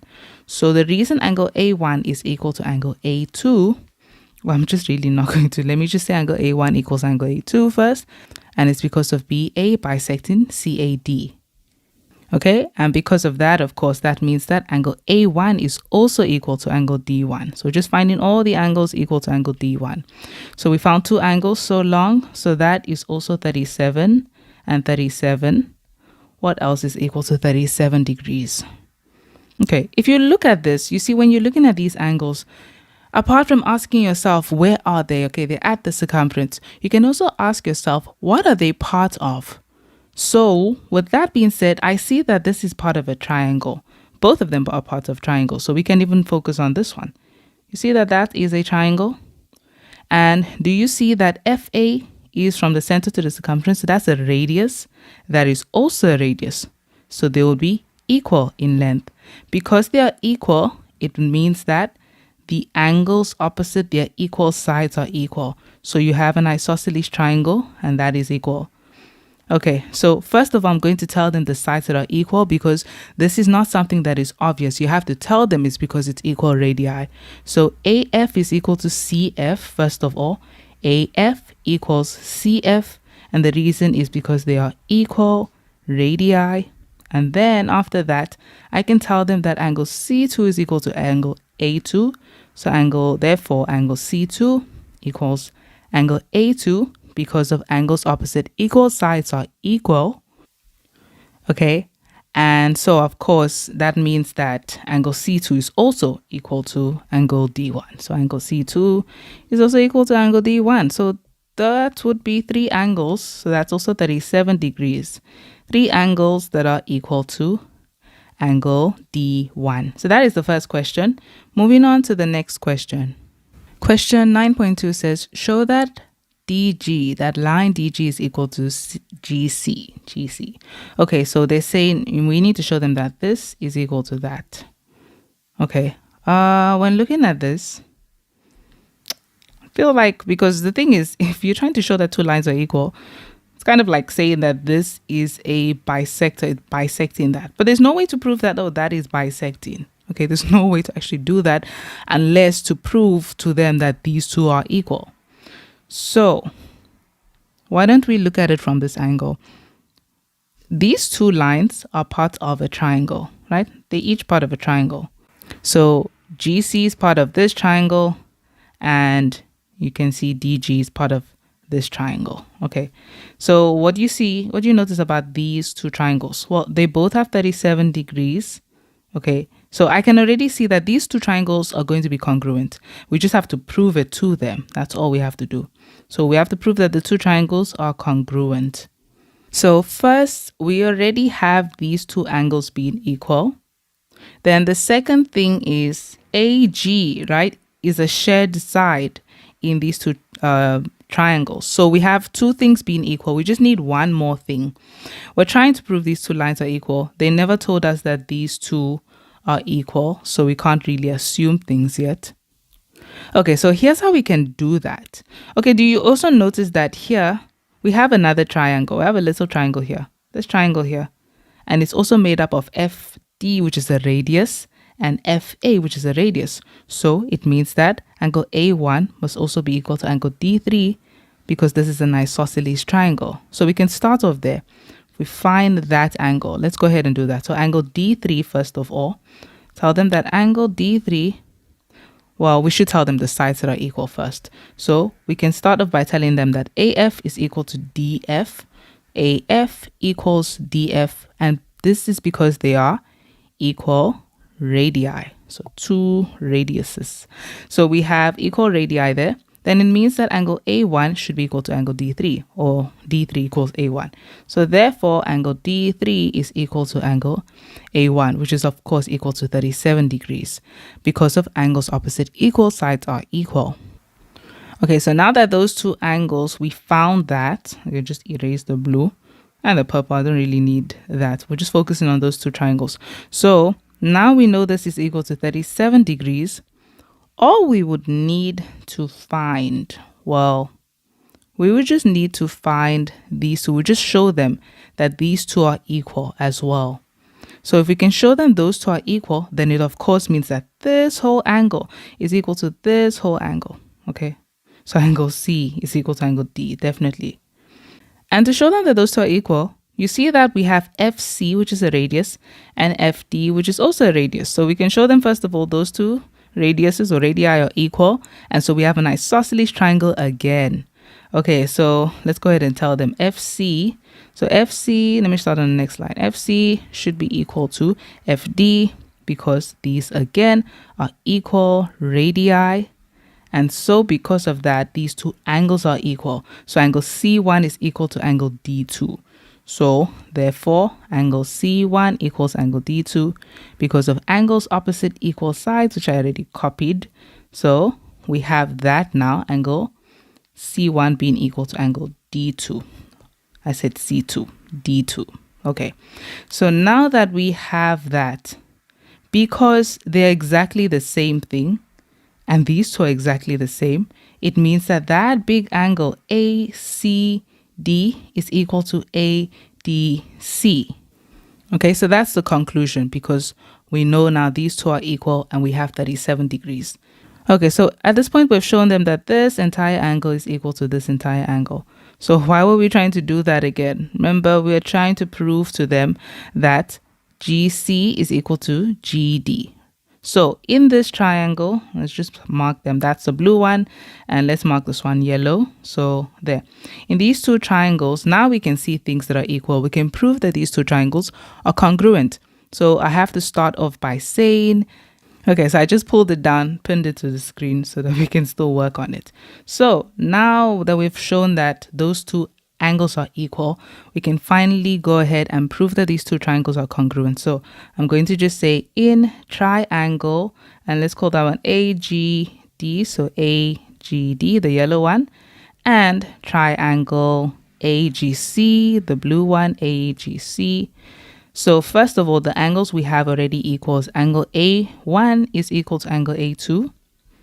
And that's because those two have already been proven. We've already proven that they're equal. So proven angles. So we have that. And then what else do we have? We have this line, right? That is being shared between these two triangles. So that is AG. So AG is equal to AG. That is a shared side. So shared side. And then lastly, we have these two angles being equal now. So ACD is equal to ADC, ADC, and that is proven already. I feel like we were supposed to write this here, but okay. That is a proven angle that we have there, but our reasons are up there anyways.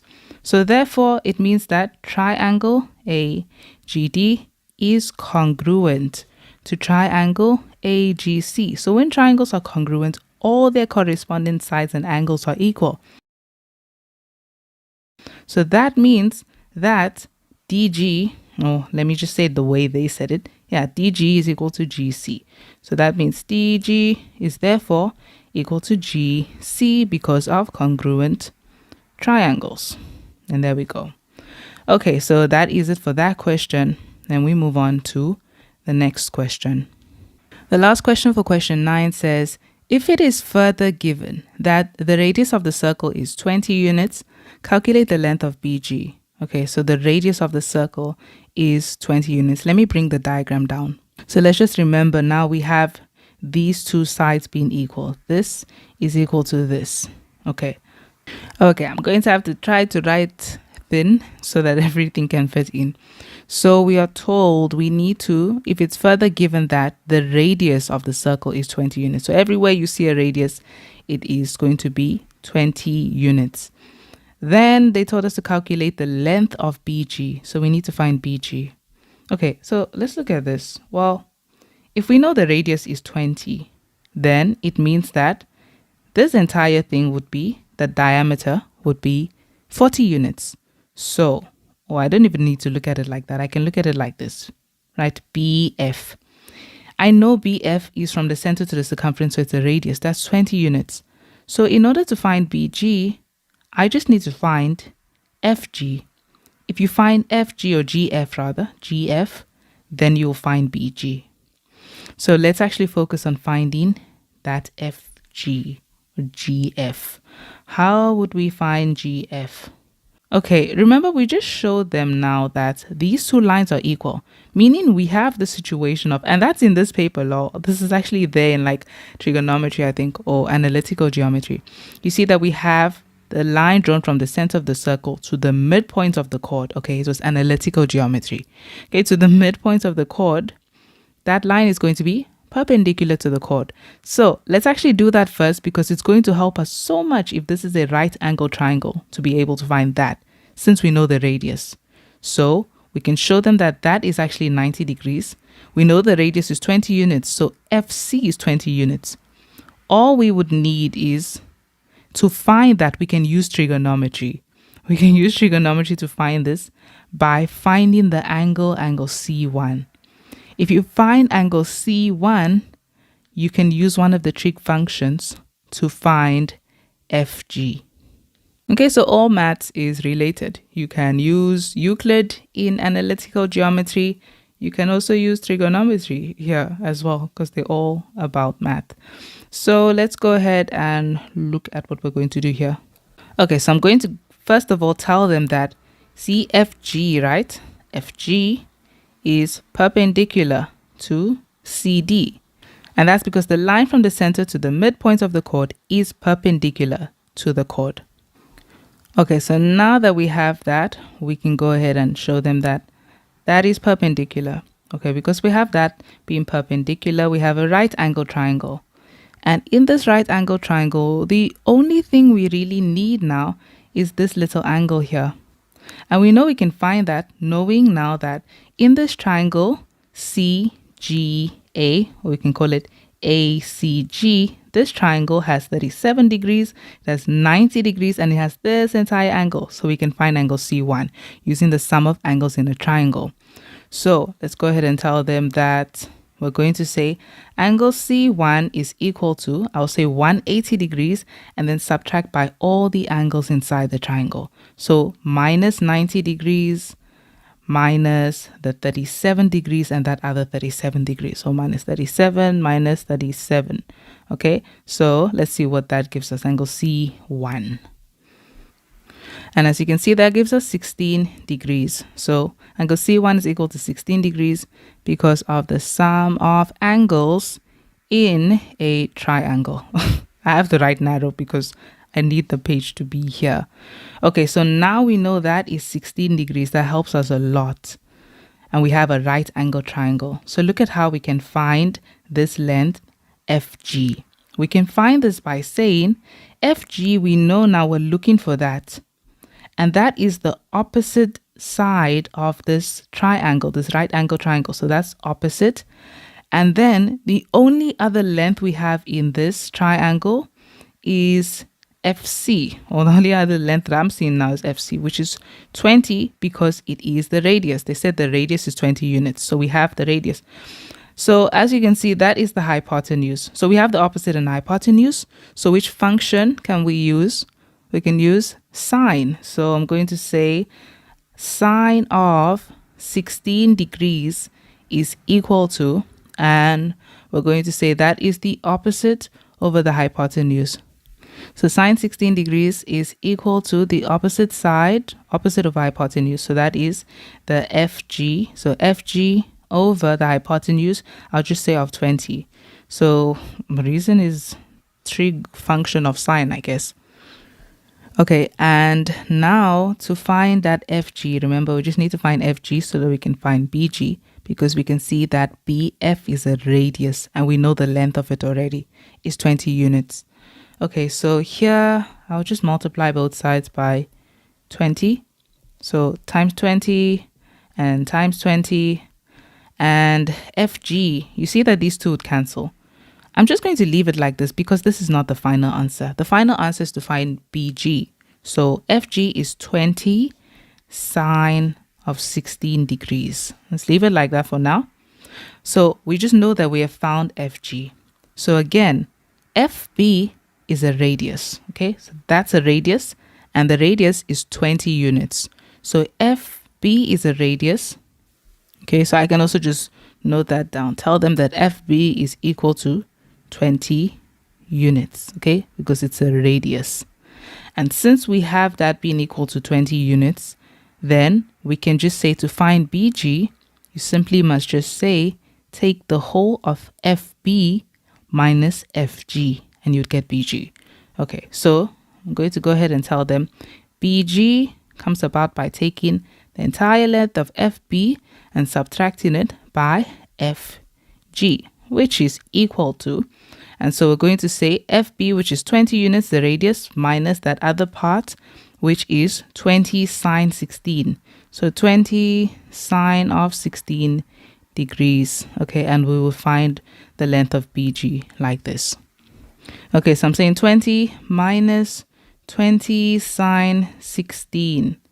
Okay, and I get decimals, which is 14 point, since the paper says round off to 2 decimal places, so 2 decimal places, that rounds up to 9, so 49 units.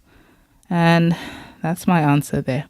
They don't say anything else about rounding off, so that's going to be our answer. Okay, so that is it for question 9, and then we finally move on to question 10. Okay, so we are finally on question 10, which is the last question for this paper. So question 10 says, in the diagram, COD is a diameter. It's the diameter of the circle. COD is the diameter of the circle with the center O. Then we are told that EA, right, is a tangent to the circle at F. So that is very important. Then they also tell us that AOC, right, that is perpendicular to CE. So as you can see, we have a right angle there. Then they tell us diameter COD. COD produced, okay, so this is just the other info. Produced intersects the tangents to the circle at E, okay, just intersects there. And then they also tell us that OB produced intersects the tangent at the circle at A. OB is just produced intersecting the tangent there. And then CF intersects OB. CF just intersects OB. Okay. And what else do they tell us? In T. And then they tell us that CB, BD, OF, FD are drawn. So those are just chords and lines that we have there. Okay, the first question is to prove that TODF is a cyclic quadrilateral. Okay, let's go ahead and talk about cyclic quadrilaterals quickly. For you to prove that something is a cyclic quadrilateral, there are 3 ways to do this. So the first way is if you have this scenario. So if you have a quadrilateral and you notice that the exterior angle of this quadrilateral is equal to the opposite interior angle, then it's a cyclic quadrilateral. The second case is if you have, again, not really a quadrilateral, but we have a shape like this, something like this, where there are two angles at the circumference sharing a chord, okay, that they're being supported by. So two angles at the circumference supported by the same chord, and those two angles are equal. Then it's a cyclic quadrilateral. Okay, so those two angles are equal. And then the third way to prove that something is a cyclic quadrilateral is if you have a quad and you notice that the opposite angles of this quad add up to 180 degrees, then this is a cyclic quadrilateral. Okay, so those are the three ways. So let's look at TODF and see which way would suit that shape. So TODF is this, TODF. When you look at that shape, which one do you think you can use for it? Now, I'm already going to cross this one out. The reason why is because I saw lines going nicely across and I was like, oh, okay, maybe we can use that. But yeah, those lines are not, you see, that line is going there. And then this line is the only one connecting the 2 points on that quadrilateral. So definitely not, we can't use that. Okay, that's out of the picture. Okay, it's down to these two now. Well, this one is not a good idea because it has to add up to 180. They did not give us angles. There are no angles here. So that's out of the picture. Can't use that. Now we would have to look at this one. The thing is, it may not be out of the picture, but this is how I rule it out. This is usually the most basic way that they would put it, okay, if they don't want to complicate things. So let's look at that. Let's just see, do we have any exterior angle in this quadrilateral? Yeah, well, we have one here, but that would mean that this must be equal to this. And I don't like what's going on here. You have a division of angles, so I'm not even going to consider that yet. Let's look at something else. Okay, I see this here. This is 90 degrees. This is the extended line of this quadrilateral. So that's an exterior angle, and it should be equal to the opposite interior angle. It's also doing the same thing. But, okay, but that's fine. That's good. The reason I'm saying that's fine is because, do you see that COD is a diameter? If this is a diameter, the angle supported by a diameter in a circle is equal to 90 degrees. So that angle from F2 to F3 is 90 degrees. And that is the angle perfectly opposite in that quadrilateral. So there we go. That's how we would prove that. We'll show them that this is 90 degrees as well. Okay, let me just put it like that so it doesn't interfere with any angle there. Okay, so that's what we can tell them. Tell them that angle F3 is equal to 90 degrees. So it's equal to 90 degrees because of angle in a semicircle. And because it's equal to 90 degrees, it therefore means that angle F3 is equal to that exterior angle, angle O1. So angle O1. And so that therefore proves that TODF is a cyclic quadrilateral. And the reason for that would be because the exterior angle of that quadrilateral is equal to the opposite interior angle. Okay, notice how I didn't include the word cyclic quadrilateral in the reason, because I'm just saying the reason that it is a cyclic quadrilateral is because the exterior angle is equal to the opposite interior angle, okay? So of that quadrilateral. Okay, so I just added that. Okay, so that is it for question 1. It's 4 marks. And we move on to the next question. Okay, next question 10.2 says we need to show that or prove with reasons that angle D3 is equal to angle T1. Okay, so show them D3 is equal to T1. Let's look at that. Okay, how can we get there? Well, you see, one thing that you should always do, remember what you just concluded. You concluded that this shape is a cyclic quadrilateral. So you can use all the properties of a cyclic quadrilateral on this shape now. So with that being said, do you see that T1 is vertically opposite T3, right? So those are equal. And T3 is the interior angle of this cyclic quadrilateral. And you see that D3 is an exterior angle, okay? Because it's DF or TODF, right? So from there to there, that is an exterior angle. D3 is the exterior angle. So Okay, so it's first of all because T1 is equal to angle T3. So tell them that angle T1 is equal to angle T3. And that was because of vertically opposite angles. Okay, and so since those two are equal, you see that we have a cyclic quadrilateral. They told us that is a cyclic quadrilateral. So angle D3 should be equal to angle T3. Okay, because it's the exterior angle of that cyclic quadrilateral. So angle D3 is equal to angle T3 because of the exterior angle of a cyclic quadrilateral. Okay, and so that will therefore prove that since they're both equal to T3, you see, it shows that angle D3 is finally equal to angle T1. Okay, so that was for 3 marks. Moving on to the next question. Okay, so let me just also mark those properly. So I don't really need this lining of the shape. I just need to show things that are equal. So I'm saying those two are equal and that is equal to that.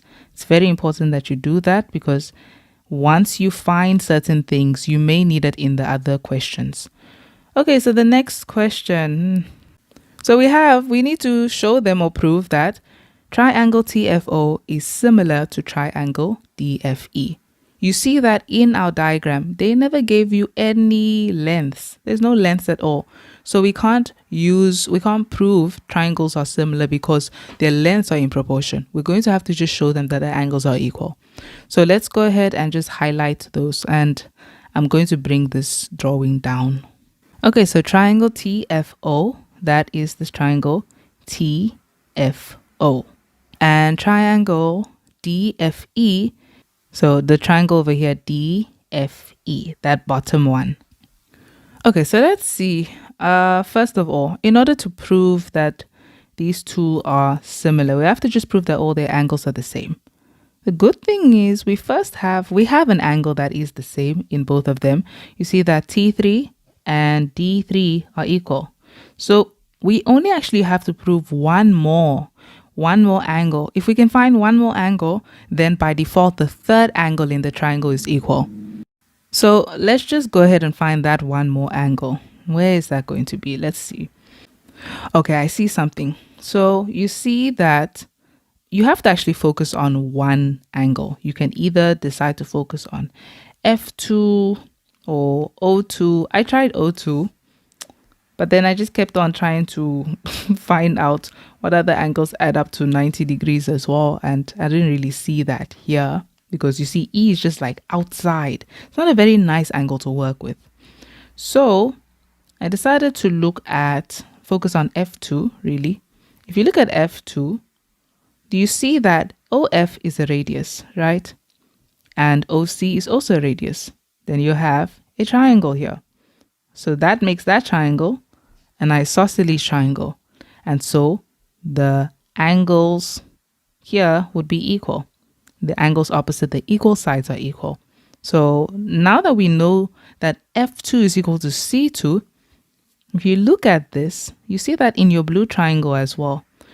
Remember they told us that this was a tangent, and that's one thing. You should always go back to the scenario and just see anything you might have missed.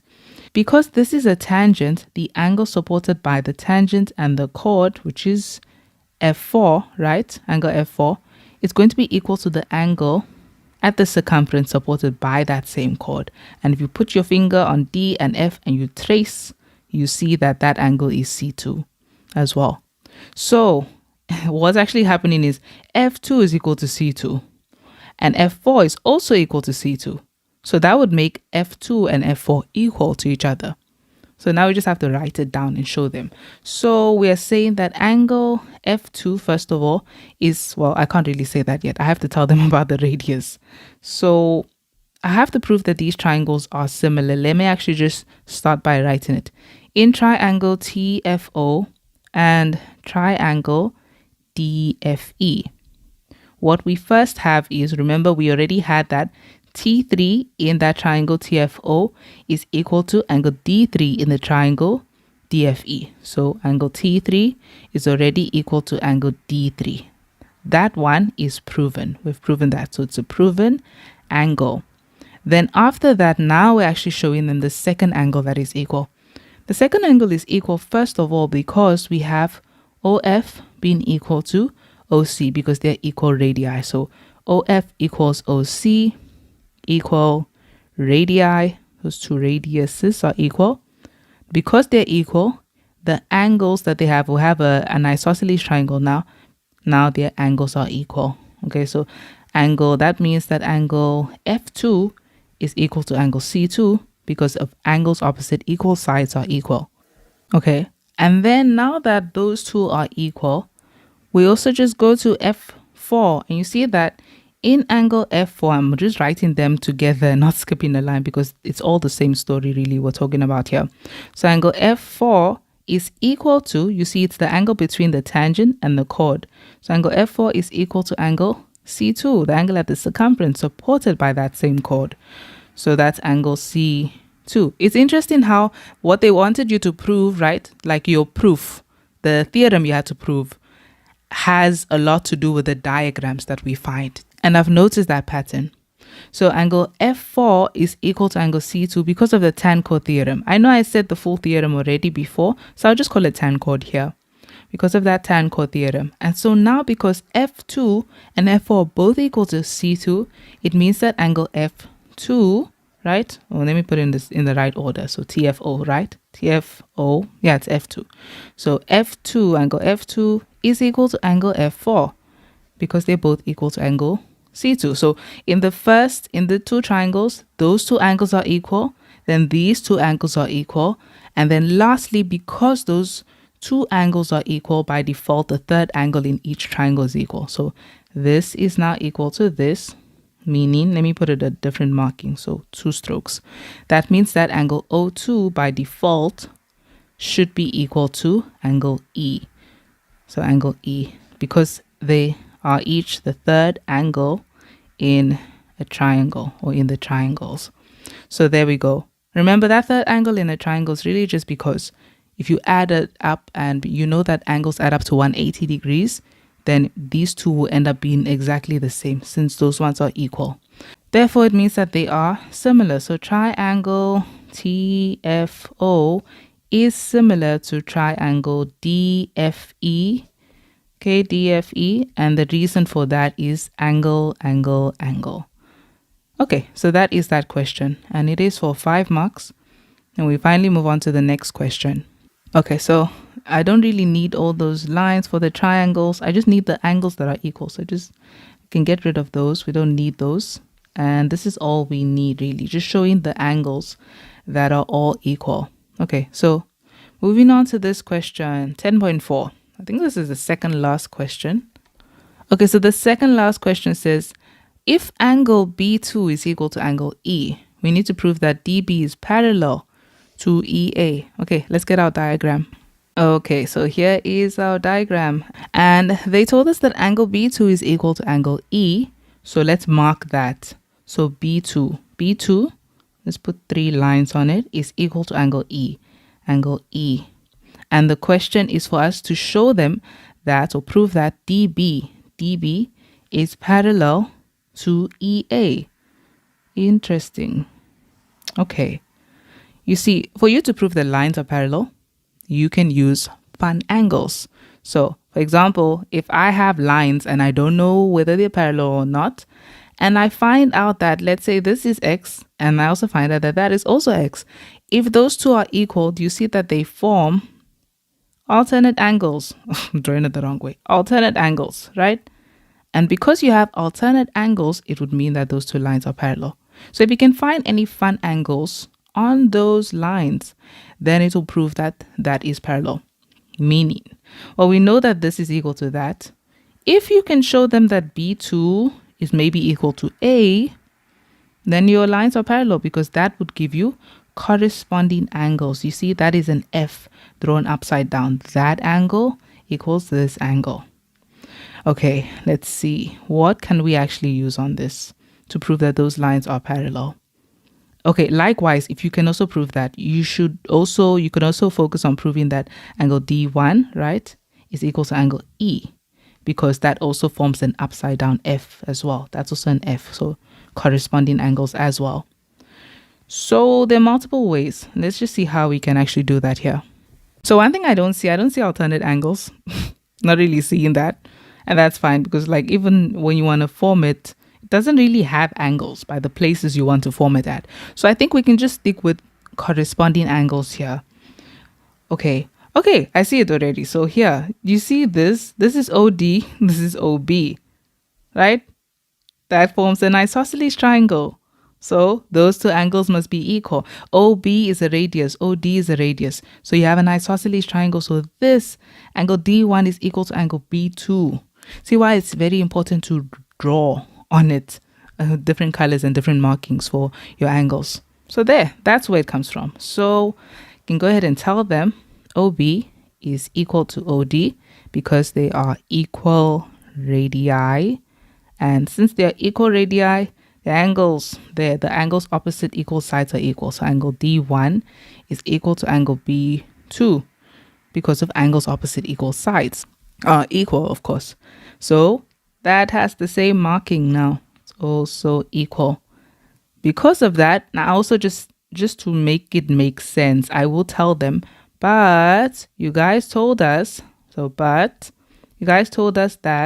angle B2 was equal to E, right? Angle B2 is equal to E. This is not that important, but I just put it like a conversation.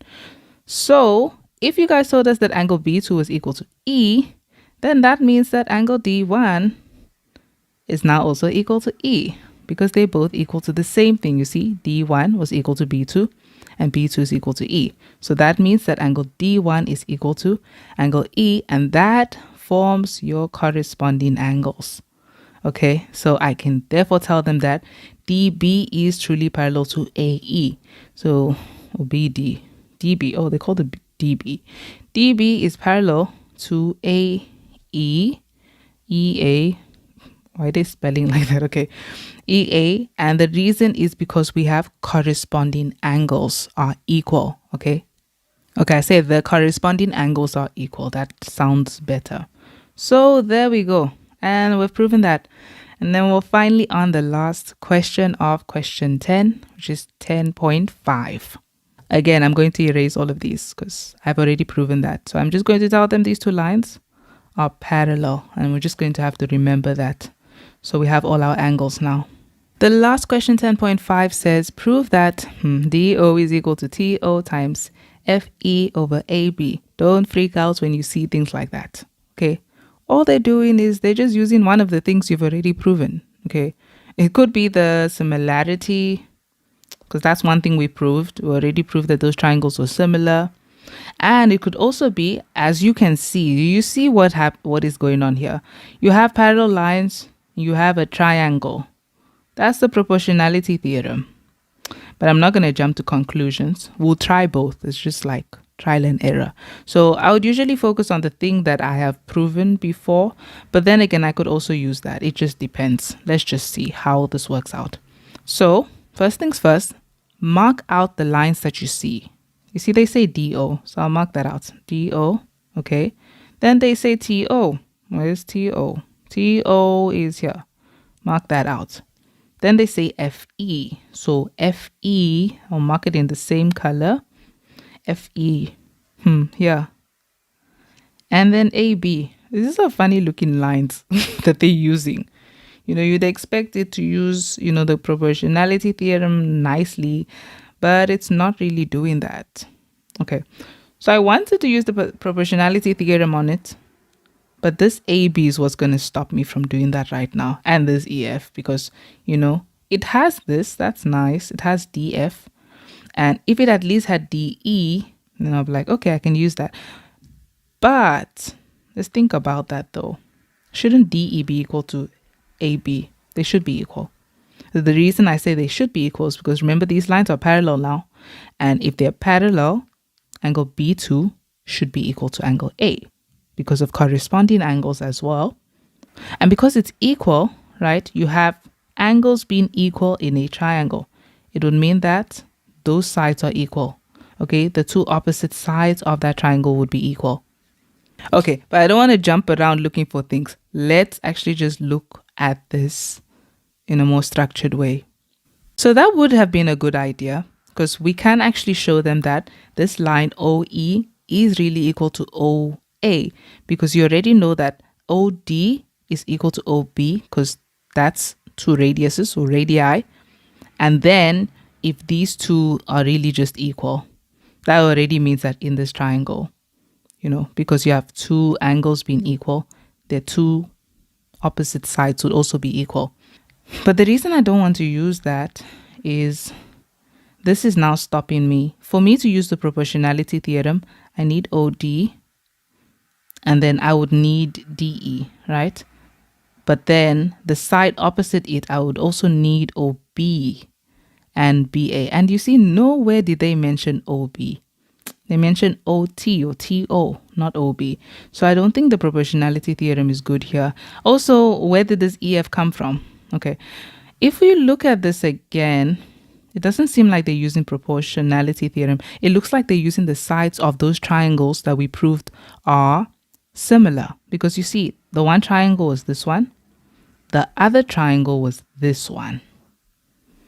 So in the purple triangle, you see that OT is being used. And in the yellow triangle, this is being used. But then the question would be, where is this one coming from? Okay, that's not difficult. OD is coming from OF because OF is part of the purple triangle and OD and OF are both radii, so they're equal to each other. So it's very possible that they're using those triangles. So the minute I already start seeing that, I'm going to go ahead and bring my triangles. And when I say bring my triangles, I really just mean this. I will work on the conclusion. I'll go to the conclusion and take it like this so I can get the proportions. So I know these triangles are already congruent. I'm going to use it like this. So we can go ahead and start by getting the proportions. So I'll say TF over, I think this is, so TF over DF. And so I use TF and DF should be equal to FO over FE. And then that should be equal to TO over DE. Okay.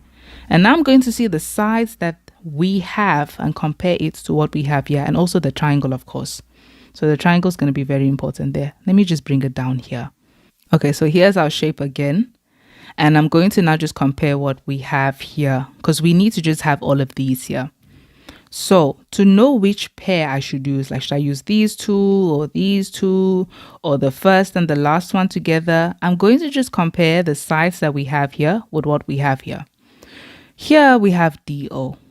Now we don't have any DO here, so it must mean that DO was replaced with one of the sides in the triangles. So let's just see that.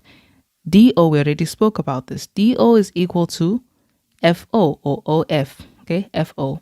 So do you see that FO is there? And I'm just going to put here that is probably the replacement for DO. So that's how we're going to look at it. And then if, we get all the sides in two pairs, then you know that they use the similar triangles. The next thing we can look at is TO. Do we have TO here? Yes. So it's already probably these two. Well, let's see. And then FE. Yeah, we also have FE here. And then AB. We don't have AB, we have DE. Let's see what B is here. AB is this line. And DE is this line. So yeah, that makes sense. Remember I said that these two are actually definitely equal because you have an isosceles triangle. Well, we will have an isosceles triangle, okay? Because these two angles are going to be equal since you have this angle here should be equal to that because of corresponding angles. Okay, so there is a way for us to show them that DE is actually equal to AB. So we do have that, okay? They replaced it with AB. So now we just have to fix those because we know this is what they used. So I'm really just telling them that before actually telling them that we hold on to that. We know this is because of similar triangles. Let's go ahead and prove these ones. So since they used DO instead of FO, I'll show them that DO is actually equal to FO because of equal radii. So equal radii, those ones are equal. And the second thing I need to show them is this DE and this AB. How are they actually equal? Okay, so we're looking at that triangle. Again, remember, you have here corresponding angles. If you look at it, it's an upside down F since these two lines are now parallel. So it means that angle A is equal to angle B2. So first of all, tell them that angle A is equal to angle B2 because of corresponding angles. Okay, so we have that. Because that is equal to B2, and you know that B2 was already equal to E, okay, that means that, I can just say, just continue it like a conversation. But angle B2 was already equal to angle E. So that means that angle A is equal to angle E. So because those two are equal, you have an isosceles triangle. And so that means their sides are equal as well. So that would prove that OE, that side, is equal to OA. So it's equal to OA. And instead of saying angles opposite equal sides are equal, we'll say sides opposite equal angles are equal. Okay, so now that we got that, since those two sides are equal, then we already knew that. So again, I'm just going to tell them, but I already knew that OD was equal to OB, right? Those two were already equal. So that would therefore show us that DE is really equal to BA. Since this is equal to this, but these two were already equal. So there we go. It means that DE is equal to BA or AB. Okay, so there. Now that I've shown them that, I can continue using this now. I hope you guys see what's going on. Now I can continue using that. So I can go ahead and say, therefore, and I'm going to use the proportions we have here. I was just testing to see if it works here. So I'll tell them FO over FE, first of all. FO over FE is equal to, and I'm using TO over DE. So TO over DE. And the reason I can use this is because these were similar triangles. They're the proportions of similar triangles. Now I'm going to replace what I need to. So here I'm replacing FO with DO because I showed them that they're already equal. Okay, so I'm saying DO over, here I'm not changing FE. Let's leave it. FE, and then TO, we're leaving that and we're only changing DE. So let's go TO over DE, which we are changing now to AB because we have shown them that it's equal. So over AB. And now you just have to make it look like what they did. You see, so you compare first. When you find it and you find the reasons why other things are equal to that, then you keep it, you prove those things, and then you continue using it. So now, do you see that in theirs, they just left DO on its own. So I just have to find a way to leave DO on its own. To leave DO as the subject, you need to get rid of FE. So we can just multiply both sides by FE. So times FE, FE, and multiply by FE. Okay, so that would mean that DO is finally equal to, that cancels there. It's TO multiplied by FE over AB. Just like they have it here. TO times FE over AB. And there we go. So that is it for this section. And that is it for this paper. Okay, so this is what we have in question 9. Remember that they tell us to provide reasons for statements in questions 9, 10, and 11. So question 9 says, in the diagram, ABCD is a cyclic quadrilateral. So this is a cyclic quad, and we can use all cyclic quad properties on it. And then they tell us that BC is produced to E, and we have AC is drawn, and then they give us some dimensions that we need to put down. So angle A1 is half the size of angle B. That's the first thing they tell us. Angle A1, this angle is half the size of angle B, this entire angle. Let's just keep a mental note of that. Okay, so we might actually as well write it down. So we might as well just put that down so we don't forget. This is a half of angle B. Keep that in mind. And then they tell us that angle A is 46 degrees, as we can see, and angle C1 is 86 degrees. Okay, so the first question is, calculate with reasons the value of angle A1.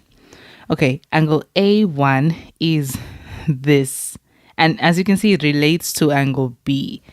instead of thinking in that direction, let's just think about, because the thing is, if you're trying to relate it to angle B, we don't know what angle B is, so it's not very helpful to look at it like that. Let's look at the fact that we have a cyclic quad here, right?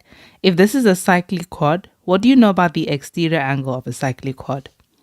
The exterior angle of a cyclic quad is always going to be equal to the opposite interior angle. So that angle, that's what it's going to be equal to. Okay, so we can work with that. So this is what this means. We're going to say the exterior angle is angle C1, right? So angle C1 is going to be equal to, and is equal to the opposite interior angle. So this entire thing. Okay, so that's angle A1 plus the 46 degrees that we have there. Okay, so angle A1 plus 46 degrees. Might as well just put the numbers. So angle C1 is 86 degrees and A1 plus 46 degrees. And then we just have to solve for angle A1. So if you left angle A1 alone on this side, right, you still have 86 degrees and you'll take 46 degrees over. And so do you see that angle A1 is going to be equal to 40 degrees. So we can actually just conclude like that. Angle A1 is equal to 40 degrees.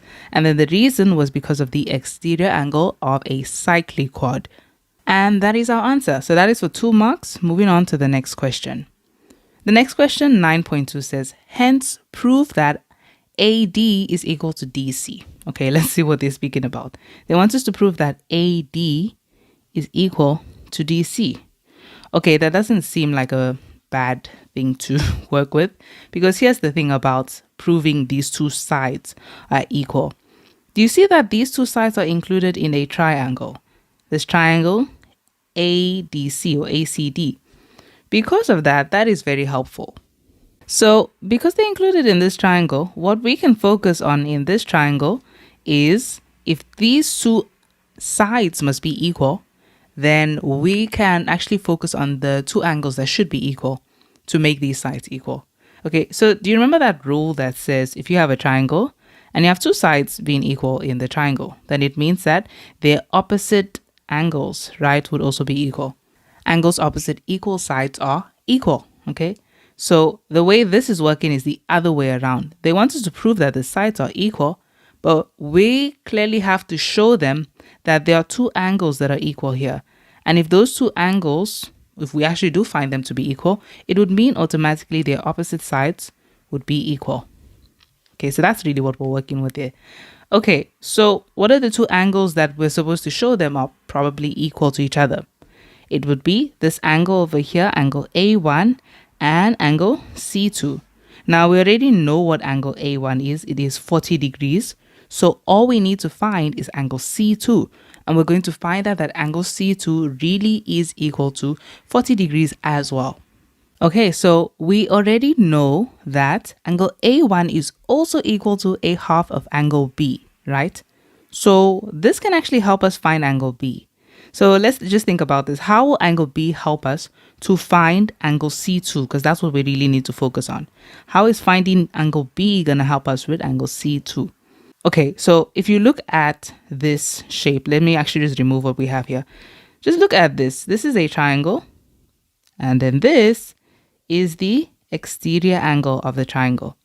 The exterior angle of a triangle is equal to the sum of the two opposite interior angles. So angle A2 plus angle B would give you this entire angle, angle C1 and angle C2 joined together. Okay, so that's how it's going to make sense. So we are still focusing on finding angle C2, and how we're going to find it is by using what we know here. We know now that angle A1 is equal to 40 degrees. Okay, so we know that. And just tell them this is 40 degrees. We know that. But we also know that angle A1 is equal to a half of angle B. So this can help us to find the size of angle B. So angle A1 is equal to a half of angle B. You don't even need an equation to find this. You need to think about it without an equation. If A1 is 40 degrees and it's equal to half of angle B, then it means that angle B is 80 degrees. Okay, so this is 40 degrees and we know that it's half of angle B. You could decide to divide both sides by half or multiply both sides by 2 and you would find angle B. Okay, so if you divided both sides by a half, angle B would be equal to 80 degrees. Okay, so that's what we have there. Since A1 is half of angle B, since it represents half of it and it's 40 degrees, then that one is 80 degrees and still represents half. Okay, so this is what we have. Angle B is equal to 80 degrees. And how can we use that now? So now that we know this is 80 degrees, remember, exterior angle of a triangle. So we're going to use this is the exterior angle because it goes from the extended side of the triangle all the way to the triangle. So this is going to be our equation now. We know that the exterior angle of a triangle is equal to the sum of the two opposite interior angles. So that means that angle C1, which is 86 degrees, plus angle C2, that's the exterior angle. So angle C1 plus angle C2, let's just put the actual numbers. 86 degrees plus angle C2 is equal to, that's the exterior, is equal to the sum of the two opposite interior angles, 46 degrees plus 80 degrees. So 46 degrees plus 80 degrees. And then we can tell them that's because of the exterior angle of a triangle. Okay, it's very important to say the shape because you see this is the exterior angle of a cyclic quad. This is the exterior angle of a triangle. Two different things.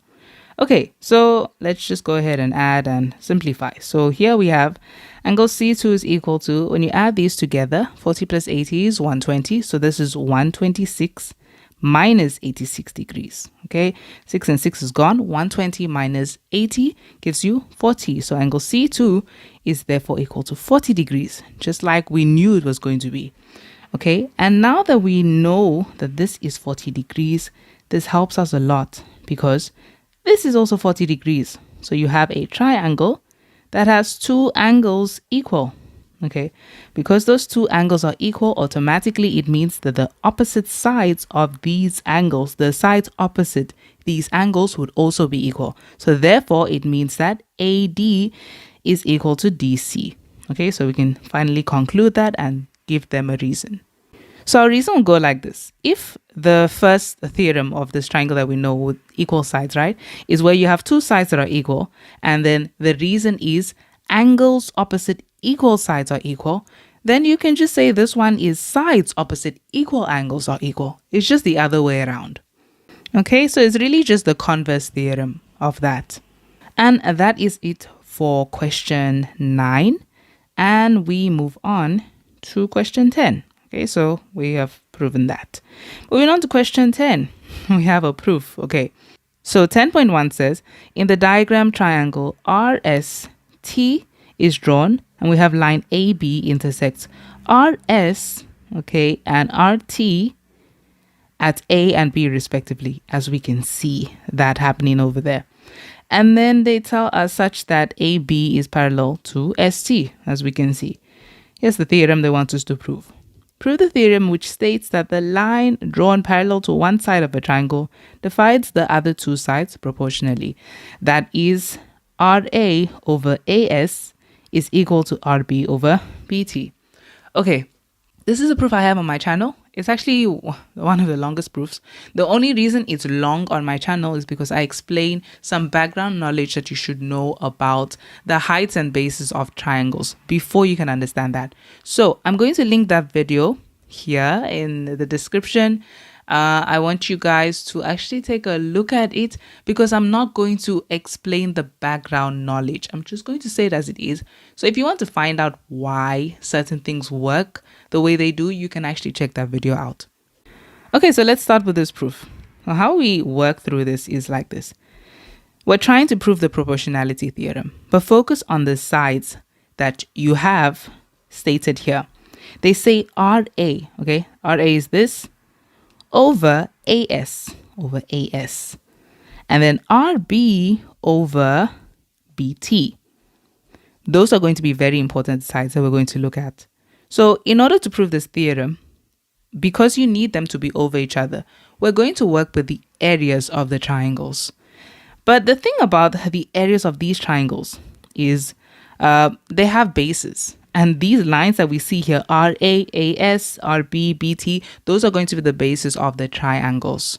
So with the top triangle, it's pretty simple to see that RA can be the base of that triangle. This can actually be the base of the triangle.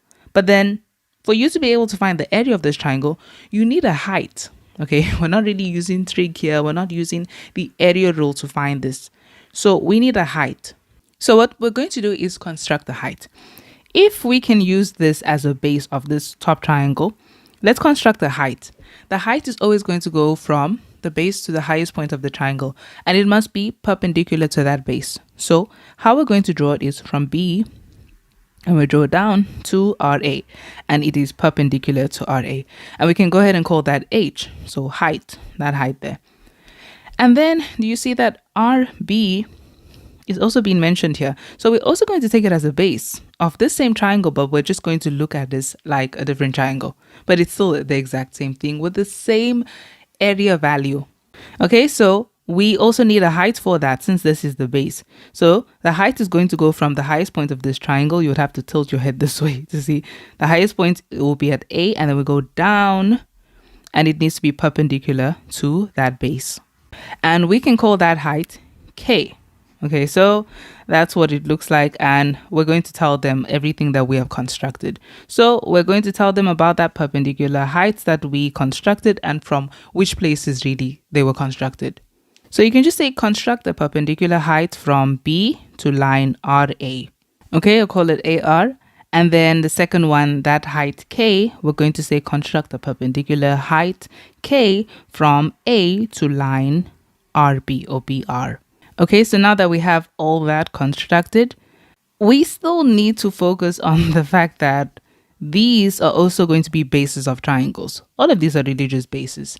And the idea behind that is, you know how the area of a triangle is a half times the base times the height.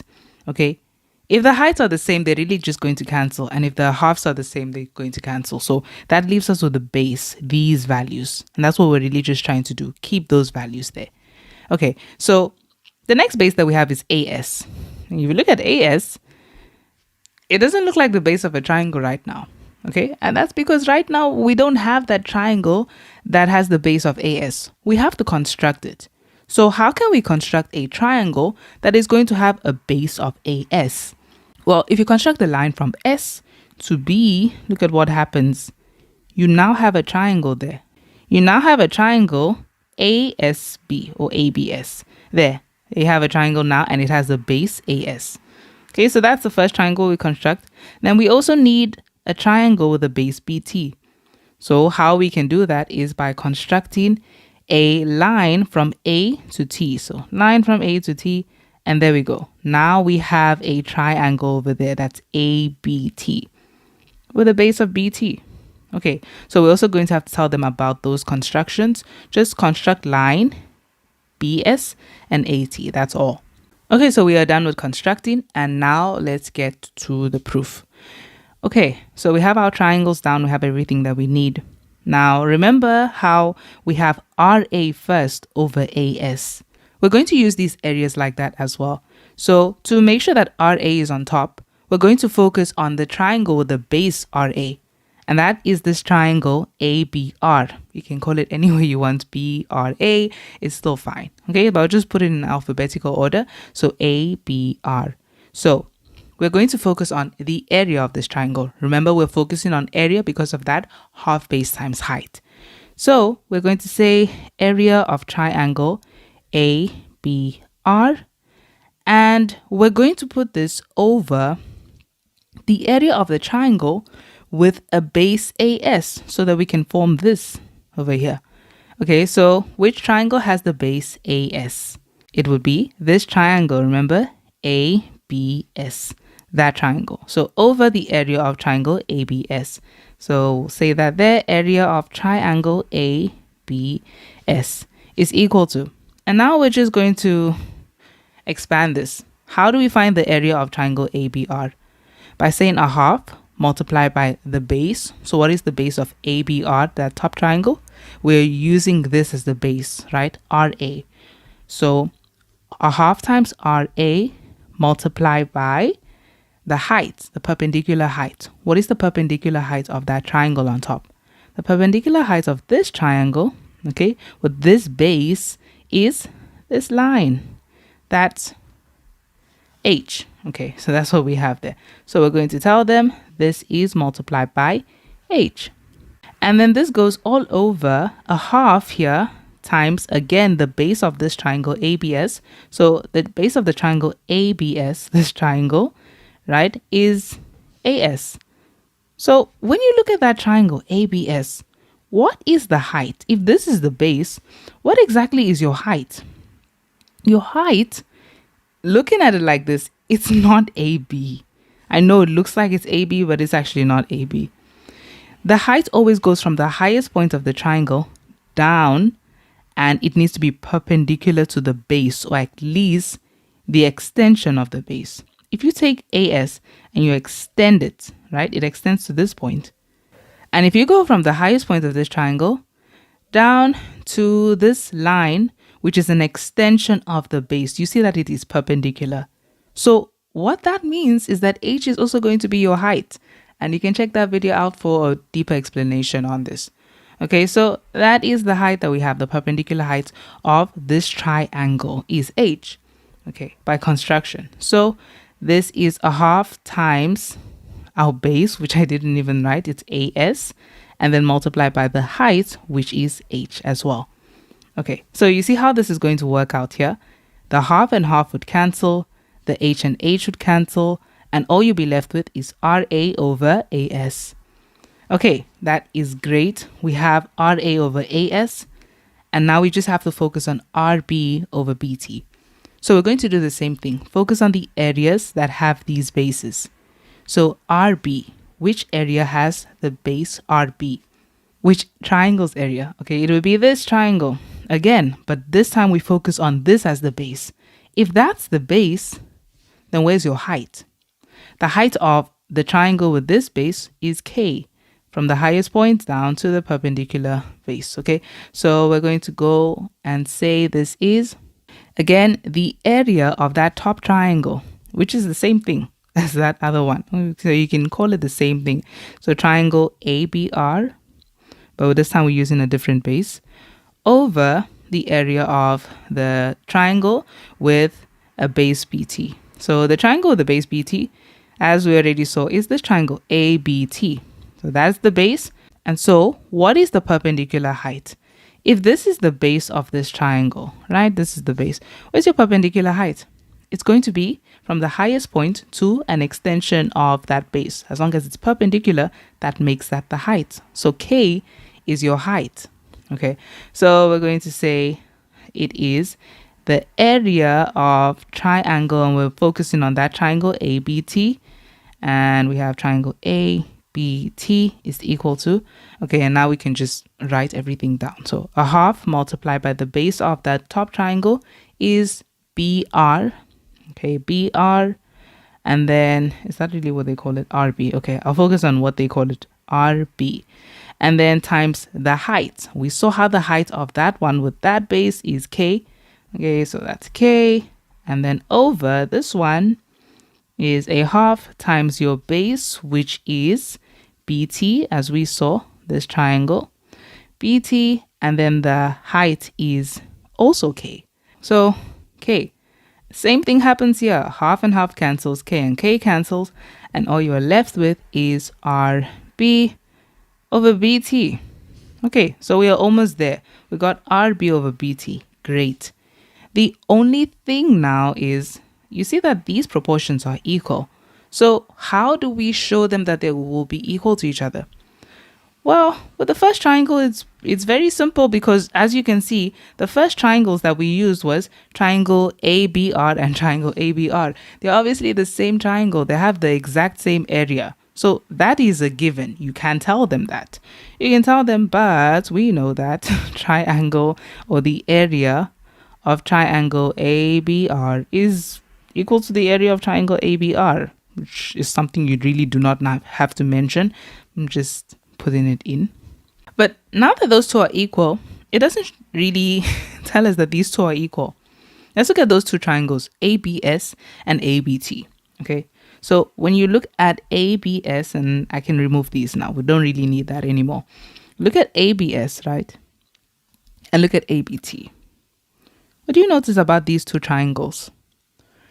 Do you see that, first of all, depending on how you look at them, they actually have the same base. So if you look at them as if they have this common base AB. Okay, so that is now your base. Then you see that these triangles, right, are sharing the exact same base, first of all. So AB is their common base. But there's another thing that we also see here. Do you see that these two lines are parallel?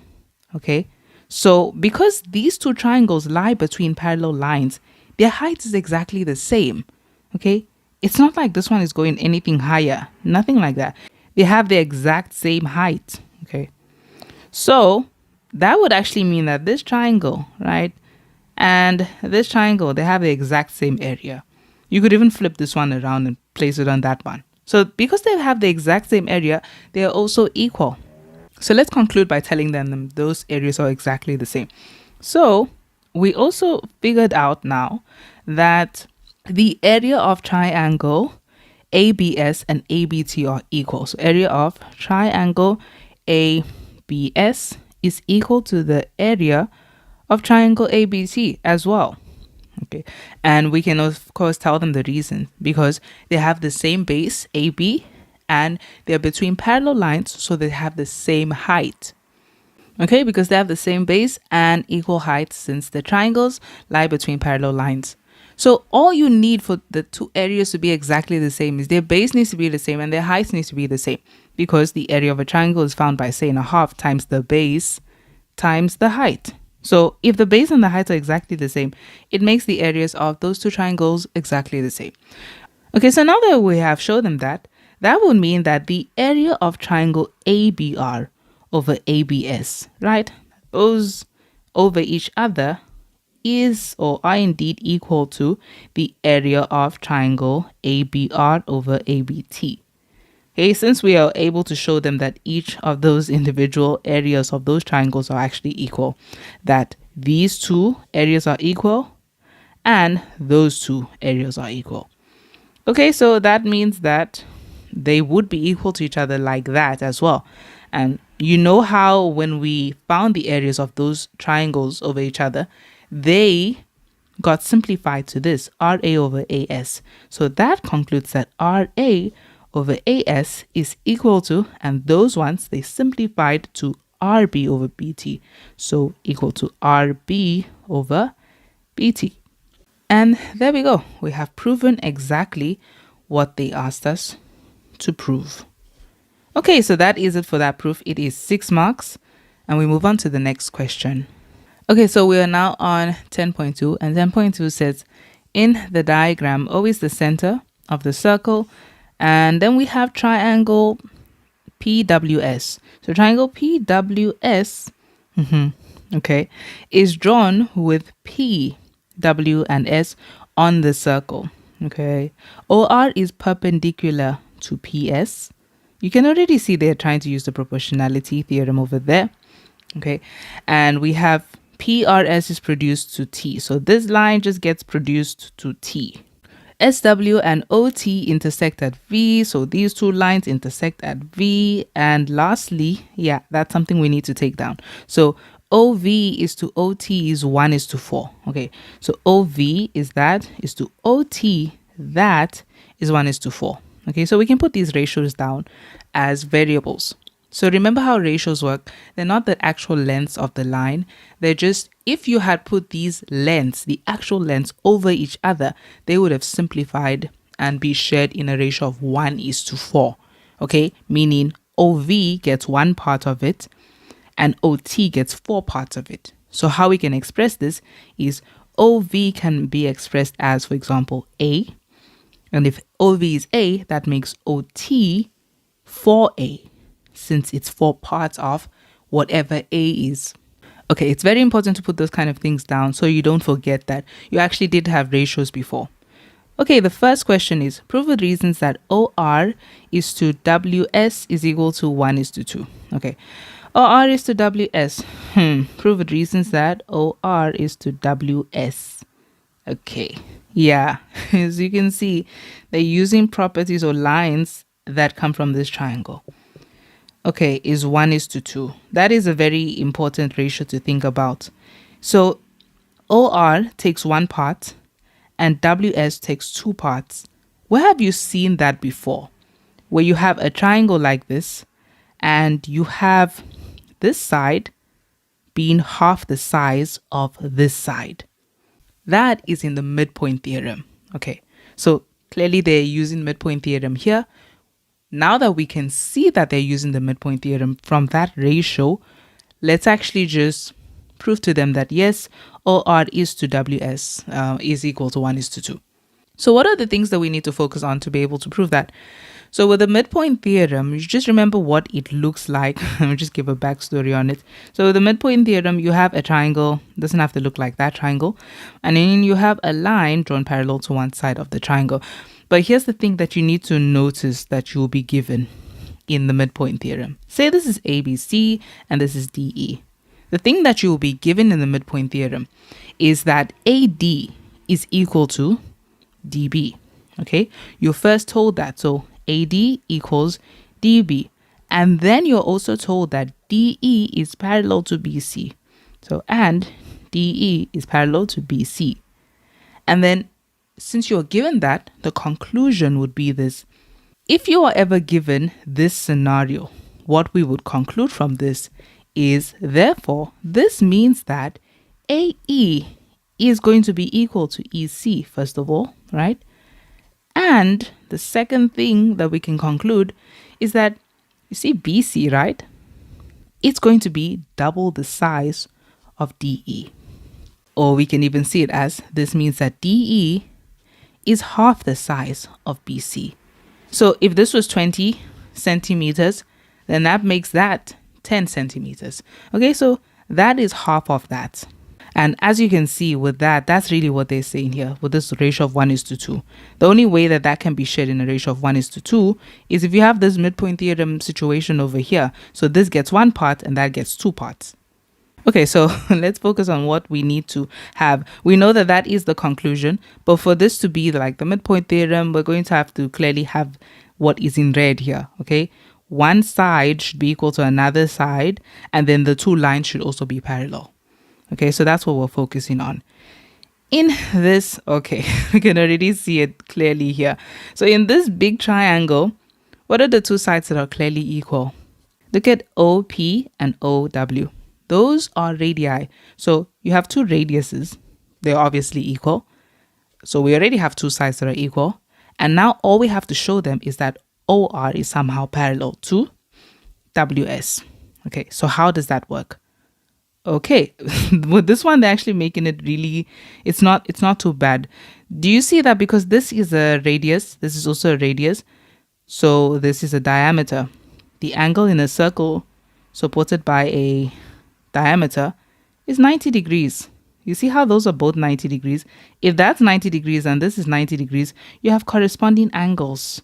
Corresponding angles can only be on parallel lines. So if you have two equal angles in the form of corresponding angles, it makes those two lines parallel. Okay, so there. So that's how you can think about it and unpack it. Okay, so let's go ahead and just show them what we need to show them for us to conclude that this really is shared in a ratio of 1:2. So it was first the radii being equal. So tell them that OP is equal to OW first of all. OP equals OW, and that's because of radii equal radii. And then the second thing is about that being 90 degrees. Okay, so let's just show them that this is really 90 degrees. We have a diameter and it's supporting an angle, which is 90 degrees. So angle, I can't really call it angle S because it also has this side. So let's call it angle PSW. So angle PSW is equal to 90 degrees. And the reason why is because it's the angle in a semicircle. Okay, and since that is 90 degrees, that means we have corresponding angles. So we are concluding that these two lines are therefore parallel. So OR is parallel to WS. Okay, so therefore OR is parallel to WS. And our reason for that is going to be because we have corresponding angles. And then you can also just emphasize the angles that are equal, okay, that you can see there. Or what we could have just done is actually just show them that they are equal. So tell them that angle PRO is equal to that angle PSW. So PRO equals angle PSW. and they will be able to see that already, okay? And then finally tell them that these two lines are parallel. So OR is indeed parallel to WS, and that is because of corresponding angles. And now with that being said, because we have these two lines being parallel and these two lines being equal, do you see that this is actually the midpoint theorem?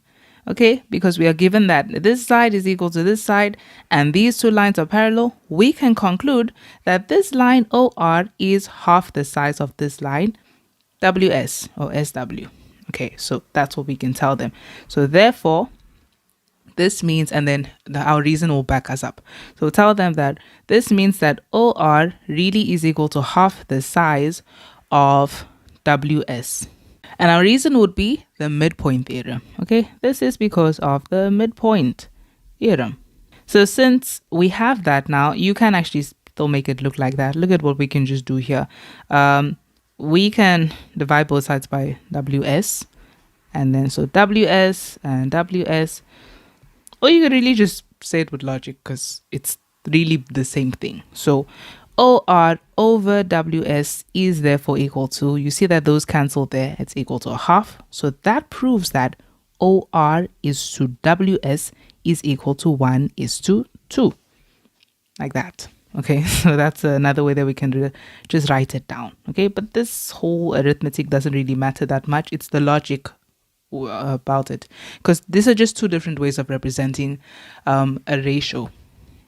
Okay, so this ratio ultimately works because of the midpoint theorem. So that is for 5 marks. And moving on to the next question. Next question is 10.2.2. Okay, so question 10.2.2 says, calculate the length of PT if ST is 15 units. Okay, let's put those down. PT. Find PT, that whole thing, if ST is 15 units. Okay, so if this equals 15 units, what exactly is this entire length? Okay, how can we find that? There's some ratios that we know now. We know these two.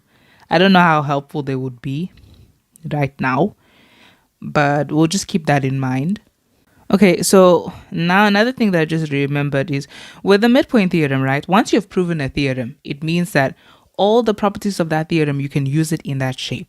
See how we've proven that we use the midpoint theorem in this triangle, right? In this triangle, PWS, right? And you know that the full midpoint theorem says these two are equal, these two are parallel. Therefore, these two must be equal.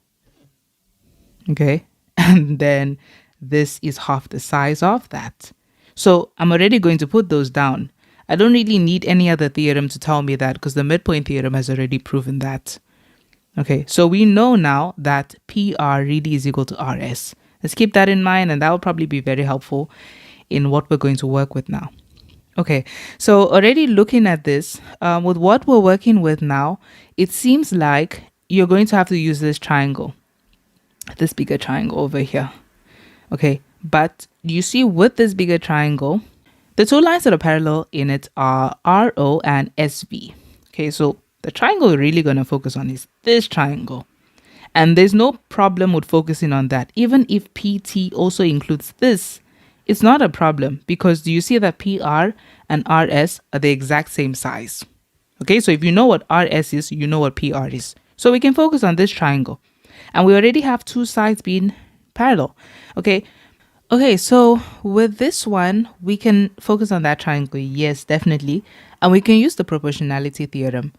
You know, in order to be able to successfully use that theorem to actually find a missing side, you must have a situation where you have at least the ratios of one hand side, which we do. Okay, we have 4A, okay, being OT, the ratio of OT is to OV, or OV is OT, right?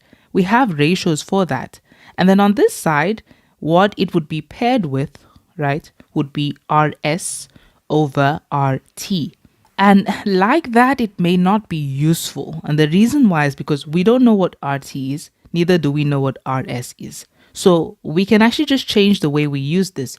Because we already know these ratios, how about you use it in a way that will actually be helpful to find one of the sides in this triangle so that you can, at the end of the day, find PT. So here's how we can actually use this. Why don't we use it like this? Say RS, right, over ST.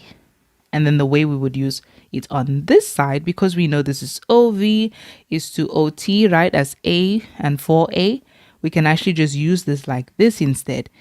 Instead of saying it like that, we can say OV is to VT. Okay, but you would know that we already knew OV was A, and so this makes VT 3A since OT is 4A. So this plus this must give you 4A, right? So that means that this is 3A. Okay, so you see how that helps us with this. So yeah, that's how we can actually use this. So we can use this right now to find the length of RS. And then once we find the length of RS, we will know exactly what PR is since they are equal. And once we know what that is, we would be able to see the full length of PT. It would be this PS, right? Added with ST, which is already 15 units. Okay, let's go. So I'm going to say RS over ST in that order. So RS over ST, that should be equal to, that ratio should be equal to OV over VT. OV over VT, and then just give the reason. OV over VT. And the reason is because we have a line drawn parallel to one side of the triangle. The proportionality theorem, really. Okay, so the only one we actually don't know right now is RS. And we're going to find it because it helps us to find PT. So RS over and then ST. ST we actually know. We know it's 15 units. So take it as over 15 is equal to OV. OV just takes A, or you could say 1. It's the ratio 1. And over VT, which is 3A. And that's the ratio 3. Okay, this is why it doesn't matter to write it like this, because you see that the A's would still cancel and then you still have your ratio. Okay, so therefore this means we have RS over 15 is equal to 1 over 3. And we can solve for RS. So just get rid of the 15. Multiply both hand sides by 15. Therefore, RS is equal to 15 times 1 over 3 is really 15 over 3. 15 divided by 3 is 5. So 5 units. That's what RS is. Now that we know what RS is, since that is 5 units, 5, then that makes PR also 5, since they're equal because of the midpoint theorem. So PR is equal to 5 units as well. You can also just remind them midpoint theorem. Okay, and therefore we can now find the full length of PT, which they asked for.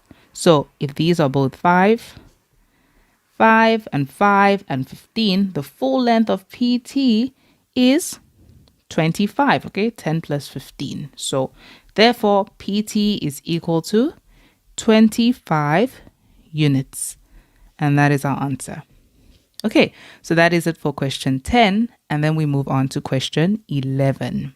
We are now on question 11. And question 11 says, in the diagram, we have A, B, G, F, and they lie on the largest circle. Okay, on a larger circle. And then we have a smaller circle is drawn to touch the largest circle internally at A. So this smaller circle is drawn and it touches that larger circle as at A, as we can see. And then they tell us that EA is a common tangent. Okay, tangents are very important. So let's keep that in mind. EA is a tangent in the small circle, okay, and the big circle as well. And EBCF is another tangent to the smaller circle at C. So as you can see. So just remember, for the smaller circle, it has 2 tangents. For the bigger circle, it has 1 tangent. Okay, and then AC is produced to G. Okay, those are just lines that it's speaking about. AF cuts the smaller circle at D, and AB, CD, and GF are drawn. Okay, other lines that they mention as well. So the first question is, if EAG, that angle, is equal to X, you need to determine with reasons 4 other angles equal to X. Okay, so EAG is equal to, yeah, okay, that's not a bad start. If this is equal to X, EAG, right? Find 4 other angles that will also be equal to X. So a good thing is this is being drawn where we have a tangent. And this tangent, remember, this specific tangent AE is a tangent to the smaller circle and the bigger circle. So we can use a tan chord theorem in two places here. So we probably already have two answers for x here. So focus on the fact that this is a tangent, and let's look at the smaller circle first. If this is your smaller circle and that is a tangent, remember that the angle between the tangent and a chord, in this case the chord would be AC, would be equal to the angle opposite that chord, or the angle supported by that chord, which is angle D1. So it means that angle D1 is also equal to x, okay, because of the tan chord theorem. We also have another situation with the tan chord theorem if we look at the bigger circle. So look at the bigger circle. If A is a tangent to the bigger circle, then the angle between the tangent and the chord, since the angle ends here, this is the chord AG, would be equal to the angle supported by that chord.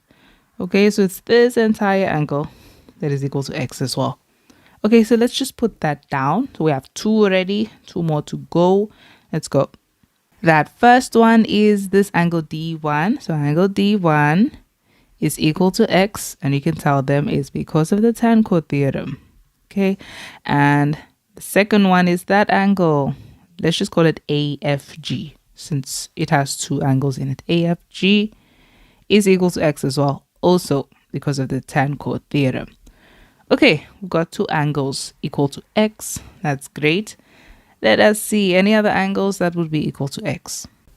Okay, so looking at this, in the topic of tangents, looking at the smaller circle, the smaller circle has two tangents. We already saw that in the beginning, right?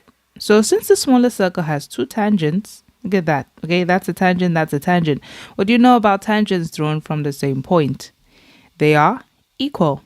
So you have an isosceles triangle here. Since you have an isosceles triangle, that makes angle C1 also equal to x. Okay, so we can actually tell them that. So we'll first tell them about AE and CE being exactly the same. So AE is equal to CE because of tangents drawn from the same point are equal. Okay, this is specifically tangents drawn from the same point to a circle are equal. Okay, so since those are equal, that makes that an isosceles triangle. And so that means that angle C1 is also equal to x. So we can tell them that these two angles are equal. Angle C1 is therefore equal to that angle that we started off with, EAG. Okay, so which is equal to x, of course. So those two are equal. Okay, so we've got 3. One more to go. Okay, let's just see in our diagram what else we can find. I'm going to keep that those two lines are equal now, since we found out that. So this is also x, but these two lines are now equal. What else would be equal to x? Okay, this one is quite clear. You see, the minute C1 is equal to x, these two are two lines intersecting, so we have vertically opposite angles. So that's also equal to x. Okay, so that's the last one. Angle C4 is equal to angle C1, which is equal to x. And that's because of vertically opposite angles being equal. Okay, vertically opposite angles. Done. And we have 4 angles equal to x. Moving on to the next question. Okay, 11.2. So 11.2 says, prove that AG multiplied by AD is equal to AC times AF. Okay, the minute they start mentioning lines, you just need to draw them down so that you can see where these lines are and then relate it probably to some sort of triangle or something. Okay, so AD and AG, where are those? We have AD over here, and then AG is that. Okay, and then AC and AF. AC is this one, and AF is on the other side. Okay, I think we can already see what's going on here. It kind of looks like it looks like a proportionality theorem kind of thing. Yeah, and it's definitely that case, because yes, I know that they didn't tell us that these two lines are parallel, but do you see that we also have corresponding angles here as well? See, angle D1 is equal to angle AFG, right? So that would make these two lines parallel. So that's probably where they're getting that from. So we're going to use that. We're going to use this triangle and really the proportionality theorem on that, using those lines they mentioned, and then we'll just divide and it will get to that point. Okay, so we can't just start using it. We have to show them that these two lines are parallel. So as you can see, because these two are equal, it makes that parallel. So we can conclude, first of all, these two angles are equal, therefore those two lines are parallel. So angle D1 is equal to angle AFG. Let's tell them that first. Angle D1 is equal to angle AFG, and we can see that because they're both equal to X. So that concludes that CD is parallel to GF. So line CD is therefore parallel to GF, and this is because of the corresponding angles that we saw that were equal. Okay, and so now that they are parallel, you can actually just write that down. These two are parallel, and now we can use the proportionality theorem on these. Okay, so we can see the lines that they used. So we're going to take it as AC over AG, because those are the lines that were mentioned. So AC over AG is equal to, okay, it's in proportion, so is equal to AD over AF. Okay, so AD over AF, and then tell them the reason, because we have a line parallel to one side of the triangle. Okay, so now that we have that, we just have to get it to look like this. So you see in this, we have AG and AD. So it just means they cross multiplied. So if you say AD, if you say AD times AG, okay, we get AG times AD is equal to, and then cross multiply again. So AC times AF. That's all they did. Okay, so there we go. And we have proven that. So done. That is for 4 marks. And then we move on to the next question. Okay, so next question, 11.3. Yeah, says prove that we have this triangle similar to that triangle. So let's again just highlight these triangles, and then we'll look at it and think about how they can be actually similar. Okay, in all of these, they didn't give us any dimensions. They didn't give us sides, right? Telling us that anything is 10 units or anything like that. So by default, to prove that triangles are similar, you're going to use angles. So if all the corresponding angles in both triangles are equal, they are similar. Okay, AGF and ABC. Let's highlight those triangles. Okay, so that is AGF and ABC that they spoke about here. Okay, AGF and ABC. How can these be similar? Okay, if we can show them that all the corresponding angles in these triangles are equal, then it's indeed similar. So we're going to focus on these angles, so like that angle and that angle and so on. Okay, we already see lots of x's here. For example, in this triangle, we've got an x. Great. In this triangle, we also have an x. Okay, so those two are equal. Okay, what else is equal? If you ever get lost with these parts, grade 12s, what you can do is they really help you a lot with the naming of the triangles. The minute they tell you, prove that this is similar to this, you can already assume, okay, you already know that they have written it in the correct order. So it's similar in this way, meaning the A of that triangle, this triangle, is equal to the A of that triangle, and the G of this triangle is equal to the B of this triangle, and the F of this is equal to the C of this. Okay, so this is really what I mean by that. With these two triangles, with AGF, it means that this A is actually equal to this A. You're just going to have to try to see how that is possible. And then because it says AGF and an ABC, this G is equal to this B. We just have to find out how that is possible. And by already doing that, I can already see what's going on here. You see the butterfly theorem, or angles in the same segment theorem over there. We have two angles, two corresponding angles in both triangles equal. That would just make the third angle by default equal. So we have already got it. We've got these two angles being equal and these two angles being equal. Okay, so that makes this by default equal to this. Okay, let's go ahead and start writing. So now we're just going to neatly put that down. Tell them in triangle AGF and triangle ABC.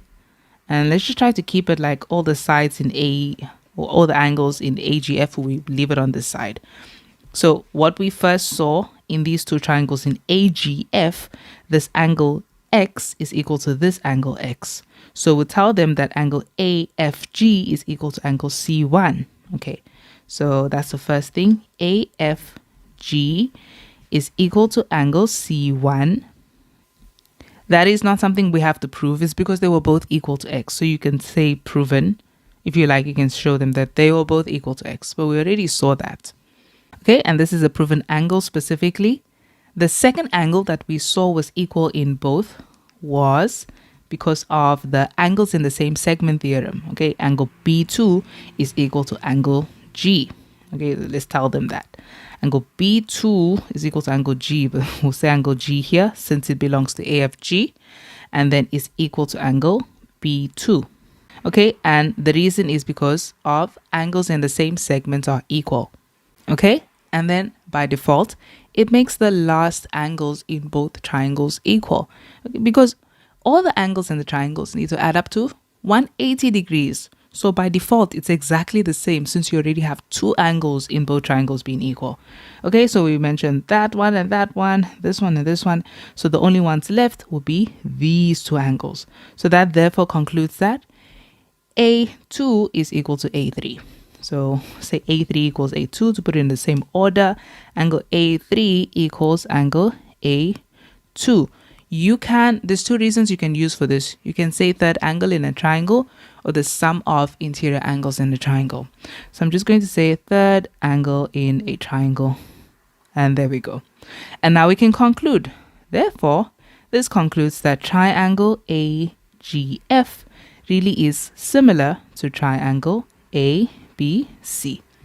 And done. And the reason is because we have three corresponding angles being equal. Angle, angle, angle. Okay, so that is it for 11.3. And then we move on to the last question, 11.4.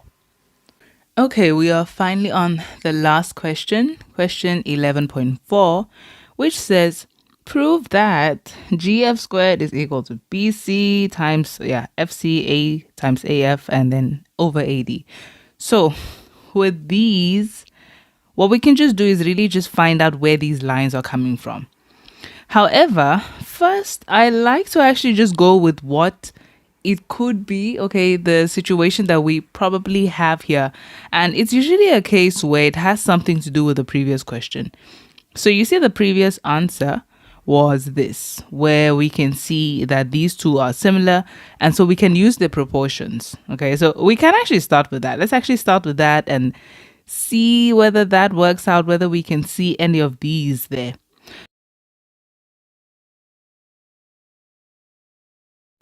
What I just did now, going for the answer that is more likely to work, is kind of like guessing, which is not a good idea. I just go with it because the routes they take is usually something that you guess, okay?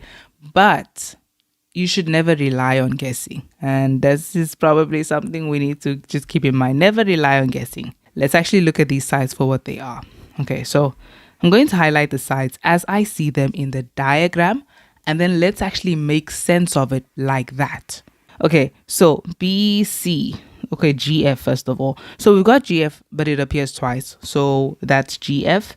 And then I'll just use another color to highlight GF again.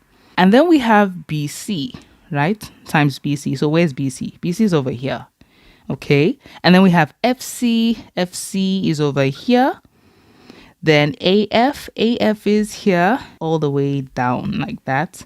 And then we have AD lastly. So AD is over here. Okay, so we have highlighted all the sides that was mentioned here.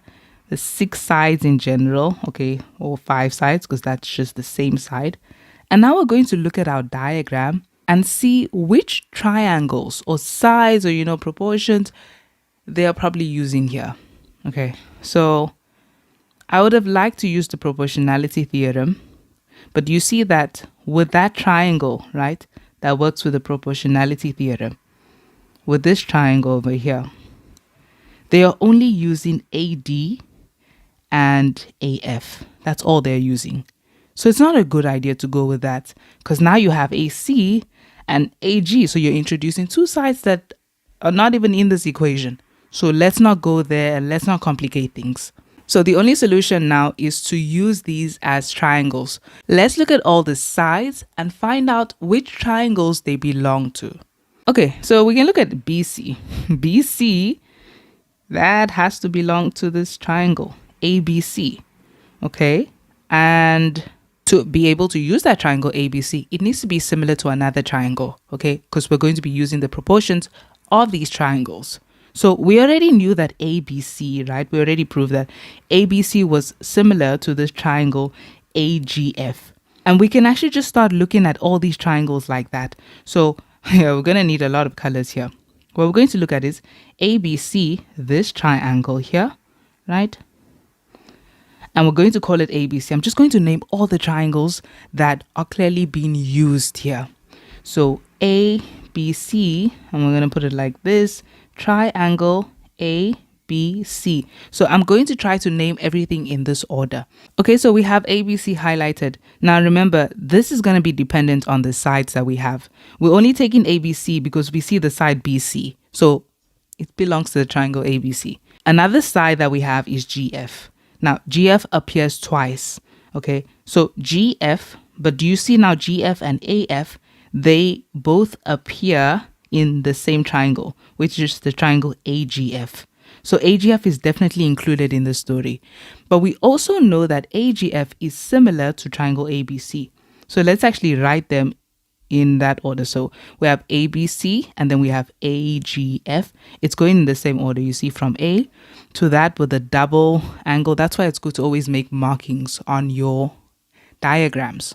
So A to the double line to the X, again from A, from this angle to the double line to the X. So we're also going to write it in that order, AGF.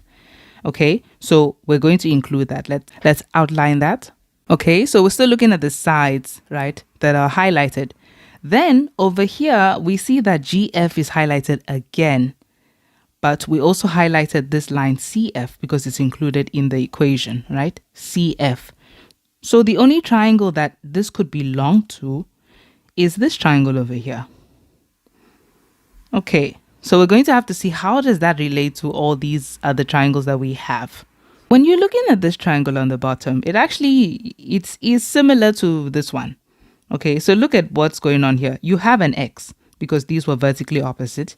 You have that double angle because of, well, you know, the double line, that's what I'm talking about there, because of the angles in the same segments were equal. So you got two angles being equal, and then by default, the third angle will be equal. So this angle is equal to this angle. So that makes those two similar as well.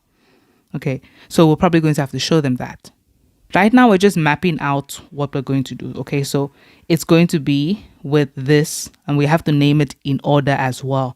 So it's this triangle here, clearly, that we're using because it involves two sides in that triangle. So since we named this one as ABC, from here to the double line to the angle X, we're also going to have to name this like that. So FGC, that's going to be the name of that. So FGC. It's important to name them correctly so that when you make them similar, you're able to use their proportions correctly as well. So we still have to make those similar. Okay, I'll just put that there so I remember. We still have to show that these two are similar. Okay, but definitely this triangle is involved as well based on the sides that they used. Okay, lastly, we have another, let's just look at the other sides that were involved. So we got all of these. That was involved, the two GFs, right? The FC. But then we also have AF. Okay, AF is fine because it belongs to the bigger triangle, as you can see. But then you have AD. Where did AD come from? Which triangle does it belong to? AD, as you can see, only belongs to this triangle on top. So how does this triangle relate with all the other triangles that we have here? Let's look at that. Okay, you see with this triangle, do you see that we have something that we can actually use here? These lines are parallel, right? So it means that you have corresponding angles here. So this angle is equal to this angle G. We can make that marking, okay? So we're going to have to show them that. We're going to have to show them that that's also equal to angle G. And now because it's equal to angle G, it has angle G, right? It has that X, and then it has this angle over here. So we can clearly see now that it's also similar to this triangle and all the other triangles here as well. Okay, so let's write it in order. It is triangle, and we're going to go from the one that is not marked to the one with 2 lines to X. Okay, so ACD, ACD. And we still have to show that it's similar as well, and also tell them about that angle, angle C. Okay, so these would be all the triangles that we're going to use. So let's just do the things that we need to do, include the stuff that we need to include, and then let's move on. Okay, yeah, it seems like a lot of work for 6 marks, but I would have to, like, you know, put it out like that to just think it through rather than, you know, just picking certain sides. Okay, I need to see what actually works out and just see them out like that. Okay, so because we can't assume things, let's just show them which things are similar so that we can actually use all these triangles, okay, because they are actually similar to each other. Okay, so the only ones that we know currently, or that we've proven are similar, are these two, right? Because they already asked us to prove that AGF was similar to ABC. We have those two being similar. But we can also show them that everything else is also similar to ABC, really. Okay, so if everything else is similar to ABC, then they're all similar. Okay, so we can focus on triangle ABC and triangle FGC, okay, because that's the one we don't really have yet. We'll just show them that. So in these two triangles, look at what we have. Okay, that's this triangle and this triangle. Okay, that's what we're focusing on right now. So we can actually erase these markings. It's not really important anymore. So what do we have in these two triangles? You see that those two angles are equal. So we can tell them that angle B2 is equal to angle G, first of all. So we already know that. That was already proven. So we can tell them proven. It was proven in the previous question. Okay. Do you see B2 was already equal to G because of angles in the same segment? So this angle happens to also lie in this triangle and that bigger triangle as well. And then we have two angles being equal to X because they're vertically opposite. So we have that. And we already had that down. It was not here when we were trying to prove those two triangles were, okay, here, there it is. So, okay, it was when we were finding X. So that is already proven. So you can just tell them angle C1 is also equal to angle C4 in these two triangles as well, these two highlighted in red triangles. So that is also proven. We don't have to tell them the reasons, proven. And then by default, their third angle would be equal. Okay, so their third angle being angle A2 and angle F2 would be equal. So angle A2 is equal to angle F2. And so it's because it's a third angle in a triangle. Okay, so that concludes that these two are similar. So we're saying that triangle that is similar to this triangle because, of course, of angle, angle, angle. So that's there. I'm just putting down whatever needs to be put down first before continuing with this because I don't want to assume things. And then we have this situation where, so we're done with these two. We've proven they're similar. We can move on. Now, this one, how does it relate to everything else? So that's this triangle ACD. Okay, so ACD. Okay, so that triangle. And now, how does that relate with the other triangles we have?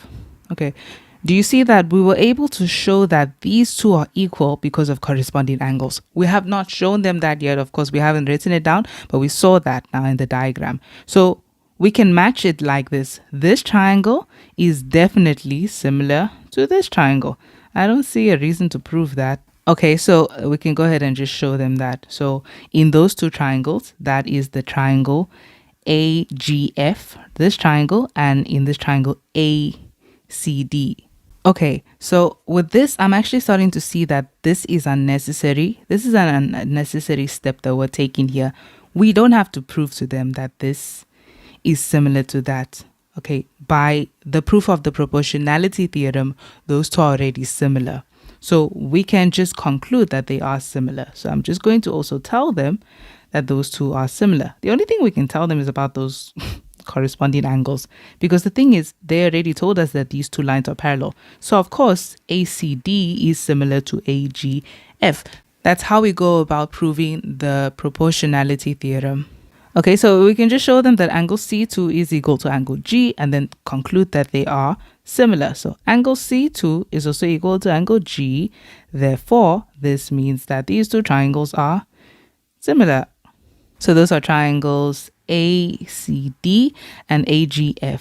Okay, so ACD is indeed similar to AGF. Okay, let's just see that it's written in the same order. Yeah, AGF, ACD. Okay, so here's the thing. All of these triangles are similar. Do you see how they all go from one angle to the angle with two lines to X? Same thing here, from one angle, two lines to X. One angle, two lines to X. Okay, so they're all similar. And of course, the little one inside there. Okay, one angle with two lines to X. So all these four triangles are similar. And because of that, we can just conclude that. Let's write that out so we can actually see where these are coming from. Okay, so we start off with triangle ABC is similar to triangle. I'll just go in this order that I wrote them in. AGF, so it's similar to triangle AGF, which is similar to triangle FGC and then ACD. So FGC, which is similar to triangle, okay, that was ACD. Okay, ACD, and then just make sure that everything is written the way it should be. Okay, so now that we have said they're all similar, we are going to start getting the proportions. Okay, the reason I do this is so that I can think through the proportions and decide what should stay, what should we not use. It just helps you think this through. Continuing with this, I just want to rewrite this over here so I have something to constantly look back on so I don't lose track of what we're trying to do here. Okay, so we still have exactly what we're trying to prove right here so that we can just compare it. Okay, let's go.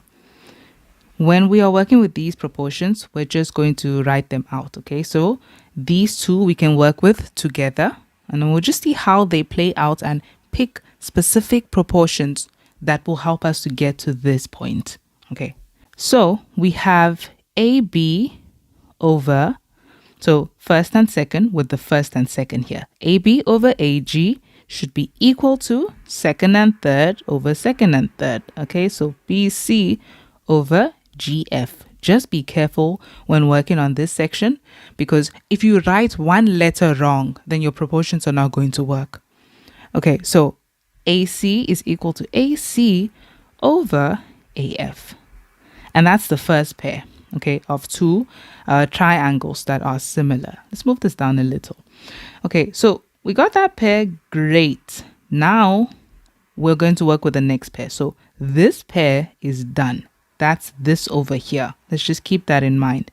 Now the next pair is going to be AGF and FGC. Okay, let's just work with it like that. So these two together. Let's go. So the proportions would be first and second. So that's AG over FG. I should probably stick to one way of naming that. So instead of calling it FG, because I see I just said prove. I didn't say FGF squared. Sorry about that. Okay, so that needs to be there. Okay, so you see that this FG, we can just call it GF so that we are able to keep track of it. So instead of that, we call it GF. Okay, so AG over FG or GF is equal to, now we're going to take the second and third. So that is GF again, as you can see. So GF over, and then over here, it will be GC. Okay, second and third. And then first and last and first and last. So that is equal to AF over FC. Okay, we are done with this one, that pair, that blue pair. Let's go to the last pair that we have. So that is these two together. Let's mark that in purple. So these two are similar. So their proportions work like this. We can say first and second, so FG, but we're going to call that GF so we can keep track of it, over AC is equal to GC over CD, which is equal to, lastly, FC over AD. Okay, and that's everything that we have. Now, we're going to decide which proportions we are going to use. Okay, so based on what we have here, right, you see, first of all, we have to find a way to form that GF. Okay, so that has to be there. GF has to be there. So let's look for places where we see GF. Okay, so GF appears here, it appears here, it appears here, and it appears here. We cannot just go take everything or just take any random one. Now we have to now think about this. Which one specifically can we actually take? So look at whatever other side is with it. In this one, BC is there. So you see how it would be very beneficial to take this, because do you see that BC is included here as well? It's also the position of where it is. GF is on the denominator here, BC is on the numerator. That looks really good, because here, if you had to expand this, what happened is that you had a GF multiplied by a GF, right? Then it's equal to BC, and then of course the rest of it, right? So the only way that this could have gotten here, if you had a GF on the denominator, is if you take this GF, because it's multiplying here, and you put it on the denominator. Do you see that that makes perfect sense? That we could have had a situation where we had BC over GF. So I'm going to go ahead and take these two. So I know now that I have BC. That is done. We have the following. We've got one set of GF. We've got BC. Okay. So these other GFs, I will not really, well, I can't say I will not focus on any of them, because this says GF squared. So we still need one more GF. Okay, let's decide which other GF can we take. With this one, it's not too difficult to decide, because the thing is here, you've got GF squared, right? Again, that's GF multiplied by GF. The only way they could have multiplied is if, because you're going to say it's equal to something over something. The only way they could have ended up being multiplied is if one of the GFs was on the denominator. Then we cross multiplied, and that's how we got GF squared. Okay, so that would mean, because you see that the GF that we took is on the denominator. So we're going to have to take a GF that is on the numerator. So that already cancels this one out. We're not going to take that. So it's between these two. Let's see which GF would work out here. The GF over GC. Let's check. Do we have GC here? No. Do we have AC? No. Okay. With that one, I'll hold on to that. So we just know it's between those two. Let's just mark them in a different color so they don't confuse us. Okay. Just mark them in red and just hold on to it. We'll decide. Okay. Let's keep moving. So we've got BC. Do we have FC? Let's look around. Do we have FC? Yes, we have FC. I see FC over here. I see FC over here as well. Okay, that's only places that we have it. But we have to choose one. Okay, so FC is here, but rather take a pair, right, that has FC and another letter over here. Yeah, in this case, they both have. Do you see that here we have AF? We also have AF on the numerator, and then we also have AD on the denominator. So let's just think more deeply. Here we've got FC on the numerator, right? In the case that we decide to take this one with AF and FC, could we build that up? Okay, so if you took AF over FC, right, could we actually build this up? In this case, not really. It's not working as well as the way this one would work, because do you see here you already have an FC over AD. That makes that so much easier. So let's not take this FC, let's take this one. Okay, so we'll find something else with AF. So this will take, and so that means we already have AD. Great. Okay, we've got FC and AD. We can tick those off. We've got these two. And then the only thing we must look now for is for AF. Of course, you cannot take this AF because then you'll have an FC, and then that's a bigger problem. You shouldn't have two FCs. You need one, because there's only one in this proof, okay, and what they want us to prove. So let's not take that one. Let's look for any other AF that could help us. Okay, I see an AF over here. Great. We've got AF there. And do we have AF anywhere except for this? No. So we could take this one and let's just decide whether it's the only one to take though. It has AC. That's actually good. Here's why it's good that it has AC. Remember that we were still deciding which GF to take? Now we can actually take this one. Here's why. If you take these two together, that AC over AF, it's going to work perfectly with this now because we need one other GF. But now you have an AC that will cancel with that one. Okay. So because it's on the numerator here, but it's on the denominator here. So those can actually multiply. And at the end, we can divide by AC to get rid of it. So now we know which GF we're going to take. That one. Okay, so these are the dimensions we're going to take. A lot of deciding in this one. They don't usually ask questions like this. I have to say this one is new. I've not seen a question like this in a while. Okay, so everything seems fine now. The AF that we have here is on the numerator, but that's fine because we're going to cross multiply since these two are already grouped together. Okay, so let's just take the dimensions that we have. Now remember, guys, you cannot take you can't say BC over FG equals AC over AF and say this can also be equal to GF over AC. That's not possible. Okay. These work together. You can equate any of these together, meaning this one can be equated to that. This can be equal to that. And, the other way around as well. But they can't go across like that. I would explain that, but that will make this explanation really long.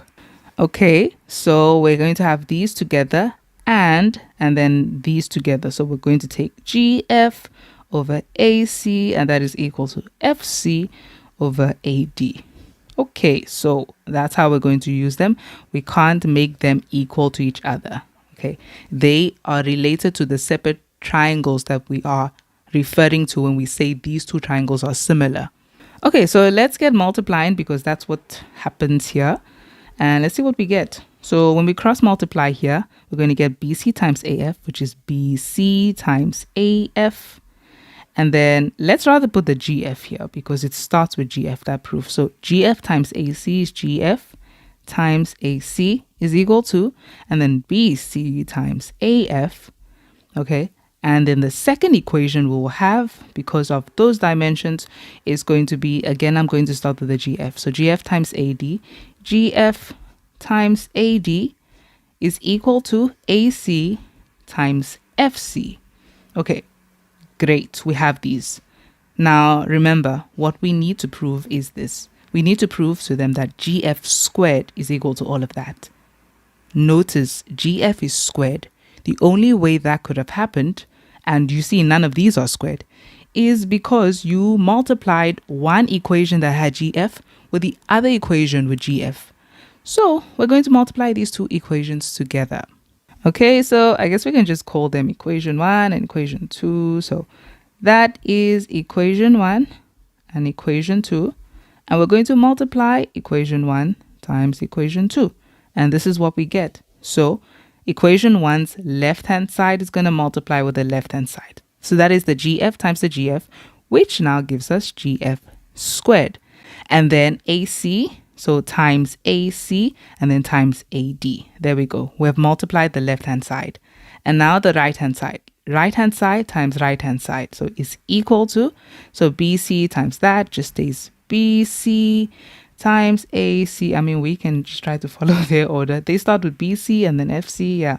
Okay, so we can go BC times FC, because they will just all be here multiplied, times AF times, and then we have AC. Okay, so everything is multiplied here. We've got BC, we've got FC, got AF and AC. Everything is here. Okay, so now how do we get this to look like this? Now, at this point, remember that everything that is here is already here. We only have one thing that is unnecessary here, okay? Which we already caught. It was AC. But we said it's fine. It's going to cancel anyways. We can get rid of it. So it's only the AC that shouldn't be here. But you see that it's on both sides of the equation. So to get rid of it, you can just divide both sides by AC. So there, if we divide both sides by AC, I'll just write another line instead of just concluding on what we should do. At this point, we can just go, okay, this is GF squared, and now those cancel, and you have times AD is equal to BC times FC times AF, and then those cancel. So you see what we have now? What is the only thing we need to do at this point? Do you see that in what we have to prove, the AD is on the denominator? So put it on the denominator. So to put it there, you're going to divide both hand sides by AD, because it's an equation. What you do on one side, you must do on the other side.